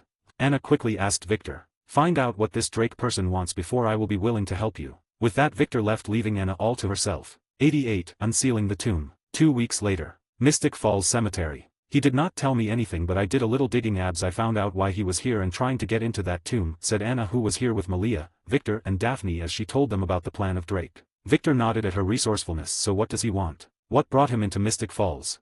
He asked Anna. Anna brought out a book and passed it on to Victor. Everything you need to know is there. I've done my part. Now can you please help me with the unsealing the tomb? Victor smiled after reading a few pages of the book and passed it to Daphne. Get rid of him. That's your first mission, he said before turning to look at Anna and continued. I can help you, but you see, there are other vampires in there and I can't have all those vampires running around in Mystic Falls, now can I? I don't care about any vampires, all I care about is that my mother is out of that tomb, please, said Anna on the verge of tears. Just help the poor girl, she has already done everything you've asked for and all that she asks is that she could be reunited with her mother once again, said Daphne, taking pity on little poor Anna. Victor sighed. Follow me, let's go get your mother, but when I do lift the spell sealing the tomb, and the vampires are released, I expect you to keep them in check because I would hate to kill them just after they got their freedom, said Victor as they all went to the old church. Elsewhere. Motus. A broken table flew and crashed with a tall tree completely destroying it. Phasmatos incendia. Out of nowhere the destroyed table was on fire, even the broken pieces scattered on the ground. Clap clap clap clap clap clap. Sound of people clapping could be heard around as they cheered the new witch on town, Bonnie Bennett. I bet you can kick my ass now, Bonnie, said Elena as she hugged Bonnie. Bonnie hugged her back and smiled. I could kick your ass before. I don't need magic to do that now, she said before looking around. Where is Caroline? She was supposed to be here. This was my big reveal and she missed it. I can't believe this. I think it is for the best. I don't see Caroline keeping her mouth shut after she finds out that you are witch, said Margaret while writing something in her diary. Elena gave her a side eye before she turned to look at Bonnie. Maybe she forgot or was too busy to remember, which means she forgot. I am just saying the same thing, right? Asked Elena after realizing that she was saying the exact sake thing. Bonnie gave her a small smile and went back to her spell casting. Hey, Malia said she saved 3 of Kai's siblings, right? Said Margaret. Elena nodded as she sat beside her. Yeah, she said that. Why are you asking? Elena asked. Margaret smiled and bit her pen. What about a family reunion? Elena shook her head. No, you can't do that. He murdered his entire family. The whole Gemini coven was destroyed that night, and you telling him that he has 3 other siblings alive. What do you think he is going to do, huh? Go over there and ask for their forgiveness. I highly doubt that, said Elena, not liking the idea. He won't do that, and wouldn't he know that Malia saved them by now? I mean, it has been a long time and maybe he has moved on and wanting to reunite with his family after so long, and last I checked the Michaelsons don't do things without a reason, so Malia keeping them alive might be for a reason, said Margaret. Even though I don't think it is the right thing to do right now, she must have kept them for a certain purpose, and meeting Kai again for a family reunion is just not right, Elena said before putting her focus back to Bonnie. She is right, now is not the time for Kai to meet with them. He might not have the urge to kill them anymore, but he is not going to be ready to face them, especially Joe. He scarred her for life. They turned to look at Lexi, who was followed by Vicky and another woman, Sarah Salvatore, daughter of Zach Salvatore and Gail. Hey, Lexi, what are you doing here and what's she doing here? Margaret said as she eyed Sarah. She is here because she knows and wanted to hang out instead of sitting in that big mansion all by herself, said Lexi as she also sat beside the 2 siblings. Margaret looked at Sarah for a while before taking her gaze of her and continued with what she was doing. So she is a witch? Sarah asked as she saw Bonnie chanting spells after spells. Elena nodded without taking her eyes off Bonnie. The old church. Phasmatos salves nos ex malin, terra mora vantis quo incandes, et vesa quo ero signos. Victor chanted the spell used to uplift the seal on the tomb with ease as if he was just picking his fingers. There you go, the seal has been lifted and the vampires can come out, but remember, these vampires are your responsibility, and if I find any one of them out of line, then I will take what I helped to get back. Your mother, said Victor as he left this godforsaken place. Malia went inside the tomb and came out after a few minutes with a dark-skinned man in hand. I'm taking this one, she said, and left the tomb with Daphne. Anna did not waste any more time and did not care about why Malia took one of the vampires, as she has a mother to reunite with after so many years. 89, Armory 1. Lockwood Mansion. The tomb vampires have escaped and they are now roaming the streets of Mystic Falls, and the death rates has spiked up since their release, said Elizabeth Forbes, the sheriff of Mystic Falls. And not only that, hospitals around Mystic Falls and even here are complaining about the recent disappearance of blood bags from the hospital. We can't continue like this, said Grayson Gilbert, who has recently returned home from his trip. So what do you suggest we do? And if we are all forgetting, then let me say it, it was our family that put these vampires in the tomb in the first place, which would mean, they will be coming for us, said Mayor Lockwood. Actually, we can use that to our advantage. I have a device that can help in trapping these vampires and finishing what our ancestor did not get to finish, killing them, said Grayson. And how will you do that? Gathering all of these vampires in one place is going to be very hard, considering how hard it is to catch even one of them, said Victor, who might know what Grayson was planning. Grayson looked at Victor and furrowed his face. He has the weird feeling about him like he had seen him before or even heard of him, but he can't pinpoint where he had seen him. But he decided to think about that later as he has more pressing matters at hand. Actually, I do have a way to round them all up. It is a special device that my late great-great-grandfather made, but the problem is, one of the piece of the device is in the hands of one of the tomb vampires, Pearl, and getting it is going to be very difficult, said Grayson. I can help get it for you. I doubt a mummy vampire trapped in a tomb for almost 150 years can resist my charm. Don't flatter yourself, Damon, and don't underestimate a vampire as old as Pearl. They can be very hard to predict, said Elizabeth, who was beside him. A few weeks back, Damon decided to join the council on the behest of Victor, as he has nothing better to do and was bored, and nobody likes a bored Damon. A Salvatore and a Michelson coming into town the same time. I still find this very weird, said Grayson. Damon smiled as he looked at Grayson. Last time I checked, there was another Salvatore in Mystic Falls, 2 actually, isn't that right, Uncle Zach? Damon said as he looked at Zach, who sat at a corner. Listen here, now is not the time to be suspicious of one another. We have a bigger problem ahead of us, and if Damon can get that piece of the device you are looking for, then I say we let him have a go at it, and besides he is the only single one in the council considering Logan went MIA, said Zack. Victor smiled as he saw how everything turned out for the Salvatore. If he hadn't inferred, Zack would have died by now and Sarah would have been raised by some other strange people and go to Duke and end up getting killed by a siren. Speaking of siren, he wondered if he should just release Sybil and find her sister, Celine, and have them work for him. That's after he kills Acardius. After some few discussions, they disbanded and called it a night. Grayson looked at the backs of both Victor and Damon and wondered what was up with them. He knew vividly that he has heard the name Victor Mikason somewhere, but he can't figure it out, but his gut's feelings keeps telling him that man is dangerous. After creating a large distance from the council, Victor dissolved into a shadow and appeared in a tunnel. He walked through the tunnels until he could hear people speaking from above him, saying things in an hurried tone. Looks like they have a mission, well that we give me time to go in and out without needless bloodshed, said Victor as he walked around the tunnels until he walked out through a magically placed wall which was an illusion.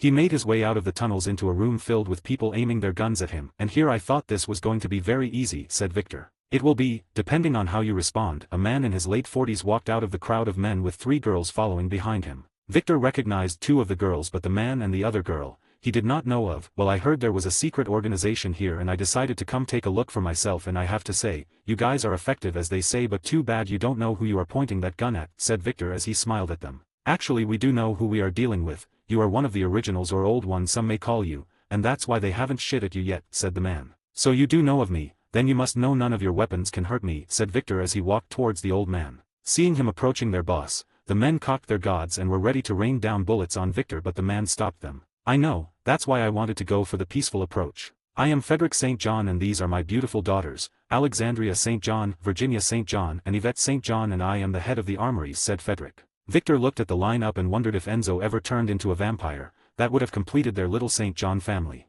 Okay, I don't see why I should know this, but to show formality, I'm Victor Mikason, said Victor as he went to take a seat to sit. You are Victor, the Tribrid?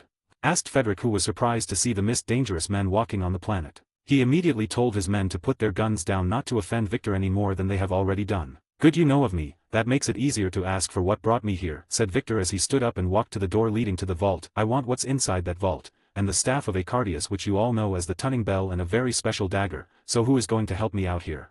Victor said. It is not that we don't want to help, but the truth is, we can't get into the vault. There is something dangerous in there and it messes with the mind. It is very risky, said Virginia. Victor looked at the girl who just spoke and shook his head when he saw her. It was the crazy mental ill sister who was looked up because she didn't want anybody to open the vault even after her sister was locked inside. Don't worry about that. Just open this door for me and I will handle it myself, said Victor looking at Frederick. Before Frederick could give the command, Virginia raised her gun and fired at Victor, trying to kill him to prevent him from unleashing a greater evil into the world. But she didn't know about her history very well, as apparently the greatest evil is the one she just shot at. You should keep your children on the leash lest they lose their heads, said Victor, who just dusted himself and punched the door, destroying it instantly. That should serve as a warning to you. After that, Victor walked to the vault all by himself while Frederick sighed in relief before turning to berate his daughter for trying to get them killed. The vault. Victor walked inside the vault after siphoned the magic sealing the vault. As soon as he got inside, he heard the voice of his daughter Malia calling out to him, "Shut up, Sybil. I'm coming to get you out of here, so stop whatever you think you are doing or I will give you a fate worse than this," Victor said as he looked for the Tunning Bell and the dagger capable of killing Cade.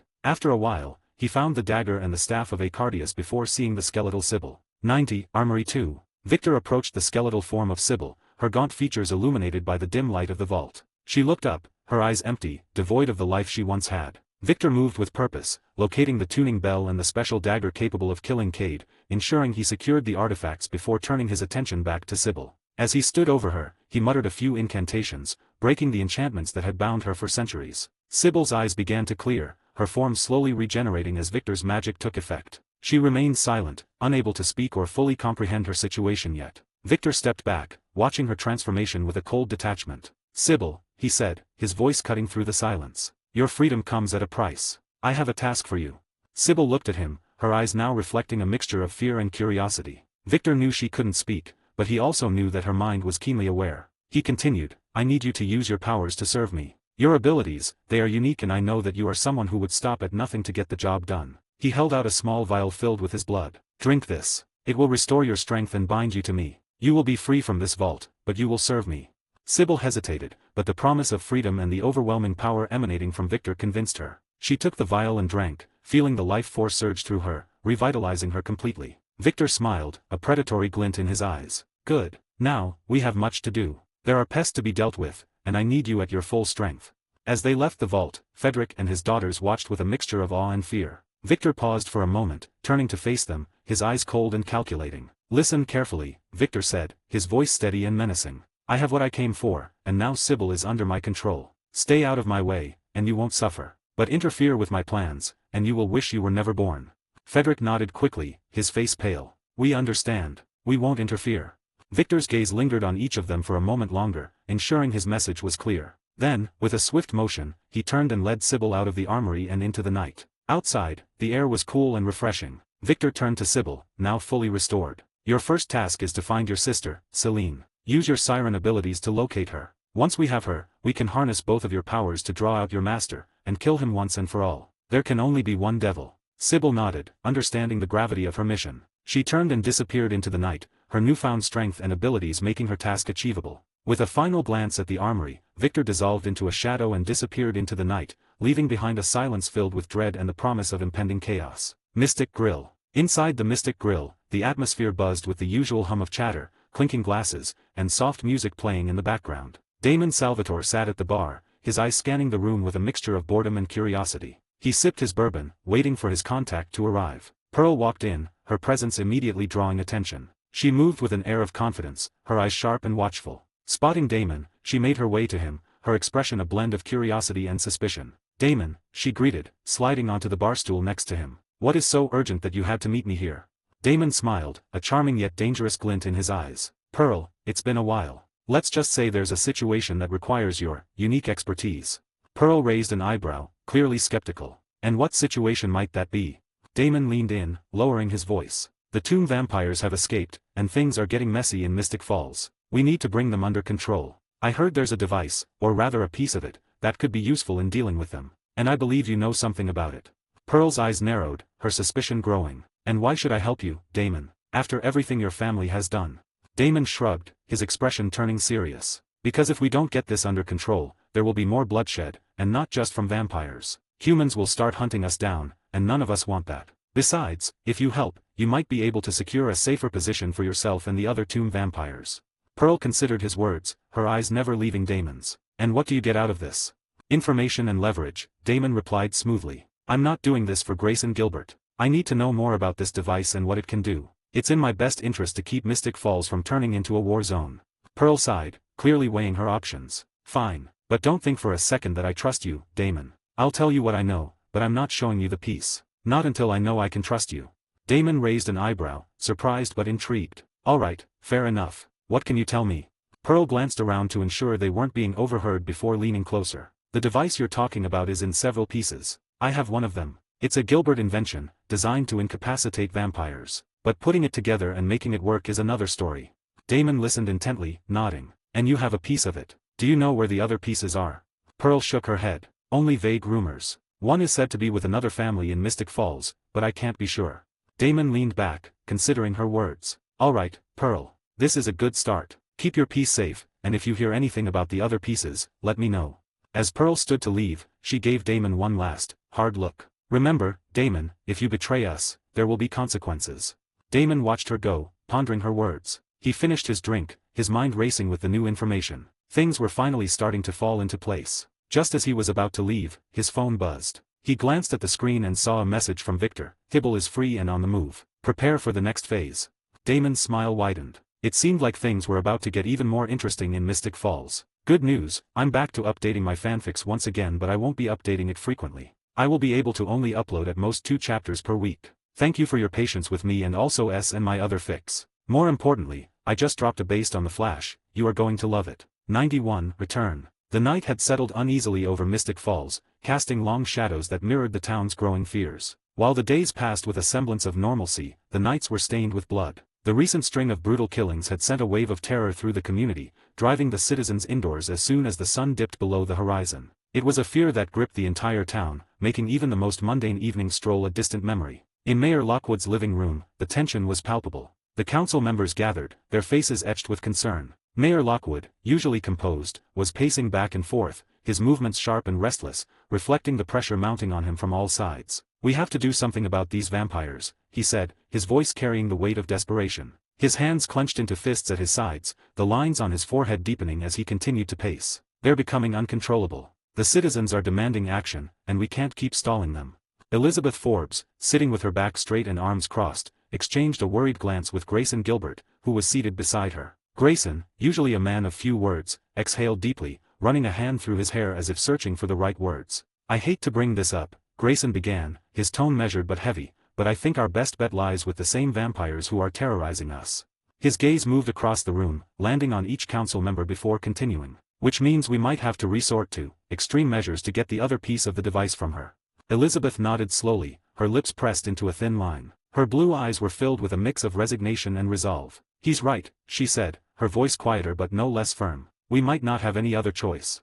At that moment, Victor, who had been standing near the back of the room, observing the exchange in silence, took a step forward. His presence was commanding, his posture relaxed yet authoritative. His piercing eyes locked onto Grayson's, searching for any hint of hesitation. And what would those extreme measures be, if I may ask?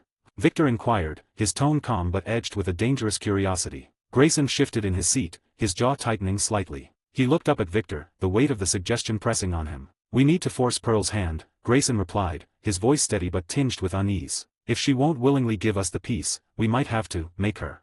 Elizabeth's expression darkened, her gaze dropping to the floor for a moment before she met Victor's eyes again. It's not something any of us want to do, she added, her voice softer, as if trying to justify the thought. But if it means saving more lives, we have to consider it. Mayor Lockwood stopped pacing, his eyes narrowing as he processed their words. He folded his arms across his chest, his brow furrowing in contemplation. The idea clearly troubled him, but the desperation in his eyes was unmistakable. And how exactly do you propose we do that, Grayson? He asked, his voice low, almost hesitant. Grayson took a deep breath, the tension in the room thickening as he answered. By using what she cares about most, her daughter. Victor's eyes glinted with a predatory light, a faint, almost imperceptible smirk tugging at the corner of his lips. Ah, I see, he murmured, his voice silky smooth. You intend to leverage her emotions against her. A risky move, but effective if done correctly. The room fell into a heavy silence, each council member grappling with the moral implications of the plan. The unease was clear in their faces, tension lines around the eyes, clenched jaws, fingers tapping nervously against armrests. Mayor Lockwood broke the silence, his voice laced with reluctant resolve. We'll discuss the details later, he said, his tone final. But if we go down this path, we need to be prepared for the consequences. Victor inclined his head slightly, acknowledging the decision with a cold, knowing smile. Indeed, we wouldn't want things to get out of hand, now would we? As the council members exchanged uneasy glances, the weight of what they were planning hung heavy in the air. The decision had been made, but the cost was yet to be paid. Elsewhere, the moon hung high in the sky, casting its pale light over the secluded clearing where a vampire had cornered his prey. The woman, trembling and wide-eyed, backed away until her spine pressed against the rough bark of a tree. The vampire, eyes dark with hunger, leaned in closer, his fangs extending as he prepared to sink them into her neck. Just as the vampire was about to strike, a smooth, mocking voice broke the silence. That's no way to treat a lady, the voice said, cutting through the tension like a knife. The vampire froze, his fangs inches from the woman's throat. Slowly, he turned his head, his eyes narrowing as they landed on the figure who had spoken. It was a man, standing casually in the shadows at the edge of the clearing, his posture relaxed, hands in his pockets, as if he hadn't a care in the world. The vampire's lips curled into a sneer, his grip on the woman tightening. Come teach me the proper way to talk to a lady, then, he spat, his voice dripping with contempt. The man chuckled, a low, amused sound that seemed to reverberate through the clearing. I would have very much obliged, he said, his tone light and almost playful. But you see, my sister wants to do it herself. Before the vampire could fully process the words, a force like a sledgehammer struck him from the side. A hand grabbed his shoulder with a grip of iron, and in an instant, he was hurled through the air. He crashed into a tree with bone-shattering force, the trunk splintering under the impact. The vampire groaned, disoriented but quick to recover. He scrambled to his feet, a snarl tearing from his throat as he glared at his assailant. But the figure that stepped out of the shadow saw a woman, her blonde hair catching the moonlight, regarded him with cold, disdainful eyes. She looked at him as though he were nothing more than an insect, an annoyance beneath her notice. You were saying something about being taught how to treat a lady? She asked, her voice sharp as glass. Well, the first lesson is never to glare at one. The vampire barely had time to blink before she moved, her form blurring as she sped towards him. In a heartbeat, she was in front of him, her hand plunging into his chest with brutal efficiency. His eyes widened in shock and pain as her fingers closed around his heart. Keep that in mind in your next life, she said coldly, and with a single, vicious tug, she ripped the heart from his chest. The vampire's body went slack, his eyes glazing over as he crumpled to the ground, lifeless. The woman who had been his intended victim watched the scene in horror, her scream piercing the night air as she saw the bloody heart still clutched in the blonde woman's hand. The man from the shadows moved quickly, his expression softening as he approached the terrified woman. He placed a gentle hand on her shoulder, his eyes locking with hers. "Shh," he whispered, a soothing smile playing on his lips. "I would have loved to have you for myself, but you're in luck tonight. My brother says never to eat from the people of Mystic Falls right now."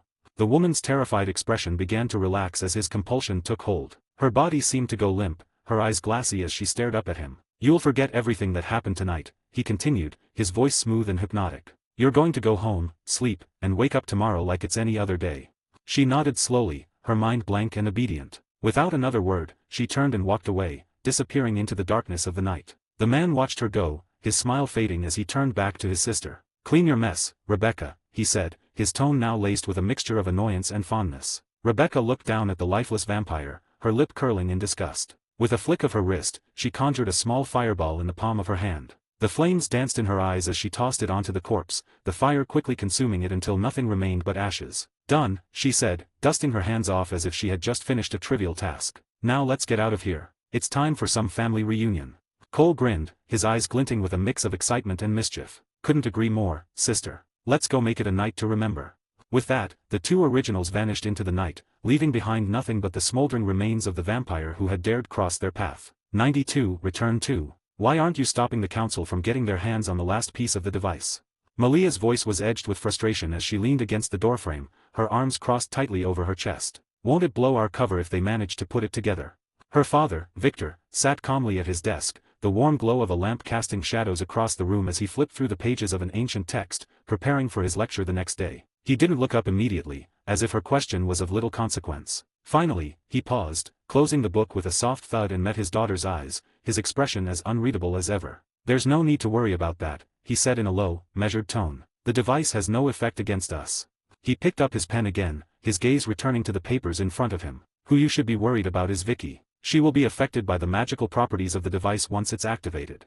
Malia's brow furrowed, her annoyance flaring as she pushed off the doorframe, pacing the room. "And why?" she began, her voice tinged with incredulity. "Should I care about Vicky? I don't know her that well." Her father didn't look at her, his focus seemingly back on his work as he calmly replied, "Because that's your assignment." Malia stopped in her tracks, staring at him in disbelief, her mouth slightly open. "My assignment?" she repeated, her voice raising just a little, struggling to comprehend what he meant. The frustration was evident in the furrow of her brow, the way her hands curled into fists at her sides. "What do you mean that's my assignment?" Before Victor could respond, a soft click of heels echoed down the hallway, and Malia's mother, Katsia, entered the room with a knowing smile, holding a glass of bourbon for Victor. Her presence commanded attention, her elegance sharpened by an underlying, dangerous edge. "Malia, darling," Katsia began, her voice smooth as silk, yet carrying an unmistakable authority. She moved toward Victor, gracefully setting the glass on the desk before turning her attention to her daughter. "Without using your vampire or werewolf abilities and only relying on your magic, I want you to create an artifact to shield Vicky from the effects of Jonathan Gilbert's device."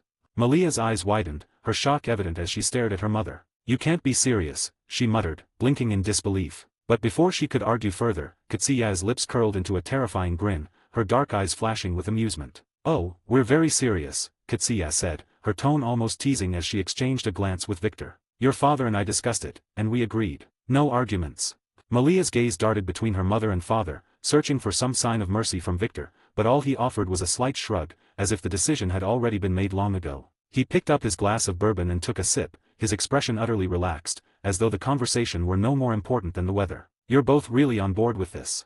Malia asked, her voice laced with disbelief as her eyes lingered on her father, hoping for some sign that he would relent. Victor set the glass down and leaned back in his chair, meeting his daughter's eyes with a calm but firm expression. "You'll thank us later," he said simply, the faintest hint of a smirk playing at the corner of his lips. Malia's shoulders slumped slightly as she realized there was no way out of this. She let out an exasperated sigh, her frustration clear in the way she threw her hands up in defeat. "Fine," she muttered under her breath. "I'll do it."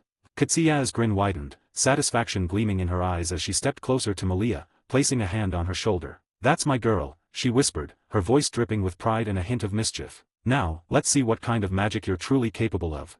Malia shot her mother a glare, still not entirely thrilled, but there was a flicker of determination in her eyes. With a heavy sigh, Malia turned on her heel and left her parents behind, their voices fading as she made her way through the winding halls of the Michelson home. The house was large and imposing, the echoes of her footsteps bouncing off the walls, but her mind was preoccupied with her new, unwanted assignment. As she entered the living room, a strange, creeping sensation prickled at the back of her neck, an instinct she had learned not to ignore. Something was wrong. She paused mid-step, her senses heightened, and just as she spun around, her hand shot up with lightning speed, catching a dagger hurtling toward her. She stared at the gleaming blade in her hand, her lips curling into an exasperated smile. "Really, Uncle Cole?" she said, shaking her head as she lowered the weapon. "Still not going to stop pulling all these tricks?" From the shadows, Cole stepped forward, his usual mischievous grin plastered across his face. His dark eyes sparkled with amusement as he sauntered toward her, hands in his pockets. "And missed the part where I get to teach my favorite niece a lesson or two." He chuckled as he flopped down onto the couch, lounging as if he owned the place. "Come on, Malia. You know me better than that." Malia rolled her eyes, though a smirk tugged at the corner of her lips. "One of these days, I'm going to throw one of these back at you." Cole raised a playful brow, leaning forward with mock seriousness. "Oh, I'm counting on it." Before Malia could respond, the sound of footsteps approached from the other side of the room. Rebecca entered, her eyes quickly scanning the space as if something were amiss. She furrowed her brow, crossing her arms as her gaze settled on Malia. "Where is everyone?" she asked, her voice carrying a slight edge of irritation. "Where are Freya, Elijah, and Henrik? And why is this house so empty?" Malia shrugged, stepping past Cole as she made her way to the bar, moving with effortless grace as she vamped speed to prepare drinks for her aunt and uncle. "Not sure where Aunt Freya or Uncle Elijah are," she said, grabbing a glass. "But Henrik's probably at Elena's. He mentioned something about helping her with something." Malia turned back to them, a drink in each hand, handing one to Cole and the other to Rebecca. "Here," she said with a small smile, "something to take the edge off."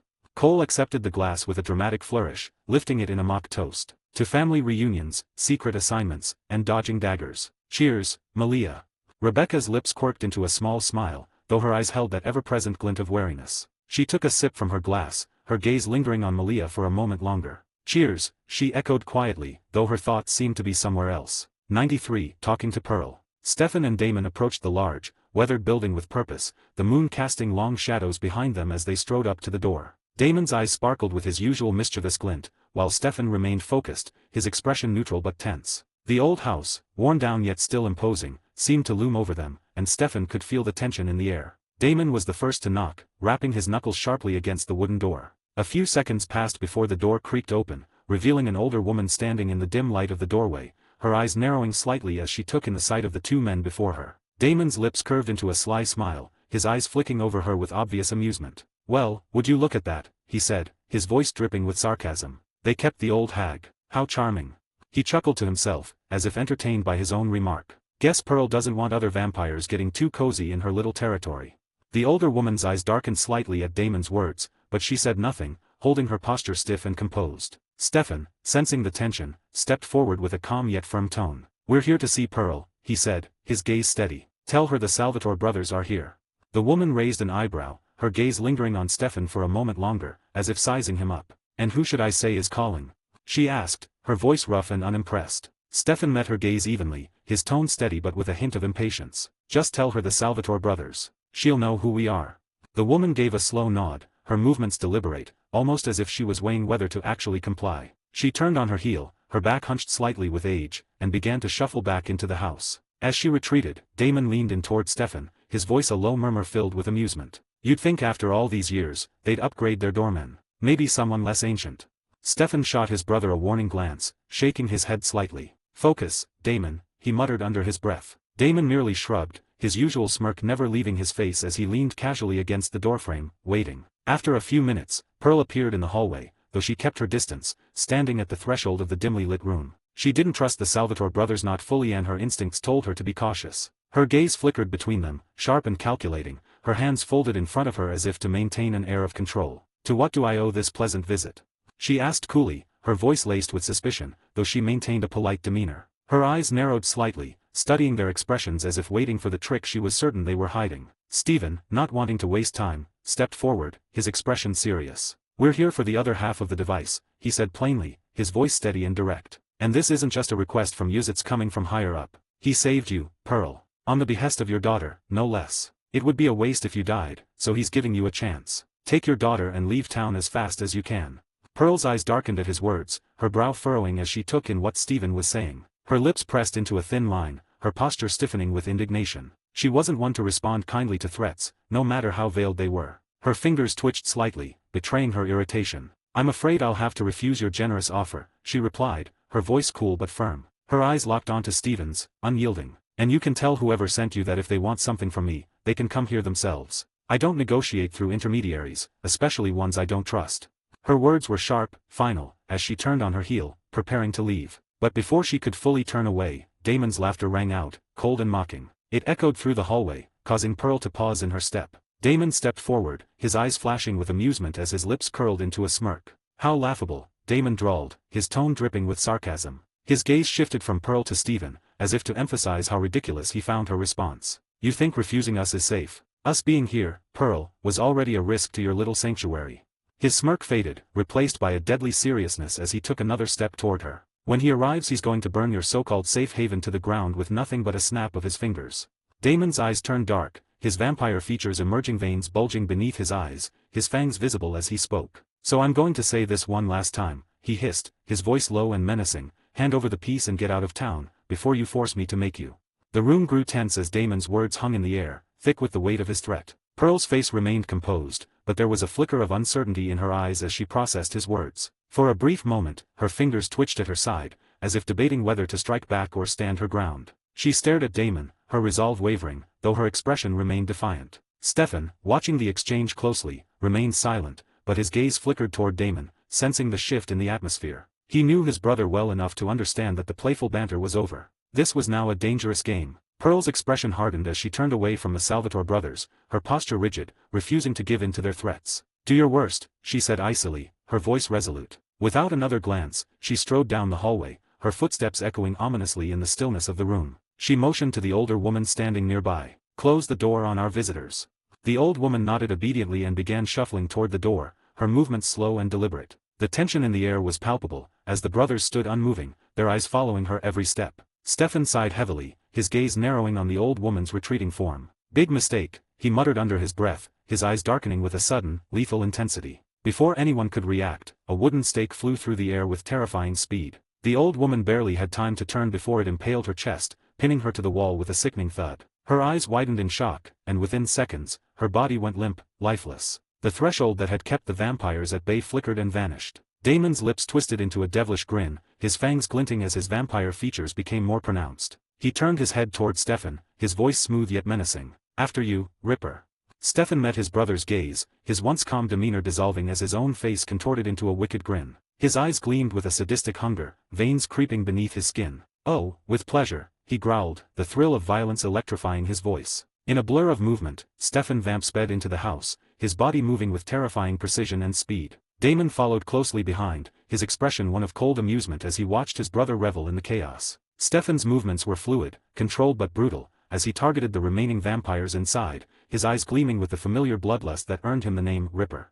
Damon, always the observer, leaned casually against the wall for a moment, watching Stefan with a twisted sense of pride. Always one for dramatic entrances, he mused quietly, before springing into action himself, his laughter echoing through the room as he joined the fray. Pearl, hearing the commotion, froze mid-step, her heart sinking as the sound of Stefan's rampage reverberated through the house. She turned slowly, dread pooling in her stomach as she realized the magnitude of her mistake. The brothers were in. 94, they all are. The house was a scene of absolute carnage. Headless bodies lay scattered across the floor, blood pooling around mutilated limbs and torn torsos. The air was thick with the metallic scent of blood, and the silence that followed was suffocating in the wake of the massacre. Stefan and Damon stood among the chaos, their clothes and faces stained with blood, their expressions calm, almost bored. Stefan casually wiped his hands on a torn piece of fabric he had ripped from one of the fallen vampires, his movements precise, almost methodical. His face showed no remorse, only the quiet satisfaction that came after indulging his darker urges. Damon, sitting comfortably on a blood-splattered chair,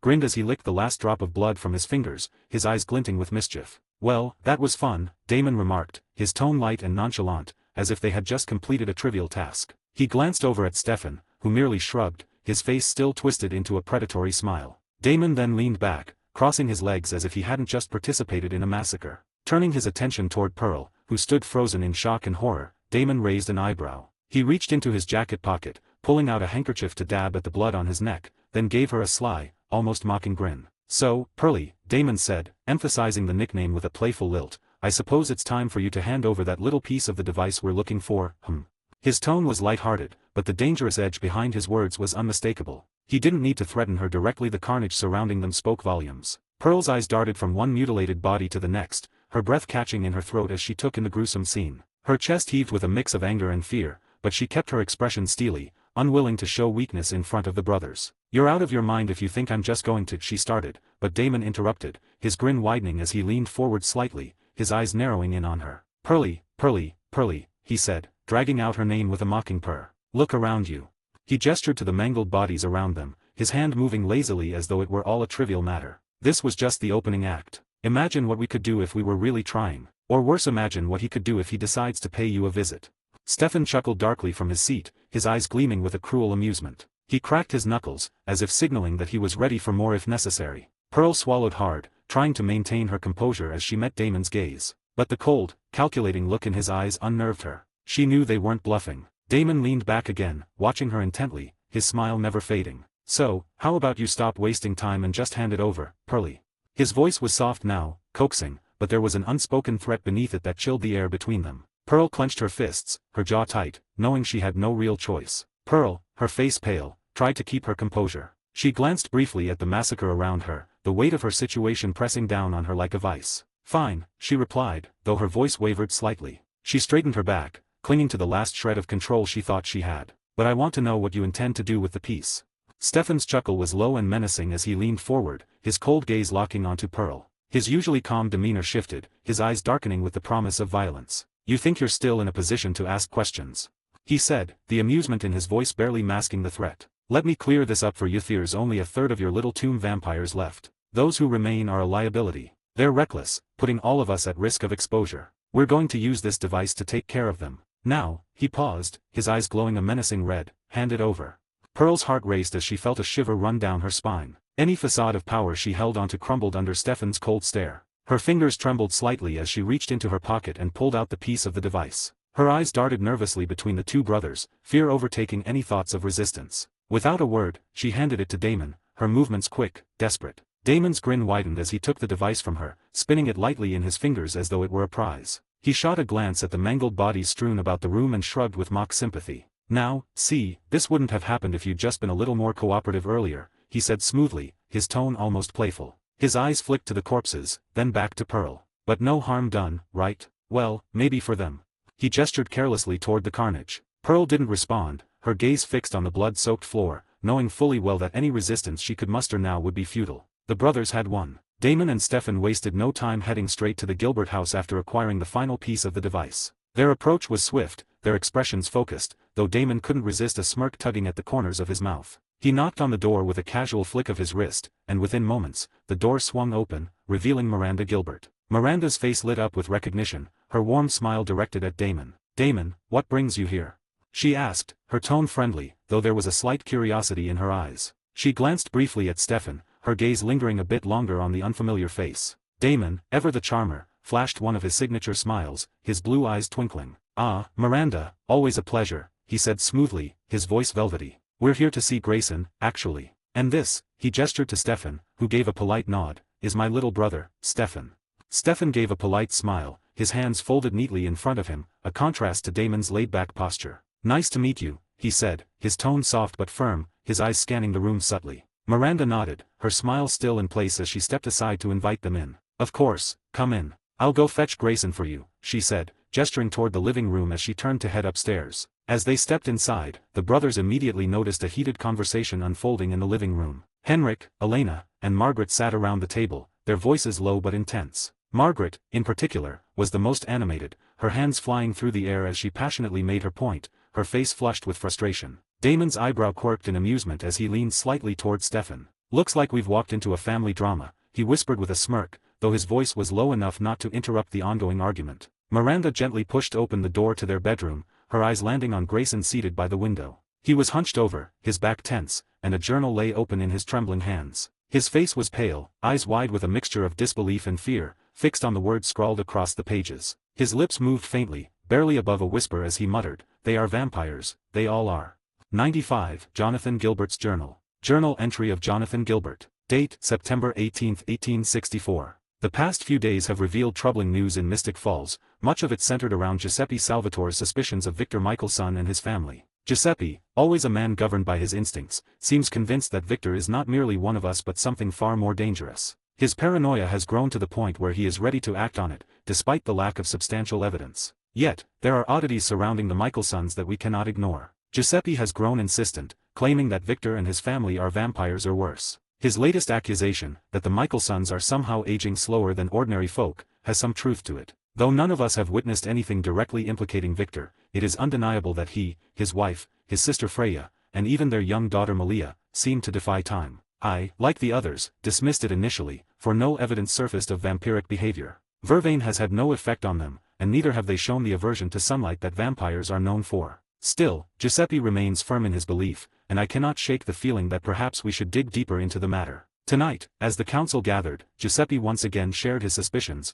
this time with the sheriff, William Forbes, at his side. William, normally cautious, has found himself agreeing with Giuseppe's concerns. In light of recent events, strange deaths around town, with bodies drained of blood, William could no longer ignore the uneasy coincidences. He suspects the Michaelsons as well. As the council meeting progressed, tempers flared. Jacob Lockwood and Thomas Fell remained skeptical, trying to ground us in logic. They pointed out that vampires cannot have children, reminding us that Victor has a daughter, Malia. However, Giuseppe's rage is blinding him to reason. He doesn't care for logic, only for ridding Mystic Falls of what he believes is a growing threat. Despite the council's reluctance, William Forbes and Giuseppe have concocted a plan. Tomorrow night, Giuseppe will confront the Michaelsons while William slips into their home unnoticed. If Giuseppe's suspicions are proven correct, we will not hesitate to act. We will end this threat, no matter how dire it becomes. If Victor and his family are indeed what Giuseppe claims, it could mean the difference between life and death for the people of Mystic Falls. The Founders' Council will protect this town at any cost, even if it means challenging the Michaelsons family we once thought of as allies. Giuseppe's determination is unmatched, but I fear his obsession with this hunt may lead us into dangerous territory. Still, we must see this through, for the sake of Mystic Falls and its future. Date, September 19, 1864. What unfolded tonight was far beyond what any of us could have imagined. William had successfully infiltrated the Michaelsons' estate while Giuseppe approached Victor directly. What he found confirmed our worst fears. Stefan and Damon, Giuseppe's own sons, were feeding on human blood, watched over by Victor and Freya. The sight shattered any doubts we might have held. The Salvatore brothers have indeed become vampires, and they are under the protection of the Michaelsons. The moment Giuseppe witnessed this abomination, he was overcome with fury, vowing to destroy the creatures that his sons had become. In his blind rage, he aimed his musket at Stefan, ready to kill him. But before the shot could reach its target, Freya, with abilities unlike anything I've ever seen, intervened. She destroyed the bullet in midair, and not with any weapon. She used magic conjuring power with her hands, deflecting the bullet and making it vanish into dust. This was no vampire trick. Freya is something far worse than a vampire, something far more powerful. Giuseppe, enraged and terrified, turned his weapon on her next, only to meet the same result. His attacks were useless against her. Then, in a chilling display, Freya conjured fire from thin air, using it to burn the corpses that had already fallen victim to Damon's hunger. The message was clear: she is not to be trifled with. It was then that the Michaelsons made their position known. Victor, as calm as ever, addressed Giuseppe with cold calculation. He had no intention of hiding what they were any longer. Victor handed his young daughter, Malia, to a woman named Katsia, his wife, someone who had arrived without any of us realizing. She, too, bore a power unlike anything I had seen before. As we gathered our forces to attack the Michaelsons, it became clear that our efforts would be in vain. They are no ordinary vampires, and they have allies we know nothing about. Giuseppe's rage blinded him to the sheer magnitude of the situation. His instincts were correct about the Michaelsons, but we are woefully unprepared for the battle ahead. Michael himself arrived shortly after, his presence as commanding as ever. He and his wife Esther now stand united with their children, facing off against Giuseppe and the rest of us. Despite the sheer numbers on our side, I cannot shake the feeling that we are walking into a slaughter. This night will be the turning point for Mystic Falls. Whether it ends in victory or utter ruin, I cannot say. I only hope the Founders are prepared for what they've unleashed. Present day, Grayson Gilbert. Grayson's hands trembled as he turned the final page of the journal. His mind reeled with the implications of what he'd just read. The journal, written by his ancestor Jonathan Gilbert, detailed events that had been kept secret for generations. The confrontation with the Michaelsons, the truth about vampires, and now, with the Salvatore brothers back in Mystic Falls, history seemed to be repeating itself. He couldn't deny it any longer. His town was once again at the mercy of vampires, just as it had been in the days of his ancestors. And now, with Damon and Stefan coming to his doorstep, the weight of Jonathan's words pressed heavily on his shoulders. They're vampires, they all are, Grayson muttered, the journal slipping from his trembling fingers as a cold realization gripped him. The sound of a knock on the door pulled him from his thoughts, and within moments, the Salvatore brothers entered his home. The storm of history was coming for Mystic Falls once again. 96, stopping Stefan. They're vampires, they all are. Grayson's voice barely rose above a whisper, but the weight behind his words was palpable. Miranda, who had just stepped into the room, froze. She had caught the tremor in his voice, something that was so unlike him, and it made her uneasy. Her brow furrowed in confusion as she looked at her husband, standing rigidly by the window with his back to her. The dim light filtering through the curtains cast long shadows across the room, accentuating the tense atmosphere that clung to the air. "What are you talking about, Grayson?" Miranda asked, her voice soft, laced with concern. She took a tentative step forward, noticing the way his shoulders were hunched, as if weighed down by an invisible burden. "And why do you look like that? What's wrong?" Grayson turned slowly to face her, his eyes wide and frantic. He looked like a man who had just seen something that shattered his entire reality. His lips parted, but no sound came out for a moment, as if he couldn't quite find the words. His face was pale, and sweat dotted his brow. The journal that had slipped from his hands moments ago lay forgotten at his feet. "We have to leave, Miranda," he finally said, his voice barely steady. His eyes darted around the room, as if he were being watched, or worse hunted. "We have to get out of Mystic Falls. Get the kids, we're leaving." Miranda blinked, trying to process what she was hearing. Her heart skipped a beat as confusion clouded her thoughts. Leave Mystic Falls? Just like that? "Grayson, what are you?" She stopped herself, realizing she wouldn't get any clear answers from him in his current state. His expression was wild, desperate, and something told her that pushing him right now would only make things worse. Her fingers curled into fists at her sides, her nails pressing into her palms as she took a steadying breath. "Okay," she murmured, trying to sound calm, though she didn't understand what had him so rattled. She decided to switch focus, thinking perhaps that grounding him in the present would help. "The Salvatore brothers Damon and Stefan. They're outside. They're looking for you." As soon as the names left her lips, she saw a flicker of something dark in Grayson's eyes. It was more than fear, it was a deep, visceral dread. His jaw clenched so tightly she could see the muscle twitch beneath his skin. He recoiled slightly, as if the mention of Damon and Stefan physically hurt him. She hesitated, watching his reaction with growing unease. "Did you hear me?" she asked, her voice softer now, as if afraid to push him too hard. He didn't answer, didn't even blink. His gaze had grown distant, locked onto something far beyond the room they were in, far beyond her. It was like he was already gone, lost in the terror that gripped him. His breathing had quickened, shallow and erratic, his hands shaking by his sides. Miranda stood there for a moment longer, her heart hammering in her chest. She knew Grayson well. He was not the type to scare easily, let alone lose himself to it. But whatever he had discovered, whatever he had seen or read in that journal, it had broken something inside him. Without another word, she turned away, leaving him standing there. She could feel his panic, his fear gnawing at the edges of her own calm. But she needed to stay grounded, to figure out what was happening. Maybe once he had calmed down, she could make sense of all this. Right now, though, she had to confront the Salvatore brothers. "He'll be with you in a moment," Miranda said, descending the staircase with practiced grace, her face a mask of calm despite the storm brewing inside her. Damon looked up from where he lounged casually on the couch, flashing her a charming, but knowing smile. "Okay, and while you're at it, could I trouble you for something to drink? My throat's a bit dry." His voice was smooth, yet there was something sly hidden behind his polite request, his piercing eyes never quite leaving hers. Miranda forced a smile, nodding. "Of course. Please, make yourselves at home," she replied, though her words felt distant, her mind clearly elsewhere. She quickly turned on her heel and headed to the kitchen, her footsteps soft but hurried. As soon as she disappeared around the corner, Stefan shifted in his seat. His gaze flickered toward the stairs, and in one fluid motion, he stood up. His movements were quiet, almost too quiet, as if he were trying to avoid attracting attention. He glanced toward Damon, who was still reclining with a lazy smirk on his face, seemingly unconcerned with his brother's sudden restlessness. But before Stefan could even take a step toward the staircase, a blur of motion appeared before him, and suddenly Henrik stood in his path. His arrival was so swift, it sent a gust of wind rippling through the room. Henrik's eyes, usually calm and measured, were sharp and glowing with power. "Stand down," Henrik said, his voice low, but commanding, like a distant rumble of thunder. He didn't raise his voice, but the authority behind it was enough to freeze Stefan in place. "Don't even think about doing what you intend to do."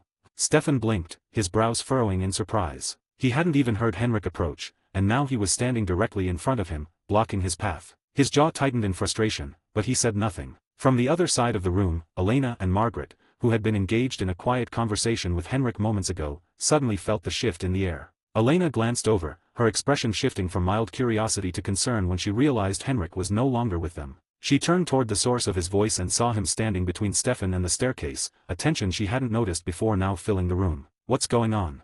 Elena asked, stepping forward hesitantly, her eyes flicking between Stefan and Henrik. Meanwhile, Margaret remained seated, her legs crossed, watching the unfolding scene with a glint of interest in her eyes. Unlike Elena, she seemed entirely unfazed by the sudden shift in the atmosphere. Her lips curled into a faint smile as she leaned back in her chair, her gaze never leaving Henrik and Stefan. She wasn't going to interfere. This was far too entertaining to interrupt. Stefan clenched his fists, his posture stiffening as he took a step back, forced to reconsider his plan. He wasn't reckless enough to challenge Henrik outright. Henrik didn't move, his gaze unwavering as he stared down Stefan. His presence alone seemed to command the room, like a predator watching its prey with cold, calculated patience. "Go no further, or you won't like what happens next," he warned, his voice smooth, but with a dangerous edge. Elena let out a breath she didn't realize she had been holding, her shoulders relaxing slightly as she approached Henrik. "What was that all about?"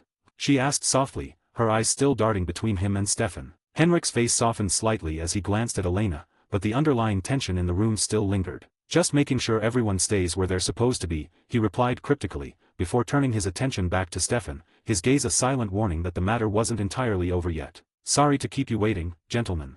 97, Stefan wouldn't. 97, Stefan wouldn't. The tension in the room hadn't entirely dissipated as Miranda returned, carrying a tray with 2 glasses of iced tea. Her hands trembled slightly, though she tried her best to steady them, forcing a polite smile onto her face as she approached Damon and Stefan. "Sorry to keep you waiting, gentlemen," she said, setting the tray down on the coffee table in front of them. Her voice carried a strained warmth, the kind that comes with someone determined to maintain composure despite the unease bubbling beneath the surface. Damon, ever the charmer, offered her a gracious smile as he reached for one of the glasses. He swirled the liquid thoughtfully before taking a small sip, his eyes never leaving Miranda's. "Much appreciated, Miranda," he said smoothly, though there was a distinct undercurrent of mischief in his tone. Stefan, however, remained standing, his expression more serious. His sharp gaze tracked every subtle movement in the room, finally landing on Grayson as he descended the stairs. Grayson's face was still pale, but his jaw was set with determination, his earlier panic now hidden behind a mask of resolve. He hesitated when he saw Stefan, but Damon's calm demeanor seemed to ease some of the tension.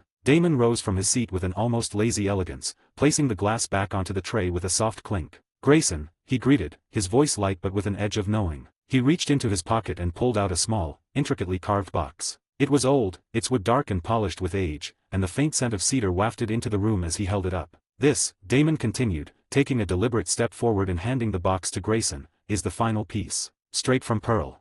Grayson's hand hovered for a moment, his eyes flickering with uncertainty as he glanced between Damon and the box. Finally, he took it, the weight of it feeling heavier than it should have been. His fingers brushed against the smooth surface as he opened it, revealing a small, antique key nestled inside. His breath hitched almost imperceptibly as he stared at it, realization dawning in his eyes. Stefan stepped closer, his presence more commanding now. His posture was rigid, and though he said nothing, the intensity of his gaze spoke volumes. His eyes bore into Grayson's, a silent warning etched within them. It was as if he were telling him, "Don't make a mistake with this. Don't forget who gave it to you." Grayson swallowed hard, his throat bobbing visibly as he nodded. His voice came out hoarse, almost a whisper. "Thank you."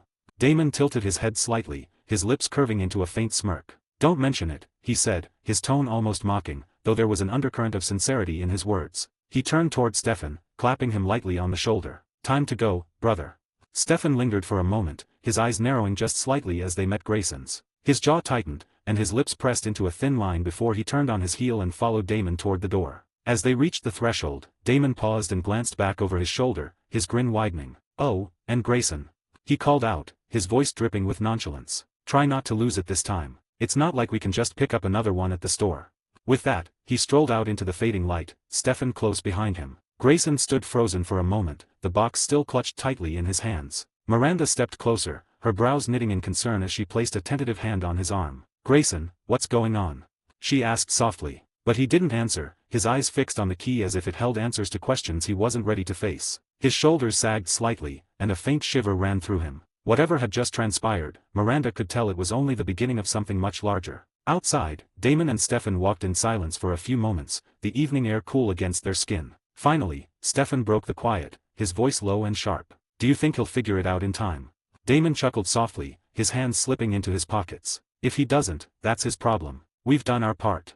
His smile faded slightly, and his expression grew distant, his usual playful air giving way to something far more serious. "But let's just hope he makes the right choice for everyone's sake." Stefan said nothing, his jaw tightening as he cast a lingering glance back toward the house before the brothers disappeared into the shadows of the night. Back at the Gilbert house, Elena's brow furrowed as she leaned against the porch railing, her arms crossed tightly over her chest. The soft glow of the porch light highlighted the worry etched across her face, her usually warm hazel eyes clouded with concern. She hadn't missed the charged atmosphere in the house or the pointed exchange between Henrik and Stefan before he left with Damon. Her gaze flicked toward Henrik, who stood a few feet away, his tall frame bathed in the dim light. He was tense, his posture rigid as he stared off into the darkened yard. His jaw was tight, and his hands hung loosely at his sides, though his fingers twitched occasionally, betraying the storm of thoughts raging in his mind. What happened, Henrik? Elena asked finally, her voice soft but insistent. She took a step closer, her eyes searching his face. Why did you confront Stefan like that? What aren't you telling me?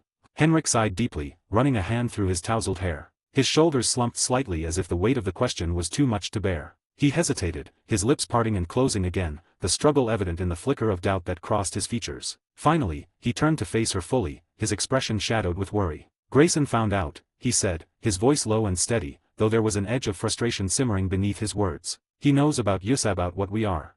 Elena's breath caught in her throat, her arms dropping to her sides. Her heart pounded as she stared at Henrik, disbelief mingling with a rising tide of fear. He knows they're vampires? She asked, her voice barely above a whisper. Henrik nodded, his jaw tightening. And Stefan, he wanted to take care of him. His voice darkened, and a flash of anger lit his eyes. He thought it would be better to eliminate the problem before it escalated. Elena's hand flew to her mouth, her eyes wide. No, she murmured, shaking her head as if denying the very possibility could make it untrue. Stefan wouldn't. Yes, he wouldn't, but look at the greater picture. If Grayson was to rat them out to the council, then there is going to be another bloodbath in Mystic Falls and nobody wants that. Miranda said, which surprisingly was what Henrik was about to say. 98. Putting the pieces together. As the door to the Michelson mansion creaked open, Stefan and Damon stepped inside, their boots making soft thuds against the polished hardwood floor. The grand interior was dimly lit, the chandeliers casting a warm glow that flickered faintly, mirroring the tension etched on their faces. Damon moved with his usual swagger, his hands slipping casually into his leather jacket pockets. His expression was unreadable at first glance, but his eyes glimmered with a faint mix of triumph and weariness. He glanced at Stefan, whose posture was noticeably stiff, his movements calculated and purposeful as though he were steeling himself for the conversation ahead. At the far end of the lavish sitting room, Victor Michelson stood near a roaring fireplace, his tall frame silhouetted against the flames. The Michelson brother exuded an air of authority, his piercing blue eyes glinting as they met Damon and Stefan's. His lips curled into a faint smile, one that didn't quite reach his eyes. You've returned, Victor said, his deep voice resonating through the room. He turned slightly, his tailored suit catching the light as he gestured for them to approach. Damon was the first to break the silence, his smirk forming with practiced ease. Mission accomplished, he drawled, withdrawing his hands from his pockets and spreading them out theatrically. Grayson has the last piece. We even gift-wrapped it for him. Victor's smile widened fractionally as he nodded, the movement slow and deliberate. You've done well, he said, his tone calm yet laced with a subtle undercurrent of approval. His gaze shifted to Stefan, studying the younger Salvatore intently. Stefan returned the look, his jaw tightening. His shoulders were taut, and though he remained silent, his clenched fists betrayed his unease. He wasn't here to bask in Victor's praise, and the flicker of doubt in his eyes spoke volumes. You don't seem pleased, Stefan, Victor remarked, arching a brow. He stepped closer, his movements graceful yet imposing. Is there something troubling you? Damon let out a quiet chuckle, shaking his head as he moved to pour himself a glass of bourbon from a nearby decanter. Oh, don't mind him. He's just upset that we had to play delivery boys. He raised the glass in a mock toast before taking a sip, his expression briefly darkening. It's not that, Stefan said, his voice steady but tinged with frustration. He met Victor's gaze, his green eyes sharp. It's Grayson. You're putting a lot of trust in him to handle this responsibly. Victor's smile faded slightly, and his head tilted in a gesture of measured patience. Grayson understands what's at stake, he said, his voice firm. And now, he has everything he needs. If he chooses poorly, Victor's lips pressed into a thin line, his expression hardening. Well, let's hope it doesn't come to that. Stefan's shoulders sagged just a fraction, a shadow of resignation crossing his features. Damon, meanwhile, downed the rest of his bourbon and set the glass down with a loud clink. Well, on that cheerful note, Damon said, flashing a grin that didn't quite reach his eyes, our job here is done. Unless you've got another wild goose chase for us. Victor chuckled softly, the sound low and almost mocking. No, Damon, you've done your part. You're free to go. Damon clapped Stefan on the shoulder as he turned toward the door. Come on, brother. Let's leave the scheming to the professionals. Stefan hesitated for a moment, his gaze lingering on Victor. The eldest Michaelson's expression remained composed, but there was an unmistakable weight in his eyes, a quiet warning that left no room for doubt. Finally, Stefan turned and followed Damon, his footsteps heavy against the floor. In the dim solitude of his study, Grayson Gilbert sat hunched over his desk, the faint light of a desk lamp casting long, wavering shadows across the room. The antique key Damon had given him lay before him, its intricate details glinting faintly under the light. Beside it were the other fragments he had painstakingly gathered over months, pieces of wood, metal, and stone, all bearing the same strange carvings and runes. Grayson's hands trembled as he reached for the key, his breath shallow and uneven. His usually composed demeanor had given way to an uncharacteristic restlessness, his brows furrowed and lips pressed into a tight line. He knew this was more than just an artifact, it was a puzzle, one that carried a weight far greater than he could fully understand. He inhaled deeply, trying to steady himself, before picking up the first piece of the fragmented object. The cold, worn surface of the artifact felt heavy in his hands, as though it carried centuries of secrets. His fingers traced the grooves instinctively, his mind working through the intricate patterns and symbols. With a deliberate slowness, he pressed the key into a slot on the largest fragment. It fit perfectly, sliding in with a faint, almost imperceptible click. Grayson exhaled sharply, his shoulders relaxing for a moment before he leaned forward again, scrutinizing the remaining pieces. The process was methodical, almost ritualistic. He worked in silence, his movements precise despite the tension radiating from him. Each piece clicked into place with a soft, satisfying sound, forming a structure that began to resemble a larger object, a circular contraption, ancient and foreboding. As the last piece neared completion, Grayson paused, his hands hovering above it. His jaw clenched, and a bead of sweat rolled down his temple. For a brief moment, doubt clouded his expression. What am I doing? What will this unlock? But then, the memory of Damon's smirk and Stefan's intense stare returned to him, hardening his resolve. With a final push, he connected the last fragment. The completed object glowed faintly for a split second before settling into an ominous stillness. Grayson leaned back in his chair, his chest heaving as though he'd been holding his breath the entire time. His eyes, wide with a mix of awe and dread, fixated on the artifact now sitting on the desk. The device was intricate and almost otherworldly. Runes etched across its surface seemed to shift subtly in the dim light, creating an unsettling effect. Grayson's fingers twitched, as though tempted to reach for it, but he hesitated. His mind raced with questions. What had he just unleashed? What did this thing do? The silence was deafening, broken only by the faint creak of his chair as he shifted uneasily. His face betrayed a storm of emotions: curiosity, fear, determination. Finally, with trembling hands, he reached out and picked up the device, cradling it as though it were a fragile relic. His grip tightened, and his expression hardened into one of resolve. No turning back now, he muttered to himself, his voice barely audible. His gaze flicked toward the doorway, his ears straining for any sound beyond the quiet hum of the house. But there was nothing: no Miranda, no Elena, no Jeremy. Just him and the weight of his decision. Grayson set the device down carefully and leaned forward again, his hands pressing against the desk as he stared at it. The room seemed to grow colder, the shadows deepening as though the artifact itself were drawing the light away. His breath misted faintly in the air, but he didn't flinch. He closed his eyes, his brow furrowing deeply. If this is the only way, he whispered, his voice thick with emotion. If this is what it takes to protect them. His words trailed off, swallowed by the oppressive silence. Grayson's shoulders sagged slightly, and for a moment, he seemed so small, just a man burdened by choices too heavy for one person to bear. Then, as if summoned by some unseen force, the artifact began to hum softly, its runes glowing faintly once more. Grayson's eyes snapped open, and though fear flickered in their depths, there was also a glint of determination. He leaned closer, his reflection staring back at him from the artifact's polished surface, and whispered, "Let's see what you're hiding." 99. Killing the Tomb Vampires 1. Grayson stood before the council in the opulent parlor of the Lockwood estate, the completed artifact resting on the large oak table at the center of the room. The council members, Mayor Lockwood, Carol Lockwood, Sheriff Forbes, and a few other prominent figures of Mystic Falls sat in a semicircle, their expressions a mixture of curiosity, skepticism, and thinly veiled tension. The air was heavy with anticipation as Grayson began his presentation, his voice calm but underpinned by a faint tremor. "This device," he said, gesturing toward the artifact, "is our answer. It's ancient, yes, but it's powerful. It's been designed to neutralize vampires en masse." The council members leaned in slightly, their eyes locked on the artifact. Mayor Lockwood's brow furrowed, his lips pressing into a tight line as though trying to gauge the full weight of Grayson's words. Carol's expression was carefully neutral, but her hands gripped the armrests of her chair tightly. Sheriff Forbes, always pragmatic, leaned forward with her elbows on her knees, her sharp eyes darting between Grayson and the device. "It looks delicate," one of the council members remarked, his tone laced with doubt. He gestured at the intricate carvings and glowing runes. "Are we supposed to believe that this little thing can handle all the tomb vampires at once?" Grayson straightened, his shoulders squaring. The doubt stung, but he swallowed his frustration and forced his voice to remain steady. "I've tested its components. Each piece works exactly as intended. Together, they create a powerful burst of energy specifically designed to incapacitate vampires. If we can gather them in one place, the device will do the rest." The room fell into a tense silence. The weight of the plan was palpable, and each council member's face betrayed a mix of hope and apprehension. Mayor Lockwood exchanged a glance with his wife, his lips tightening as he gave a small, almost imperceptible nod. "So, the next question," Victor interjected smoothly, his voice cutting through the silence like a blade. He stepped out of the shadows near the fireplace, where he had been observing the proceedings with a cool, detached air. "How do we gather them? Vampires from the tomb aren't exactly trusting."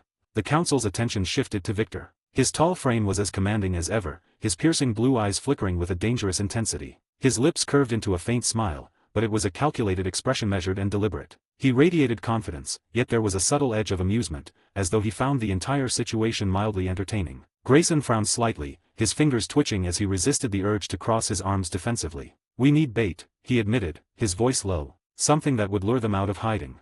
Victor took a step closer to the table, his movements fluid and almost predatory. "What better bait than the founding families themselves?" he suggested, his tone light but laced with undeniable authority. "A grand fundraiser. A public event, full of laughter, dancing, and indulgence. It's exactly the sort of thing to draw their attention."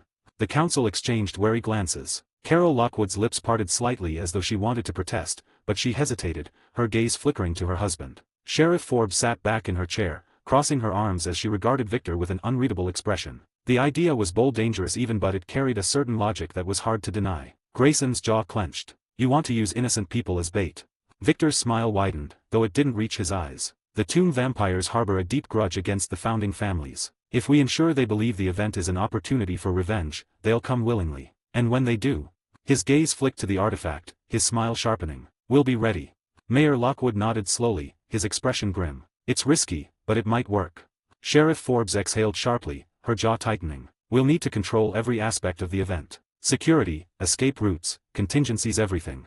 "Of course," Victor said smoothly, his tone almost dismissive. He moved to the edge of the room, pouring himself a drink from the decanter on the sideboard. His movements were slow, deliberate, his expression calm but unreadable. "This plan requires precision. A single misstep, and we risk more than just failure."